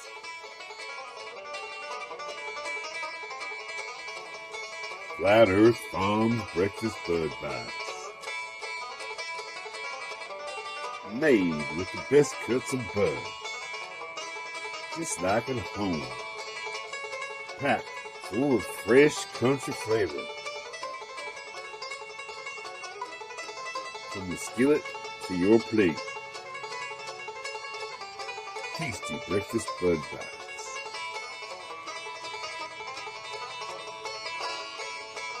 Tasty breakfast Bud Bites from Flat Earth Farms. Try some today.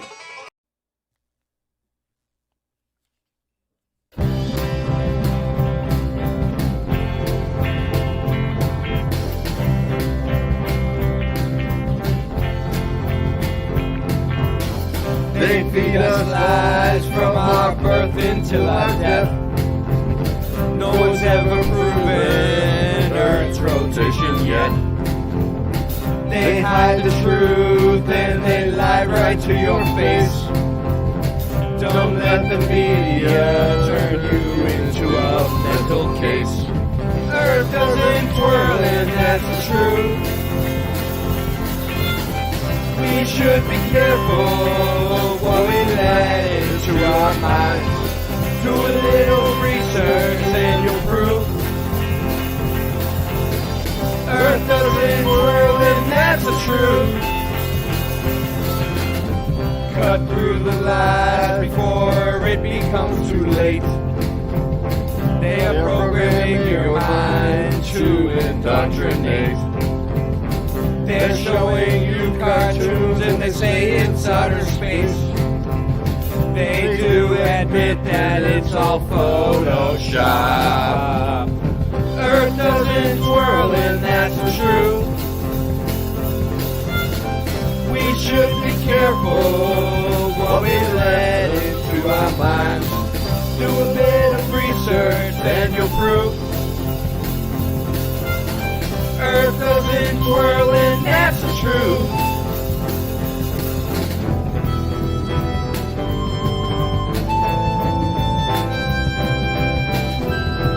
The truthers see through lies.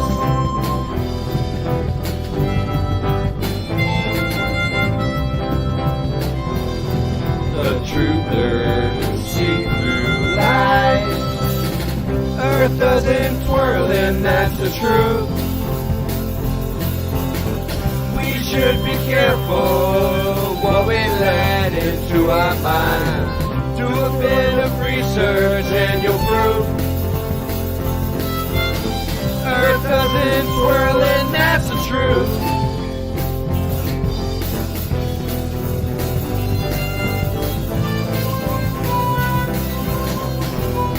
The truthers open eyes.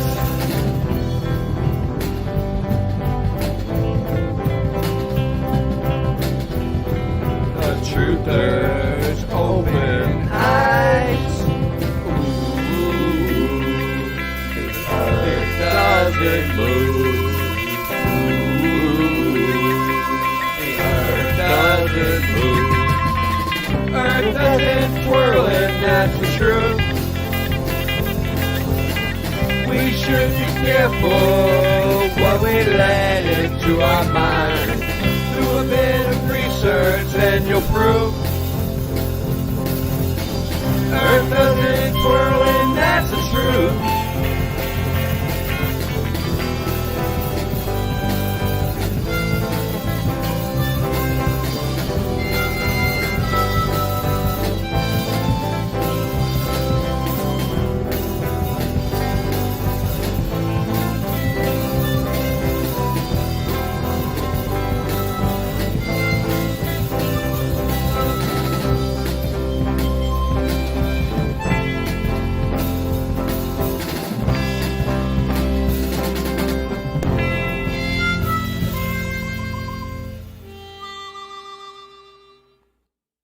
This is a list of cathedrals throughout the realm. We haven't even begun this exploration. I'm very excited Since and we've been also showing overwhelmed. cathedrals, At some figured point, this I will look at all of these cathedrals. And what I'm Frankie, hoping pause a to sec. do is Yeah. shine some perspective on the sheer number Hold on. of cathedrals.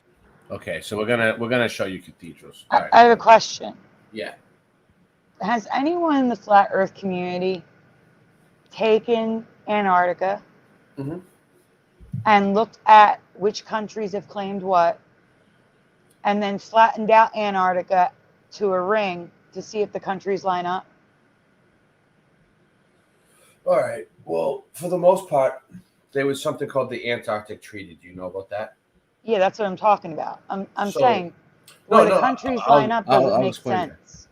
Yeah, I'll explain it to you, Sandy, the best I can. Okay. So if I bring up DuckDuckGo, right? I mean Google Earth. Google Earth. Here we go. Sorry. Let me get it for a sec. We'll go. I'm gonna show you Antarctica. Okay. Google Earth. Okay. Let me just bring it up. Good question, though. It's definitely a good question. All right.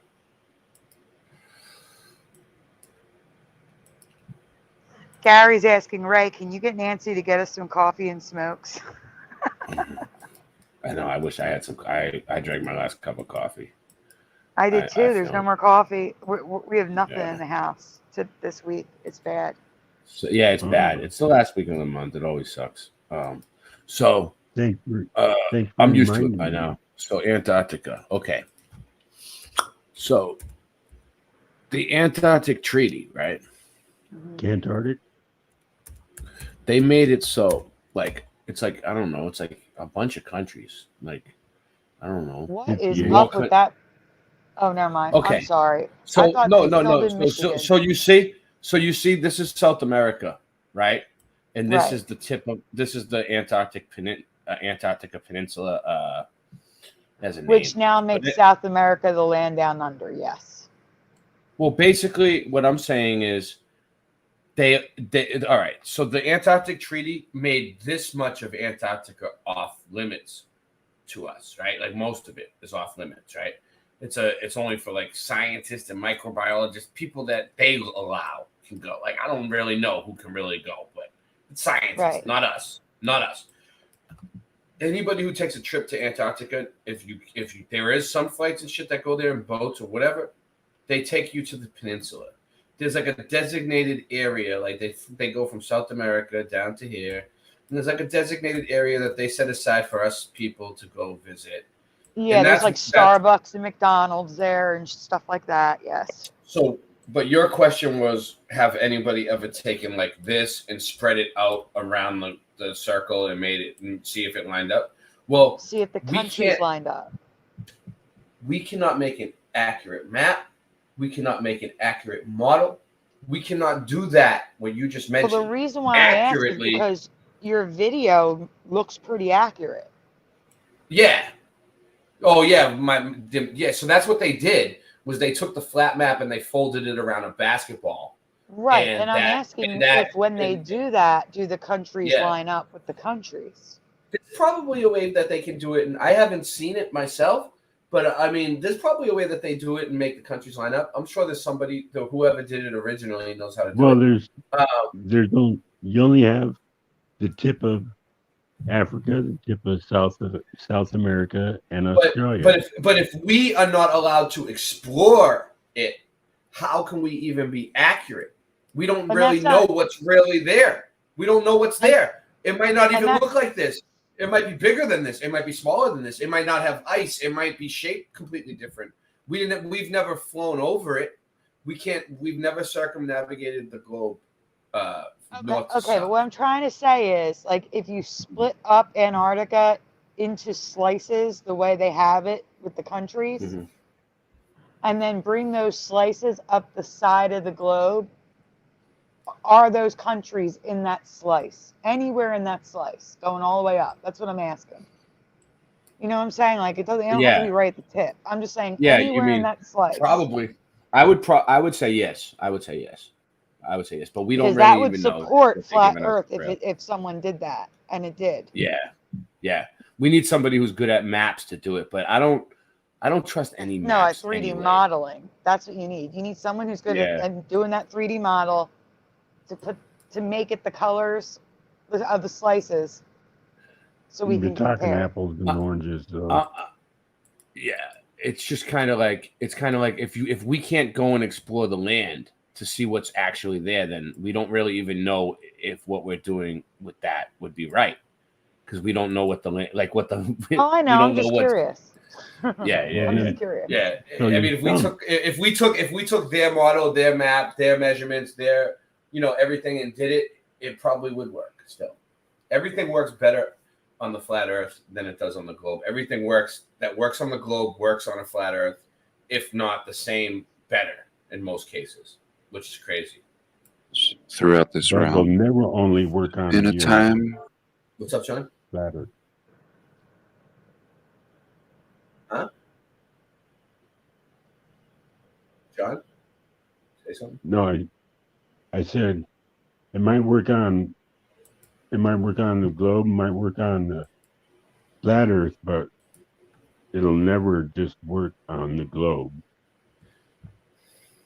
Yeah.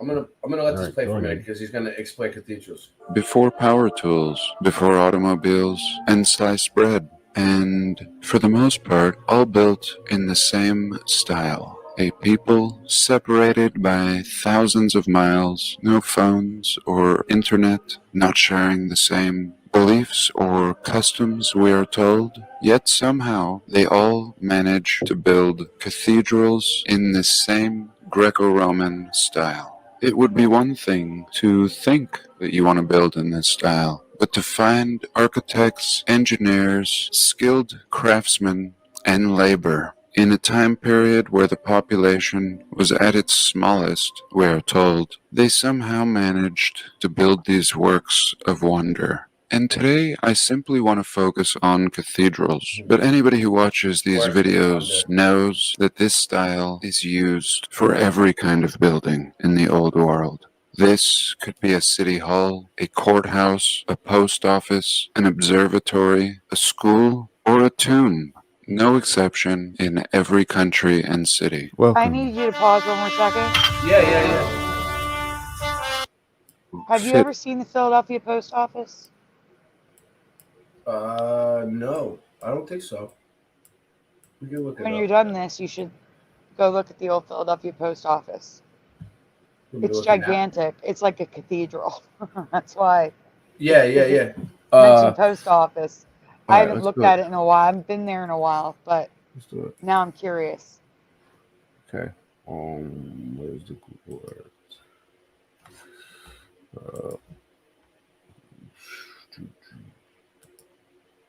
Oh, you can finish your video first.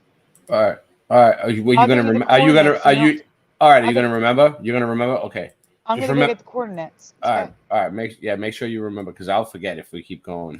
Find in That's Europe, why I was gonna do it as now. this seems to fit in the narrative we're given.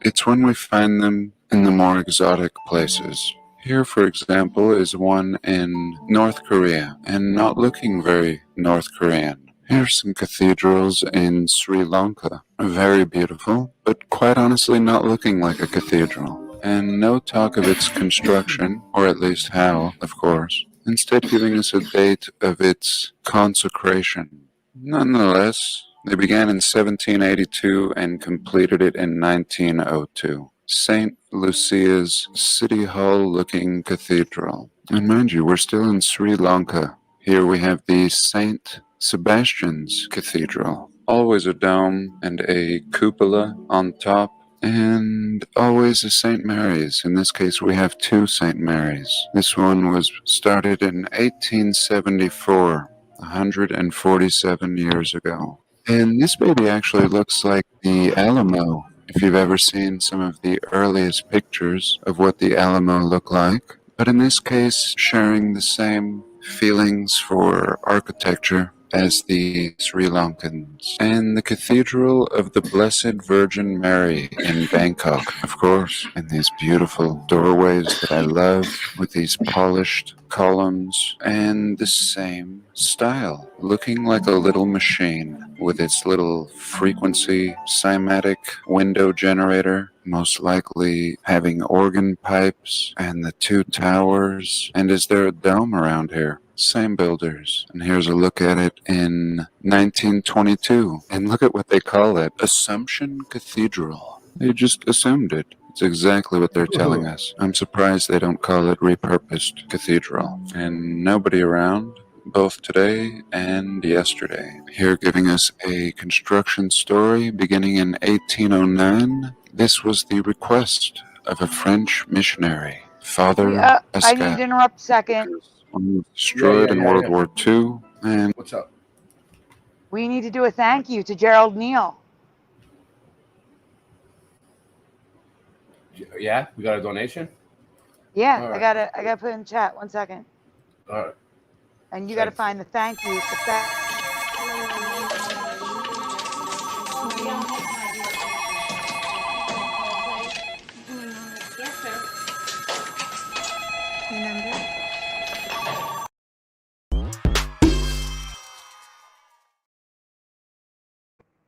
How was that? Not bad. But where's the thank you one? That's just the thank you one. Yeah, separate. that's the weird part because I had them both right here. Like No, I deleted it because I uploaded a lower. It was too loud. Gee, Brand too, maybe. Thank you. I don't see it. You just played it. Oh, No, you're not listening. I deleted them because they were too loud. Oh, okay. So they're separate now. Thank you, Gerald. I really appreciate it. I didn't know because it went to my email. I just went to my email to check on Super Mario, and I saw the email. So thank you so much. So, all right. So we did it. There you go. I have to update. Yeah. You can back the video. I'm so sorry. Okay. No, it's all right. We got a donation for you. That's good.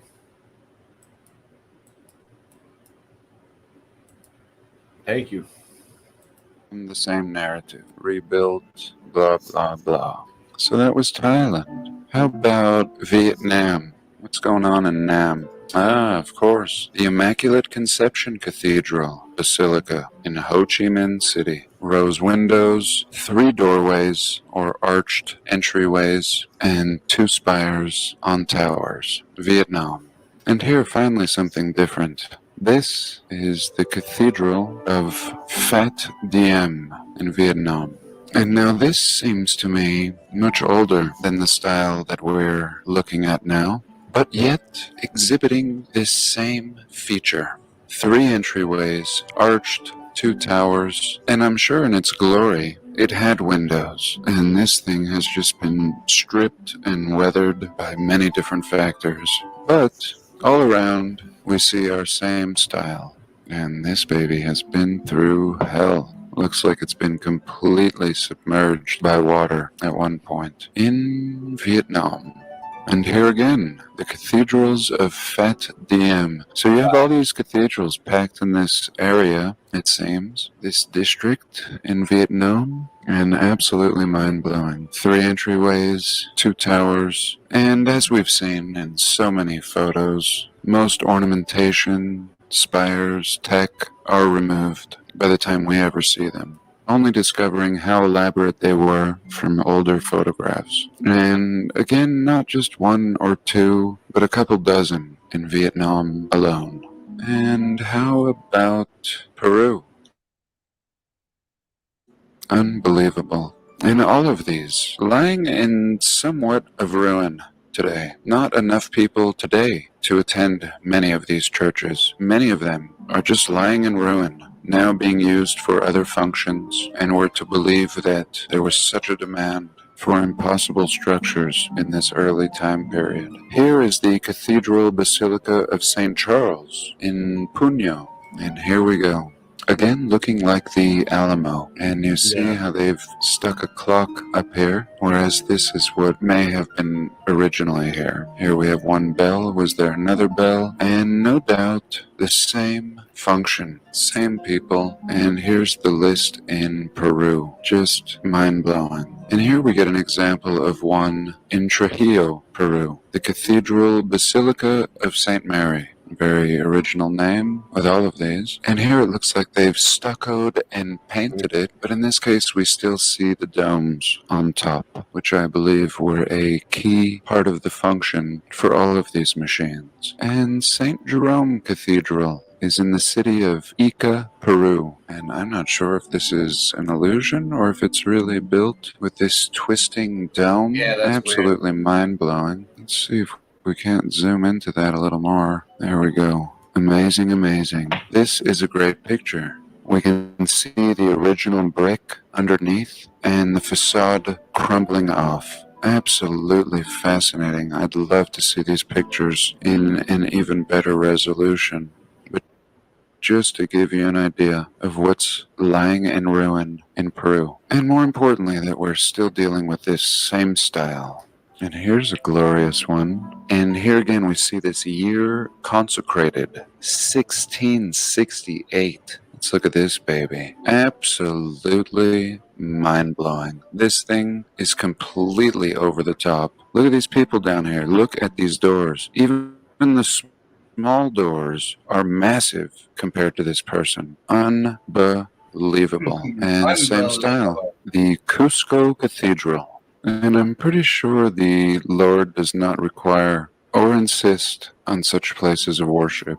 Let's see what's going on in China. Here is a list of cathedrals, Roman Catholic in China, St. Francis, and of course every region just throws their little signs up, but otherwise the exact same architecture. Columns, real shiny ones, these. 3 doorways, and typically a rose window. In this case, they've thrown a clock up here. Again, not things that I think the Lord insists upon, but here in China. And here's a mind blower, very traditional style, the St. Ignatius Cathedral in Shanghai. 3 entryways, 2 towers, 2 spires, rose window. St. Michael's Cathedral in Qingdao, and the Sacred Heart Cathedral in Jinan. And really cool, we have 5 frequency portholes in this one. 3 doorways, 2 towers. Nothing to do with China. And here's another Sacred Heart Cathedral. This one is in Guangzhou, looking exactly like the one we just looked at. 3 entryways, mega rose window, 2 towers, 2 spires. Man doing a little work on it, it looks like. His trusty little ladder, and looks like it's in ruins and hasn't been used in hundreds of years. And we haven't even scratched the surface here in China. St. Joseph, St. Francis, looking like the one in Peru, another Sacred Heart in Shenyang. Mind-blowing with this little monument, which is absolutely working in conjunction. So real quick, this is what, well, I have it up. This is what the buildings look like when they, they lit up. Okay, they lit up. You see? That's what it would look like. They all lit up on their own. They didn't have light bulbs or nothing. They were just self-illuminating, free energy. And they had all this power. It's amazing. Yeah. Imagine, right? Yeah, I mean, it's kind of like what we do now with our buildings at night, how they light up, but it's not. This is much more advanced than what we have. And these are pictures from the World's Fair, I think, the Chicago. But still, it's showing what Tartaria looked like.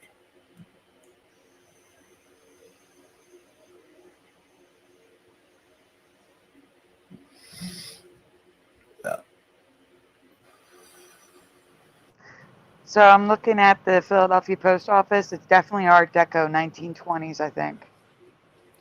I'm going to bring it up right now. I'm just going to give you the address.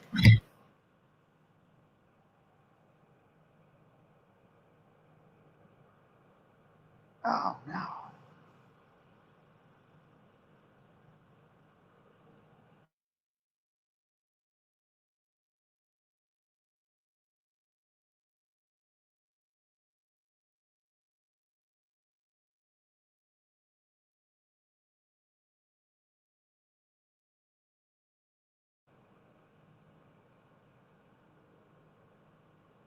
Oh, sorry. What's the address? What's the address? I got it.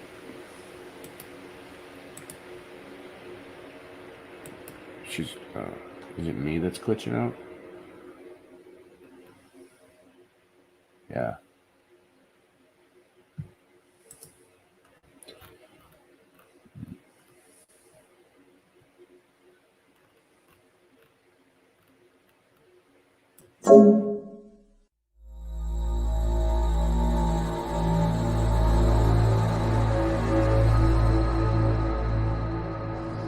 Wait.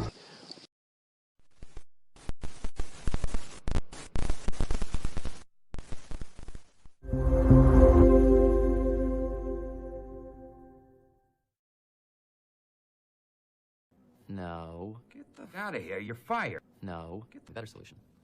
You keep me on the payroll as an outside consultant. And in exchange for my salary, my job will be never to tell people these things that I know. I don't even have to come into the office. I can do this job from home.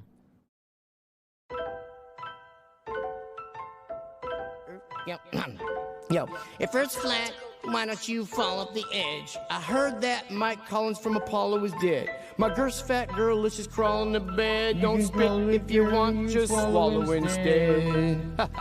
Swallow instead. Can you hear me, Siri? Swallow instead. Hello, Siri.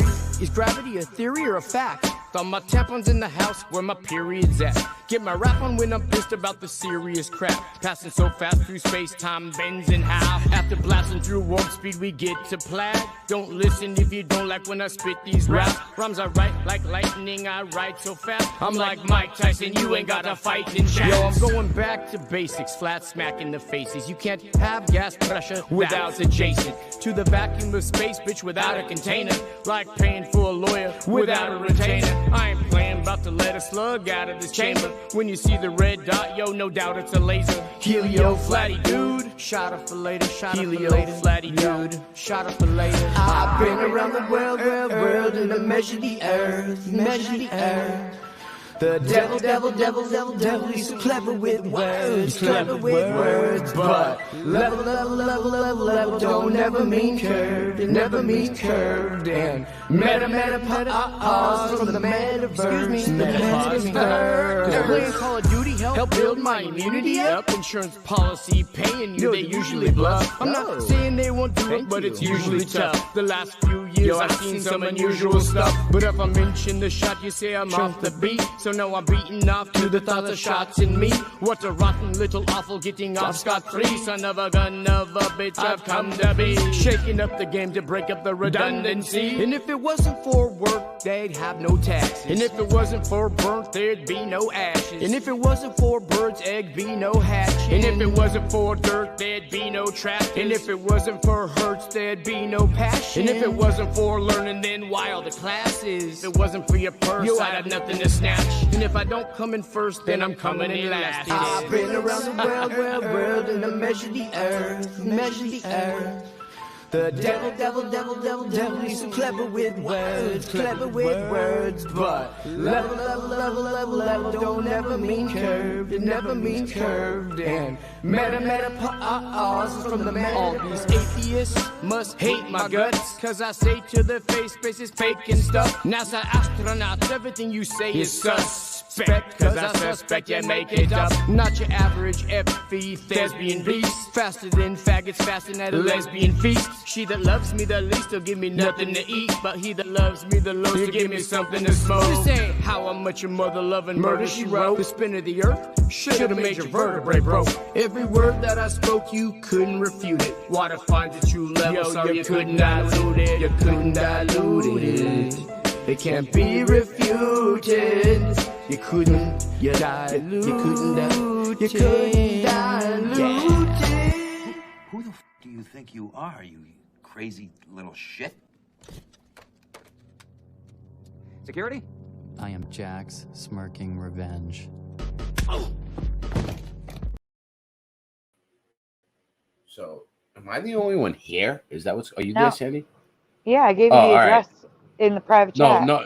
What was happening was I glitched out, and I wasn't sure if I was I was the only one here. I couldn't hear nobody, and I had to I pressed the button. Yeah, I couldn't hear anything either. It was just dead air. Yeah. So that's what happened. So what happens is sometimes when I press the button and make it do things, it comes back for some reason. I noticed it fixes it. Okay. So Hey, Philadelphia, question. what's the address again? I need it again. Okay, so let me go to the private chat. Mm-hmm. Okay, so first, if you want to check out 30th Street Station, you can go inside because there's photos. But outside, you know how buildings put up those concrete things so that someone can't drive into the building? Mm-hmm. They look Barriers. like rooks. They look What's like the top rooks. What's the address? 30th Street. Oh, if you just type in 30th Street Station, it will come right up. 30th Street Station. Don't street view on 76 because it'll take you on the it's a double-decker highway. It'll take you underground. So there's a little road in front of 30th Street on both sides. You can click on that if you want to go down the street level.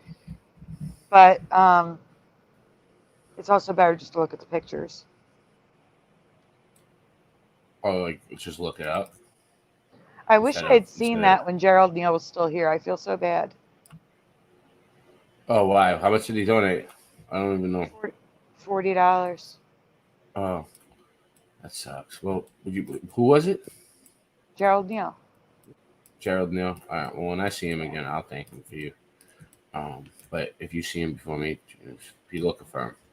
Yeah. All right. So where you're standing right now, hold up.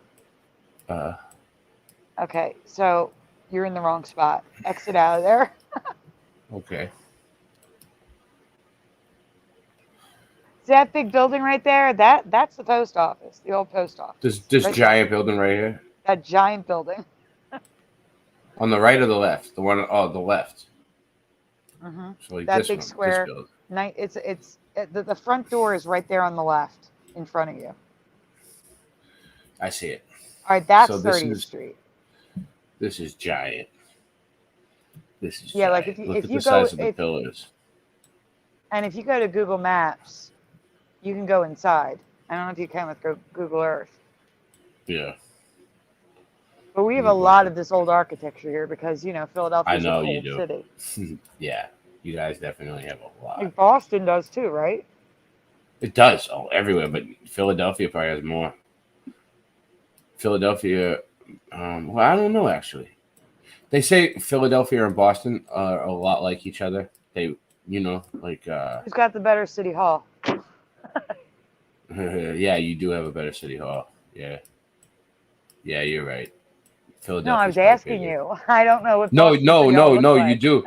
Well, I don't know. Boston City Hall is like a big building, but it doesn't look fancy like yours. And the State House, Boston State House, is like has a gold roof, a gold dome on the roof, but still isn't as the building itself isn't as. It's a nice building, and it's one of those crazy buildings, and it goes levels and under the ground and everything else, and it takes up blocks, but it's not as nice as that one.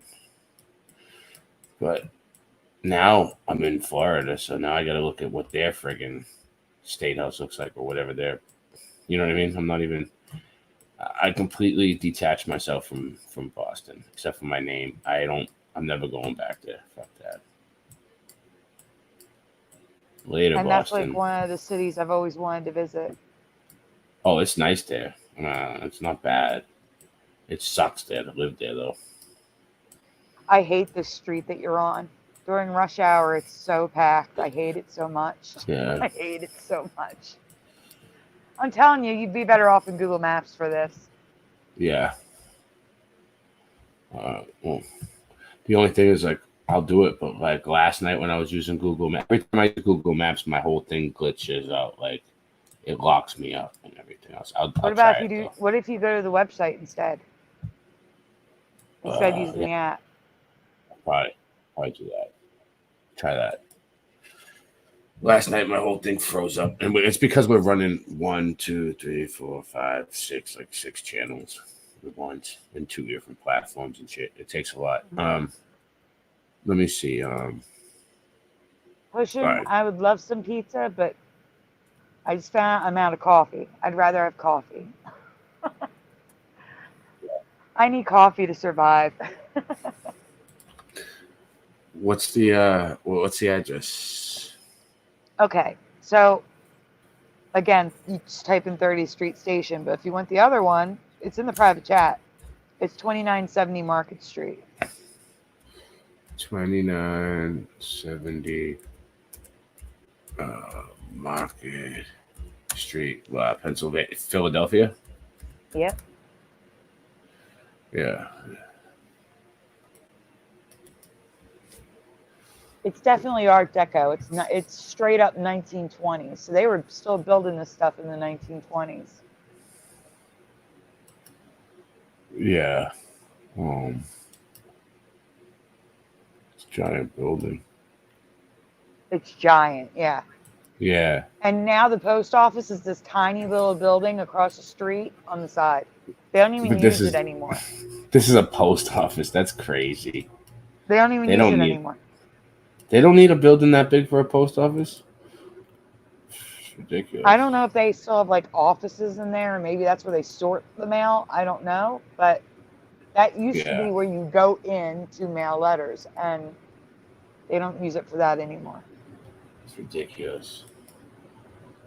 You're not sharing your screen, by the way. Oh, I'm not? I had it up. I thought I was.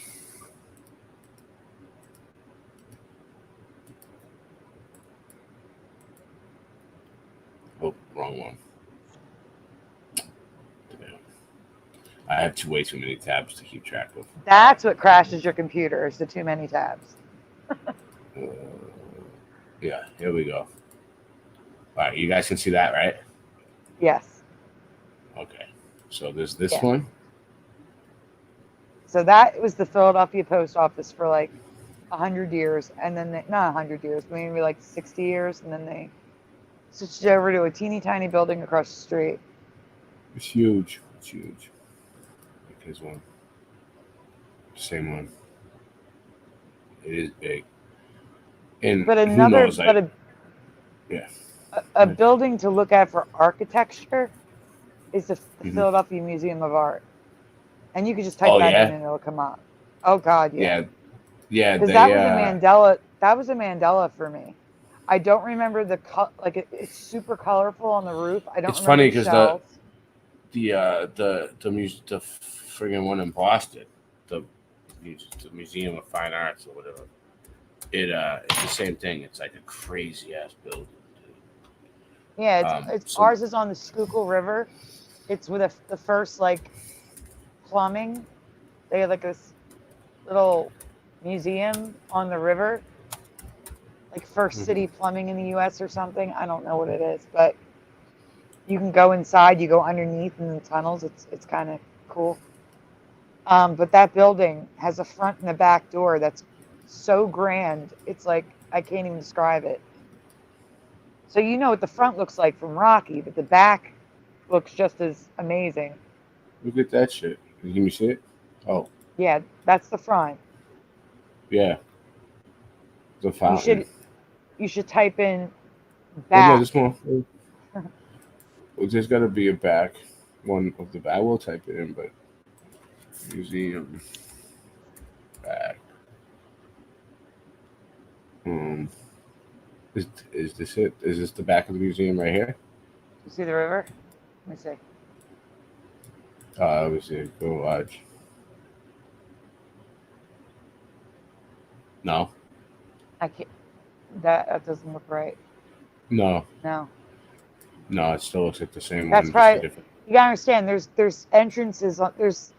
I don't know if they're an actual entrance or if they're a facade. They could be an entrance for employees, but they have a side entrance as well. Look at this fountain. Is this the one, the back with the fountain? No, the front. The fountain's in the front. See, Yeah, look right there. this. See the water, Boathouse Row? It's called Boathouse Row. You see it? The one at night? You went big. Get out of there. Yeah. Oh, yeah, the one at night. So this one. Hold on. This one. That's the back of it. Oh, wow. So it's way above, like, this is the ground. It's up high. Right, and that smaller building is the museum. You can go down underneath. It's the Philadelphia Waterworks. That's what it's called. The place is freaking huge, and it's beautiful, but it's a Mandela for me. Philadelphia, that's why when I see people, it makes me angry when I see people say, move out of the cities, leave the cities. No, you need to come back and fight for them. They are the heart of America. We wouldn't have our country without these cities. I felt like that forever. I was like, you know what? I'm tough. I'm just gonna fight. Like, and then no. We can't fight on our own. Everybody I know has been trying to vote these people out for decades, longer than I've been alive. I know. We need people to move back. Me too. So that they don't expect it. They don't expect it. We need like a red tide to move back without them knowing. Don't register to vote register as independent, whatever. And then just come election day, they won't know what hit them. That's how you fix the country. That is how you fix it. Because you turn the cities, you turn everything else. That's how you fix the country. Yeah. But no one wants to do it. They'll fight for their country overseas, but they won't fight for their country in its borders. It makes me so mad. Crazy. But I got involved with the politics, and I was in this group, We the People of MA, back in Massachusetts. We went to a lot of protests. It wasn't supposed to be a protest. You know what I mean? Like, we go to these things, and like one of them was at Boston City Hall, and there was like chaos at the City Hall, and it's a friggin' whole thing happened where one of the guys I was with almost got pushed over the railing and got arrested because he was defending himself. And then Like, That's you know, for horrible. the most part. Yeah, it wasn't just that though. It was like tons of stuff. We went and fought for the jab across the entire state. Um, for the kids, they were trying to jab the kids up. Uh, the mothers wanted to speak, and they wouldn't let the mothers speak. And there's a whole bunch of moms, and every year they would tell them something like,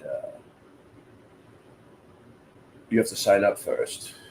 And they'd be like, "Okay," so they would try to sign up, like do what they're supposed to do, and they would tell them, "Oh no, we're not talking about that topic today," or whatever. They would come up with some other bullshit, like they wouldn't let them speak against it, but they were bringing all these people in to push it on the kids.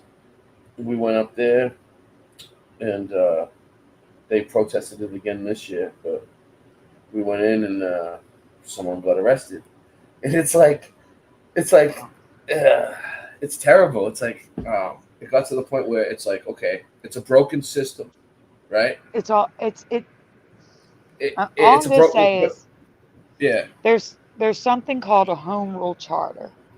If you look up the home rule charter of 1952, they redrew the lines of the voting districts. And when they did that, it has been nothing but Democrats running the city since. You don't find that suspicious? No, One I party noticed rule that. since I 1952. noticed it. No, I noticed it. Back up north, it was all Democrats, and it's a blue state, and down south where I am now, it's a red state, and it's mostly Republicans. But I don't know, man, and they hate the Democrats here. The Republicans, most of the people, they hate the Democrats. It's nuts. But like, I it's like don't the care hidden which hand party. thing. They're Oh, gonna wait, do the same thing in the end. It doesn't matter who gets in. It's all just to divide us and split us up and make us fight over politics. Exactly, but it's not America when only one party has a say for that long. I don't care what party it is. If I'd be saying the same thing if Republicans were in office that long.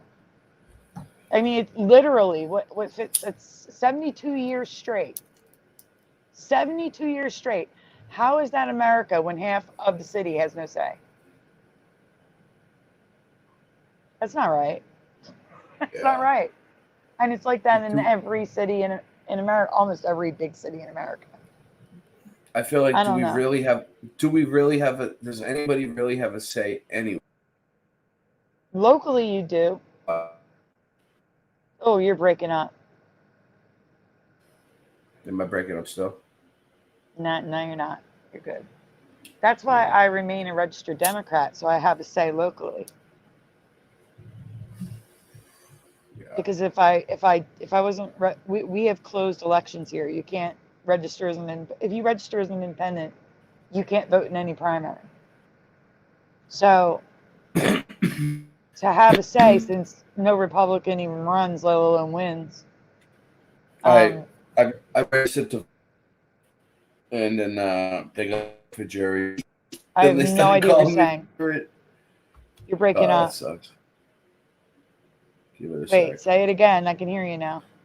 I was saying it comes and goes in waves. I was saying when I registered to vote when I was younger once. You know, 1 year I did. 1 year out of my entire life I voted. I never voted my entire life ever. Maybe like 1 or 2 years. But 1 year I voted, and then they got my name for jury duty. And then they started calling me for jury duty after that. Before that, I never got called for jury duty, your civic obligation, right? And then all of a sudden I'm getting jury duty friggin' letters. So you know what? It ain't even worth it, dude. I don't want to go in for jury duty. Leave me alone, you know? I swear they pull people who just registered to vote for jury duty immediately. I swear they do that. Yeah, they do. 100%. It's ridiculous. I'm Because not going when I registered here from New Jersey to Pennsylvania, I immediately got called for jury duty as well.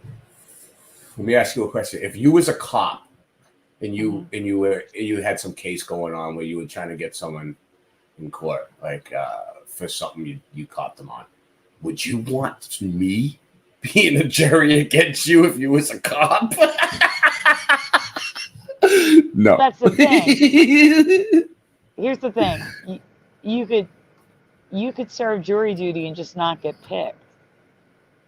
Do you understand? Like, jury duty. Yeah, that's the you're thing. You're automatically right. on a jury. Yeah. Yeah, no, you're right. Like most cases, they just fuck you around for like 4 days, 5 days.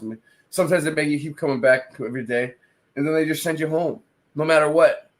So yeah, it's the whole thing is nuts. I mean, what? You know, and that makes me suspicious of the whole process too, because it's like they're sending people home. Why? Like it's because they got a feeling or a vibe off the person. You know what I mean? Like, well, Yeah, that's their it opinion. could be something that simple. But it's their opinion, though. Like, how do they even know like what they're feeling or their vibe is correct, or how do we know that they're not selectively? Oh, I got a vibe off this person, so I'm sending him home. But in reality, they're really trying to, you know, pick the jury, like make it so They are. That's no. That's what they do. So they it's try to not pick fair. The jury, they think it's not. Yeah, it's not fair. But that's after. Meanwhile, wait. the whole thing with it. Yeah, go ahead. No. After they're done picking their jury, then the judge weeds them out with questions. The judge has the final say. So the judge will be like, are you racist against this group of people because the defendant is this group of people? Yeah. Are you da-da-da-da-da? Are you a Republican? Are you a Democrat? They ask all these questions, and then they kick out the people. So even though the two sides pick out the jury. It's crazy how we put so much trust in these judges. Like, some of them are really good. Some of them are really good. But how do we know they can't be bought? How do we know they're not? We do know they can. Exactly. They're being bribed. It's all a bunch of freaking nonsense, dude. I don't know. You know? Especially the ones up north where I was from. And then, you know, and then the whole where they try to like threaten you with time and shit when they know they're not going to give you any time to begin with. It's an intimidation. They're trying to intimidate you into not going to trial the whole time. They're trying to scare you into thinking they're going to like take you away from your family or whatever for a little while if you lose, to like just plea out. Take a deal. And take a deal. Yeah, it's an intimidation. And then they ask you when you're pleading out, were you intimidated into doing this? And you got to say no, or they ain't gonna let you through. It's so ridiculous, dude. And most people don't understand it. They're like, no, I wasn't intimidated. Yes, you were. Why did you plead guilty? Because you were fucking afraid. Why were you afraid? Because they were scaring you. I know people who pled guilty that were not guilty. Yeah, me too. All right, so let's get back on track. Either buildings or Mandelas, back on you track. pick. All right, we got this.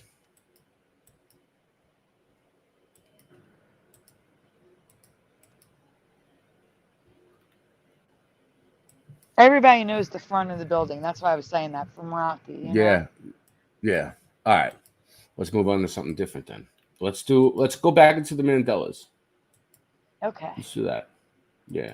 Oh, you know what's messed up? I try not to swear as much. I gotta fix my face. I lost all of the friggin' links that you put in because I had to. I don't know what happened. Did I? No, I didn't leave. Did I leave and come back? I must have left and come back because this is the service. That's okay. I can copy and paste. It's fine.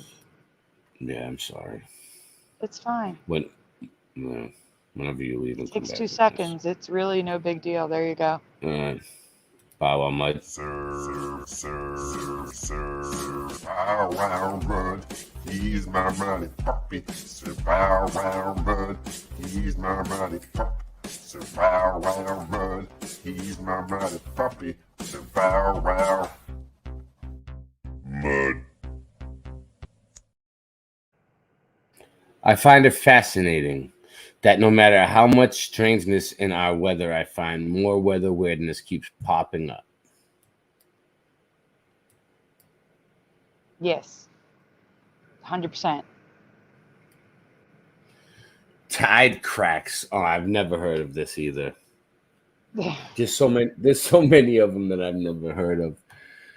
The Arctic and Antarctic oceans freeze over with fast ice, and when it's low tide, the ice is essentially suspended in midair.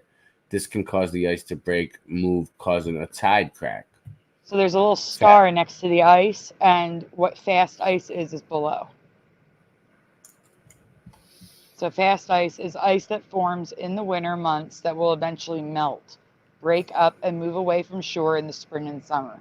So it's not like the permanent ice that you'd see in Antarctica or the North Pole. 22 people, thumb it up. Tide cracks are typically about 5 miles long, but can be shorter or long and usually no more than 1 to 2 feet wide, making it easy to walk across and also allows birds to feed close to shore in winter months.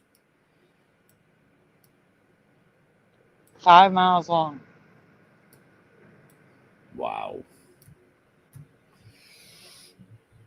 I can't say this is strange. This is a change for sure, since I've never been to these places. But there are so many pictures of this, and I've never heard of it, so I'm sharing it with you. And it just seems strange to me. The ice is floating above the water, like it's suspended in air. Yeah, it is. That doesn't make sense to me.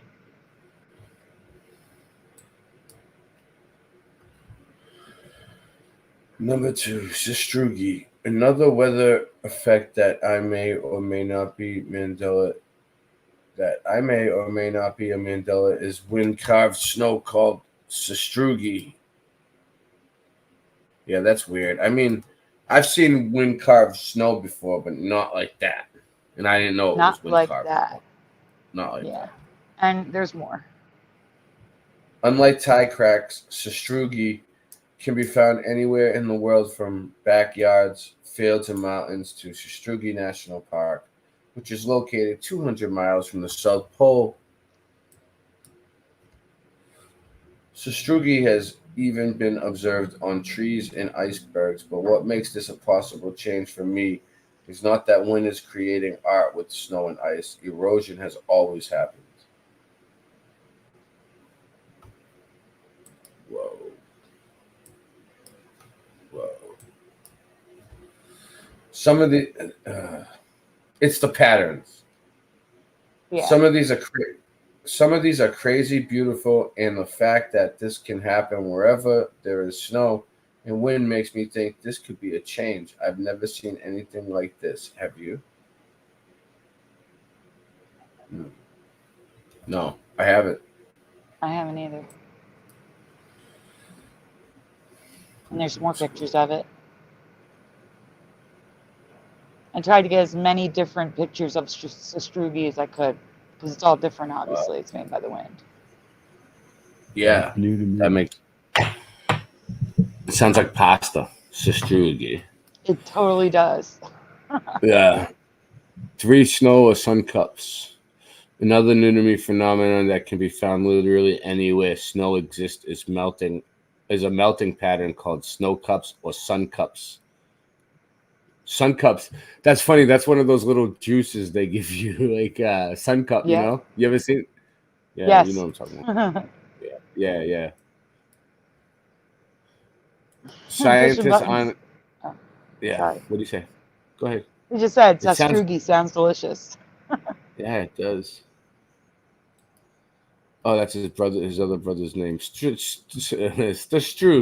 Sistrugi. I can't even talk anymore. It's getting late. Early. I'm gonna have to. We'll finish these. How many more do we have? We have. Oh God, there's a lot. You don't have to finish them. Just pick a couple that you like. Okay. All right. We'll do like this one and maybe another one, and then I think I'm gonna cut it down after that because I got shit I gotta do tomorrow. So I'm gonna try to get a few hours of sleep. But I did sleep a little bit today. So, well, I sleep here. I sleep It's a there. good idea. But Sleep is good. But I'm not really. I get enough sleep. When I'm tired, I sleep. But for the most part, I'm good. Scientists aren't exactly sure how they are formed, but agree the pattern is caused by a sunny day, wind, or incident solar radiation or solar gain. ISR or solar gain is just a fancy way of saying some areas are shaded and don't melt at the same rate as exposed snow, like the route shown above. Real quick, we're still raising money for Sandy Diva's rent. That's why we've been going nuts on a rampage trying to get this rent up for a few weeks now. Yeah, it's been like a few weeks of us working hard to try to get this rent up. So please help her. Thank you. Yeah, we have 4 days until it all gets erased and starts over again. Yeah. It's the strange honeycomb pattern that makes me believe this is a Mandela change. I've seen plenty of snow in my life, but I've never seen this. Well, actually, it's pretty cool though, because if you see the goal down there at the bottom, 1440, we were at $3,000 when we started a few weeks ago. Yeah. So we give you guys ourselves a pat on the back, round of applause. You know what I'm saying? And a hug from me. Give yourself a big hug from me. You know, Night, guys. you did a good night, John.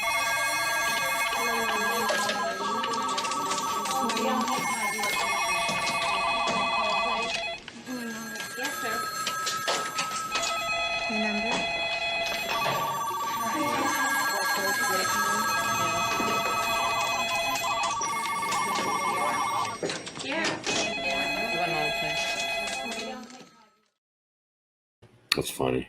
It's a telethon. It reminds me of a very tame version of the melting ice I discovered way back in 2019. Penitentes, but this time it's snow. Yeah, so we just covered this a couple hours ago. Yeah. Except now it's snow instead of ice. It's so weird. I know, it's like it's eerily creepy to what we did a couple hours ago. Once again, I'm leaving it up to you to decide if these are Mandela changes or not. Have you seen any of these before? No.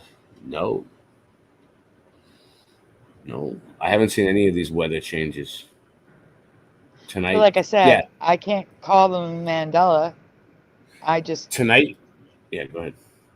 No, I'm just saying. That's why I say I leave it up to you guys to decide, because I've never heard or seen these before, but I can't go to these places, and it doesn't snow a lot here, so. It does snow. It doesn't? But no, no, it actually doesn't. Oh, it's warmer. It's warmer where you are, huh? Yeah, it's the Mid-Atlantic. So- It's not the Northeast. Oh, so you're like, that's cool. So you're like in a city and it's a little warmer there? A little. A little bit. It's but not still. cool. Do you want to know why it's not cool? Because we're Yeah. more likely to get freezing rain. I'd rather get the snow. Yeah, you're right. I would rather deal with snow than freezing rain too. That sucks. I know. I've come across some new to me weather again, and I'm curious if it's new to you too. I can't confirm this, but it's interesting. So I thought I'd share tornado on top of the thunderstorm cloud. I don't think it's tornado. I think it's crown flash. Yeah, that's what I was gonna say. It looks like what we were looking at earlier, Crown Flash. Crown Mhm. Flash. My nickname was the Crown Flash in high school. This is before the crown flash. That's why Yeah, I think get it's it. crown flash. But something I can confirm is a new ice pattern. It's like when you were researching this and you didn't know about the Crown Flash, the simulation was trying to tell you, look, you're gonna be doing this too. Yeah, you'll figure it out. Yeah, you'll figure it out. It's right in front of your face. But something I can confirm is a new ice pattern that is created the same way as the ribbon and hair ice previously found spiritual tube ice. Oh no, wait. Spiral Wait. tube Spiral. ice. But I just want to clear up something. There is no hair ice. The hair ice is actually a fungus, a type of mushroom. So at the time, everyone was sharing it as hair ice, but it's not. It's a fungus.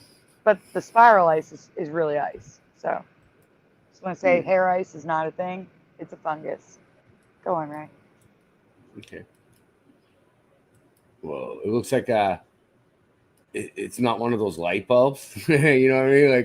Yeah. Like a fancy, like a LED light for like a, like a bar or something. You know what I mean? Yeah, I don't understand how ice can grow like this. It's like it's being squeezed out. Like think like a soft serve machine. Yeah. But Well, I guess if it was slushy already and then it froze like. I guess. I don't know. I would think that it would burst whatever it's in. I don't know. Yeah. I don't know. It's weird. It's weird. Ribbon hair and spiral ice are all forms of Duro ice, which forms as a result of thawing. And I'm not gonna miss the ice. I'm not gonna miss the ice. I'm not sure if anyone has mentioned this before, but it's new for me. I don't remember a halo in the sundog giving it the appearance of a huge eye in the sky. This was a long time ago. Yeah, but that's crazy though. Is this real? Yeah. I've never seen one like this defined. So what if every time you see a sundog, it's really an eye in the sky, but you just don't see the whole thing? And what if it looks like an eye because it actually is an eye? What if somebody's like looking at us through the sky, through the dome, like this giant? Maybe it's God. God. But we're like in a fish tank, and we're somebody's pet, like in a fish bowl. But it does look like an eye. It does. I've also never seen rings form in shallow ponds and puddles. Scientists believe this happens when different layers of the water freeze at different times. Which doesn't make any sense either. All the water is exposed to the air at the same time. But this ice right here on the right, I've seen ice look like that. That doesn't look too weird. You've seen that? Layered ice like that? Yeah, I've seen it. That's crazy. I've never seen anything like this. No, but Even this to one this on day. the left, these ones on the left look weird to me. But the white one, I've seen it. Yeah. But I see what you're saying. It looks like this one looks like a stained glass almost. Yeah. Yeah. But I've seen something like it before. It used to freeze where I was in Boston, get really cold. Not anymore. Now we have double helix clouds. I've seen these, not in real life, but I've seen people cover them. Helix clouds. Yes. Well, again, I covered this 3 years ago. It might have been you, That's what I'm actually, saying. to be honest with you. It may have probably been was me. you. Yeah, it was you, probably. I don't really, not many other people I really watch.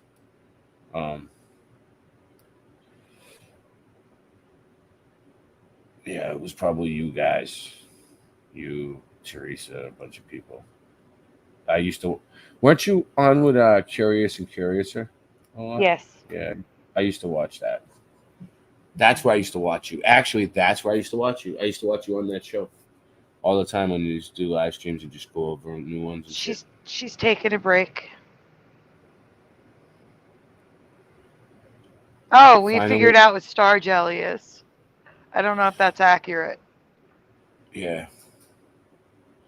Finally, we come to jelly rain or star jelly, a wet substance that has rained down from the sky that quickly evaporates but feels like jelly instead of water.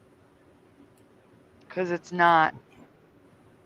It's vomited by something. Wow.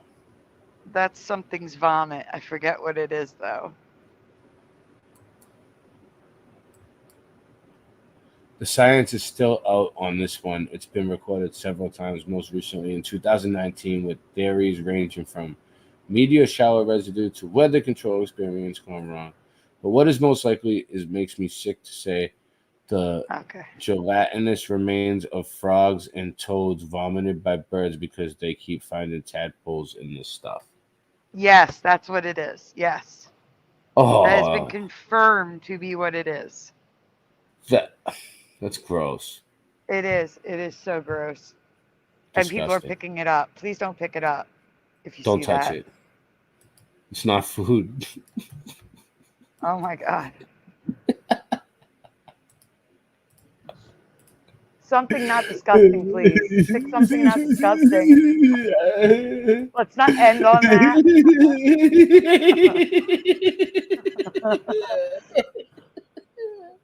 my God. First, the community found a new form of cloud called Virga. Virga can hang down from almost any cloud type. It can even look like jellyfish. So we've covered Virga before. This is actually a newer folder. I just covered this. This is new. So I've covered Virga before. Virga didn't touch the ground in my past. It looked like it did, but it didn't touch the ground. Just to be clear.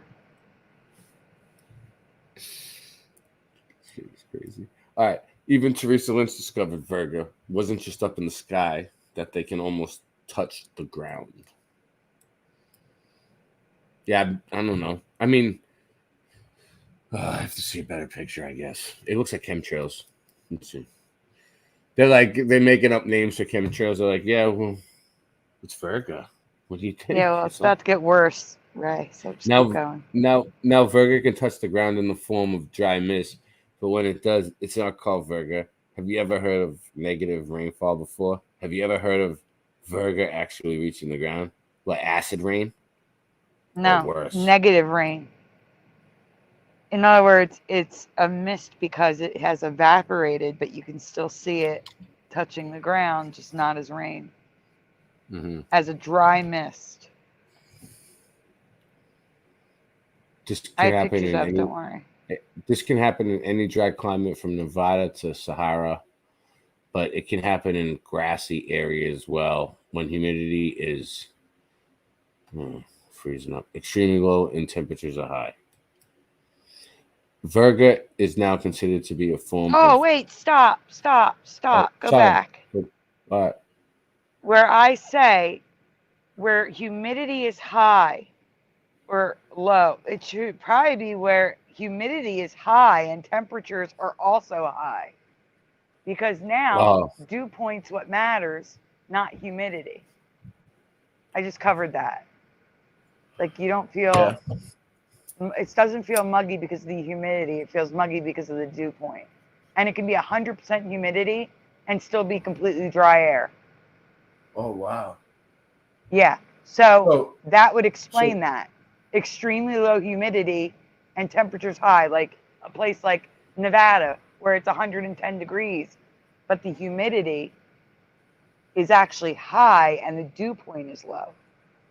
Is that everything's messed up right now? Huh? That is weird. No, that's weird because I was always taught, like growing up and everything, that when you're sticky and wet, it's because the humidity's high. I just covered this as a Mandela effect on Saturday. It is, I think, because like now they're saying no, that's from the dew point. Yes. What does that even mean? You want me to give you the dew point presentation and you cover it so the people who didn't see it aren't lost? Yeah, I guess so. We'll cover that one. We'll do that and end it on dew point. Yeah, all right. And I'll finish this one right now. Virga is now considered to be a form of precipitation when it reaches the ground. It can even form rainbows, both regular and fire rainbows. It's another thing I covered, moonbows. Moonbows was crazy. Yeah, I know you guys covered them too. And dewbows. And spider rainbows. Yeah, dewbows. Rainbows from morning dew. That's weird. I never seen them yet. Before Virgo. Oh, really? They're on here? No. I'm saying you'll see them now because. Yes. You said it? Yes. I'll let you know if I see any. Have you ever heard of this, seen this, or experienced this? Whether Mandela for me. Let me know what you think in the comments below. So the double rainbow is cool. Every rainbow allegedly has a double rainbow, which is weird to me now. They say that. Yes, except that double rainbow. The other rainbow is Virga. It's not like there's one rainbow. Oh, that's not a double. Virga. That's Virga. That's not a double rainbow. I get it. Do you have it so that I automatically jump in? I don't know which one's me. Oh, I'm the muted one. Which one's muted? There we go. That's muted. So you can still hear me, right? Yeah, I don't know why you automatically jump in. That's weird, right? Because like, I don't automatically jump in when I come in. I don't set it like that. That's You weird. shouldn't Well, you shouldn't automatically jump in. It should ask you to check your mic and your camera, and that's where it you does that. wait. And then when I enter the studio, it does that before I enter the studio. Then when I enter the studio, it automatically puts me in. That's weird. It's okay. Oh. I sent the last link that I just sent. I know. We'll figure it out for the future though. All right. Well, definitely for the future, we'll figure that out for future All right. shows. Those of you that saw this on Saturday, please just answer what you originally answered in the chat. I would appreciate that for those, even though we just gave it away. So regardless of what we just said, I want you all to answer based on your memory, not what you now know. Yeah, just forget what we just said. What's up, Kimberly F? Yeah, just completely forget what we just said. This is technically a rewind. I have mentioned it before, but never fully covered it. What makes a hot day unbearable besides the temperature? So that's the question for them to answer. I would say humidity. I would say humidity too. But now here's the thing. You got to look at this chart. Okay, well. The next one? All right. Yeah, we can just go on because I know you're tired. I would have said humidity. It was always humidity, but that's no longer the case. The humidity can be 100% and still be comfortable, but even dry outside. That's ridiculous. 100%. Humidity always Look felt at that. awful. Look. 30% oppressive. 30% humidity can be oppressive now. Do you see that? I can't. That's not right. Yeah, no, you're right. I remember 30% humidity not being that bad. That's beautiful outside. Now, it's oppressive. That's weird. Well, no. Now it can be anywhere between dry and oppressive. No, now that you mention it, I've been noticing humidity just seems all different now to me. Like, but I live in a different area though. The humidity, it is a different thing, but is it? Well, I'm is going it to be because I showing moved? you. I'm going to be showing you my worst day so you can see it. You can see it. It's insane. So, keep going. Like right here. Here we go. 98 degrees. What does that say in the little fine print? I can't see it yet. Let me see. The Feels like circles. 108. Feels like 108, high 100, low 75. And the other circle? Humidity 46, what? Humidity 46%. Dew point 73%. Pressure 29.97%. So we were getting no rain because pressure is steady. 30 is ideal. No rain. The dew point was 70 what? 70 72? what? 73. I can't see 73. it. It's not on my screen. I know. I'm messing with you. 73. 73, Yeah, but it felt 10 degrees warmer because of the dew point, not the 46% humidity. It felt like 150% humidity outside. It was like walking through water. It was horrible. Anyway, you didn't read it. Go ahead. Now it's solely the dew point that matters. Today was the hottest day on record for years. At 9:30 p.m., it still felt like 100 degrees on the heat index, but our humidity is only 48%. That's the next slide, I think. Yeah, so there's 9:30 at night. What does it say? Wow. 88 feels like what? It feels like 100. At Jesus. 9:25 p.m. And what was the humidity and the dew point? 76 dew point. 76. 76. That is making us feel so hot, feel downright miserable, and making me and others feel sick. Oppressive, uncomfortable. So, here we go. Oppressive is 70. Uncomfortable is 65 to 70. Sticky And we were at is- 76. Pleasant is 55, but didn't we just read one that said 30 is oppressive? So why is this one say No, 55? that's humidity. This is the dew point. Oh, You're all right, confusing the two. Yeah, I'm sorry. That's what Okay. that's what they want us to do. They want us to confuse them. And that's what I'm saying. The dew point for Yeah. us was 77, and oppressive is 70 plus. That's crazy. That's crazy. What is the dew point in your past, or are you from my reality where the humidity made the hot days feel worse? Let me know. No, you know the humidity kind of makes it feel better here because all right, I went out west and it was like really, really, really dry, like the desert. So it probably has a high dew point, right? Right. Mm-hmm. So like you can barely breathe. Your throat feels like it's closing up, like because it's so fucking hot and you need water constantly. Here, it's at the same temperature, Florida most of the time, but like similar temperatures, but because there's water in the air, I can do it. It's not that bad. So the humidity is actually not a bad thing for me. When you have a condition like mine where Yeah. you overheat fat, like your body thinks it's 20 degrees warmer than it is, so you profusely sweat with any activity. The moisture in the air keeps that sweat on you, making you hotter. Oh, Do you know what I'm saying? Sucks. Yeah, that's you need that free air for the sweat to, I know it's gross sounding, but that sweat to evaporate to cool you off. If the sweat can't evaporate, you're going to overheat. Yeah, I mean it's gross sounding, but I've been sweating a lot here, like in Florida, man. Every day, it's like I gotta like change freaking 3 times a day. But for me, it's my shower 3 face. times a day.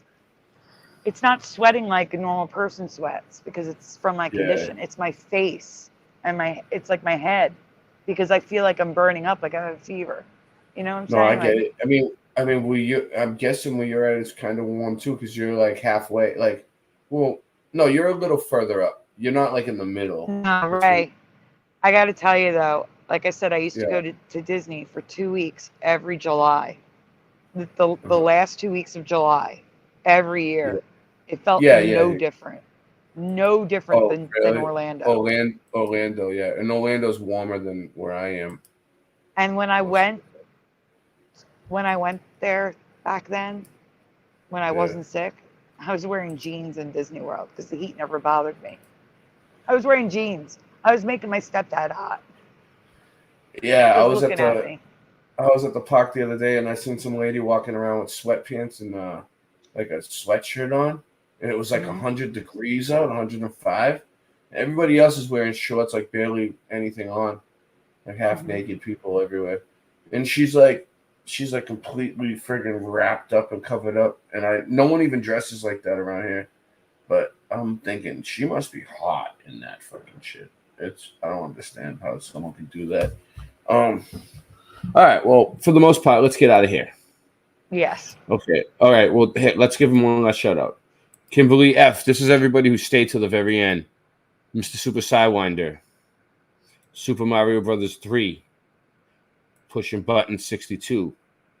Ken Raz.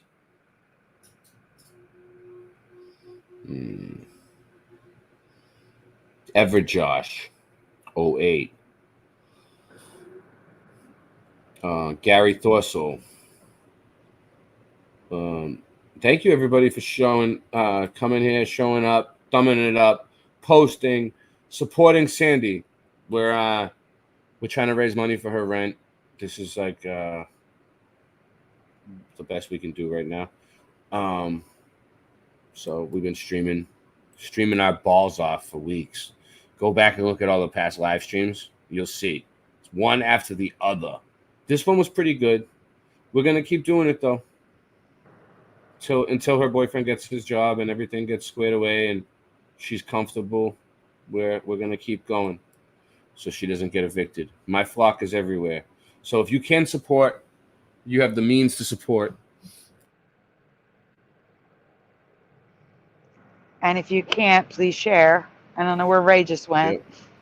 No, if you have a couple of dollars in your PayPal, CashApp, Venmo, anything like that, send it over. Melanie Moran. Thank you again to Gerald Neal and Roger Ledwell. I really appreciate it. Do I see anybody else? Tim Mothman. Wow, we had a lot of people here. Sean Osborne was here. Wow, we were so Parody into Bear it. just jumped in. Parody Bear, what's up? Goat Trees. Oh, Nikolai. Roger Ledwell. Forever Love. Gary Dorsal.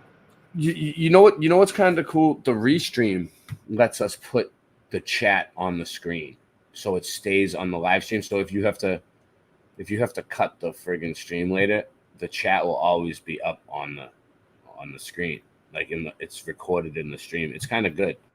I use Restream sometimes, but we won't be able to stream to all these different channels with it. We have to pay for Restream. I'll have next month. I might try to pay for Restream instead of StreamYard, so that we can have the chat on the screen and see how that goes. There was a problem with Restream. I don't think you can use icons. What do you mean? We tried it. I don't think you can. For the avatars? For the avatars? I'll look Yeah. into that. I'll look into it and see if you can. I'll let you know. I haven't. I thought I had an avatar on there. Yeah, I have an avatar on Restream, but I'll Or it may double have check. been that it didn't work with iPad. I couldn't remember. No, We did it's try hard to. It glitches out if you don't have a good computer. Like I couldn't even use it on my old computer, so because you know why? Because the whole time it's putting the chat up on the screen, and it takes Yeah, more but power. then you're gonna have a problem. You're not gonna be able to have certain guests because of their limitations with devices. Oh, you're saying it gives the guests problems? Yes, that's what I'm trying to tell you. I didn't even think of that. None of the guests have ever really mentioned it. But I'll have to look out for that now. Now that you They're brought it not to my on an attention. iPad or an iPhone. Yeah. I don't know. I really don't know. So I'm trying to figure out what I want to play to get out of here. All right, you know what? We love you all. Thank you for supporting. Thank you for showing up. And you know what? Do it for truth. Do it for truth. And do it. Don't just do it once. Do it time and time again.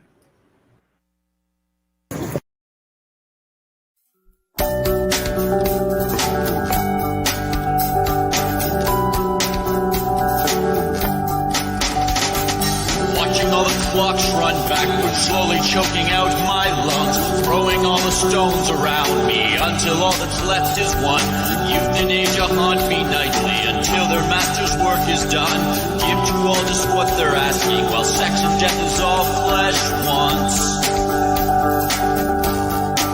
And while I've got angels all around me,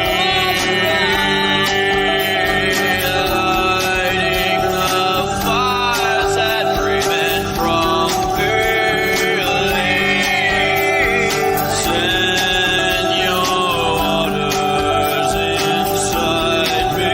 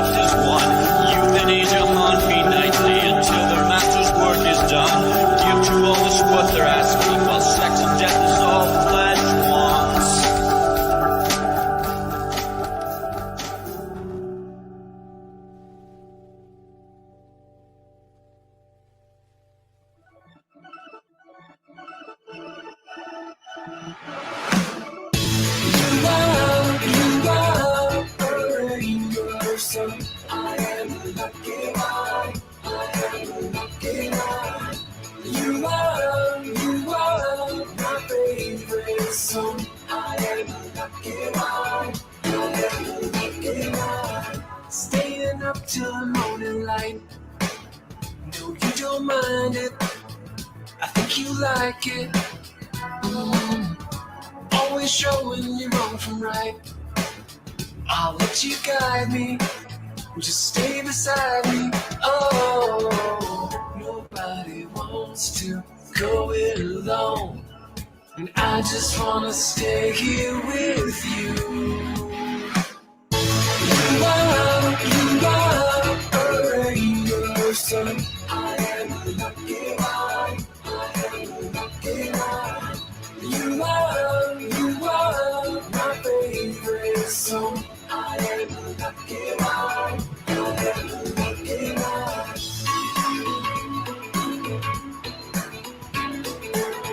I am a lucky one. I am a lucky one.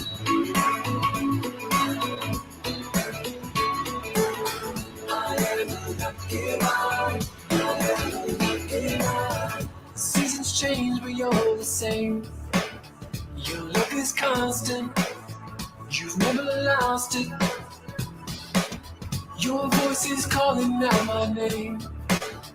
It makes me miss you, even when I'm with you. Oh, nobody wants to go it alone. And I just wanna stay here with you.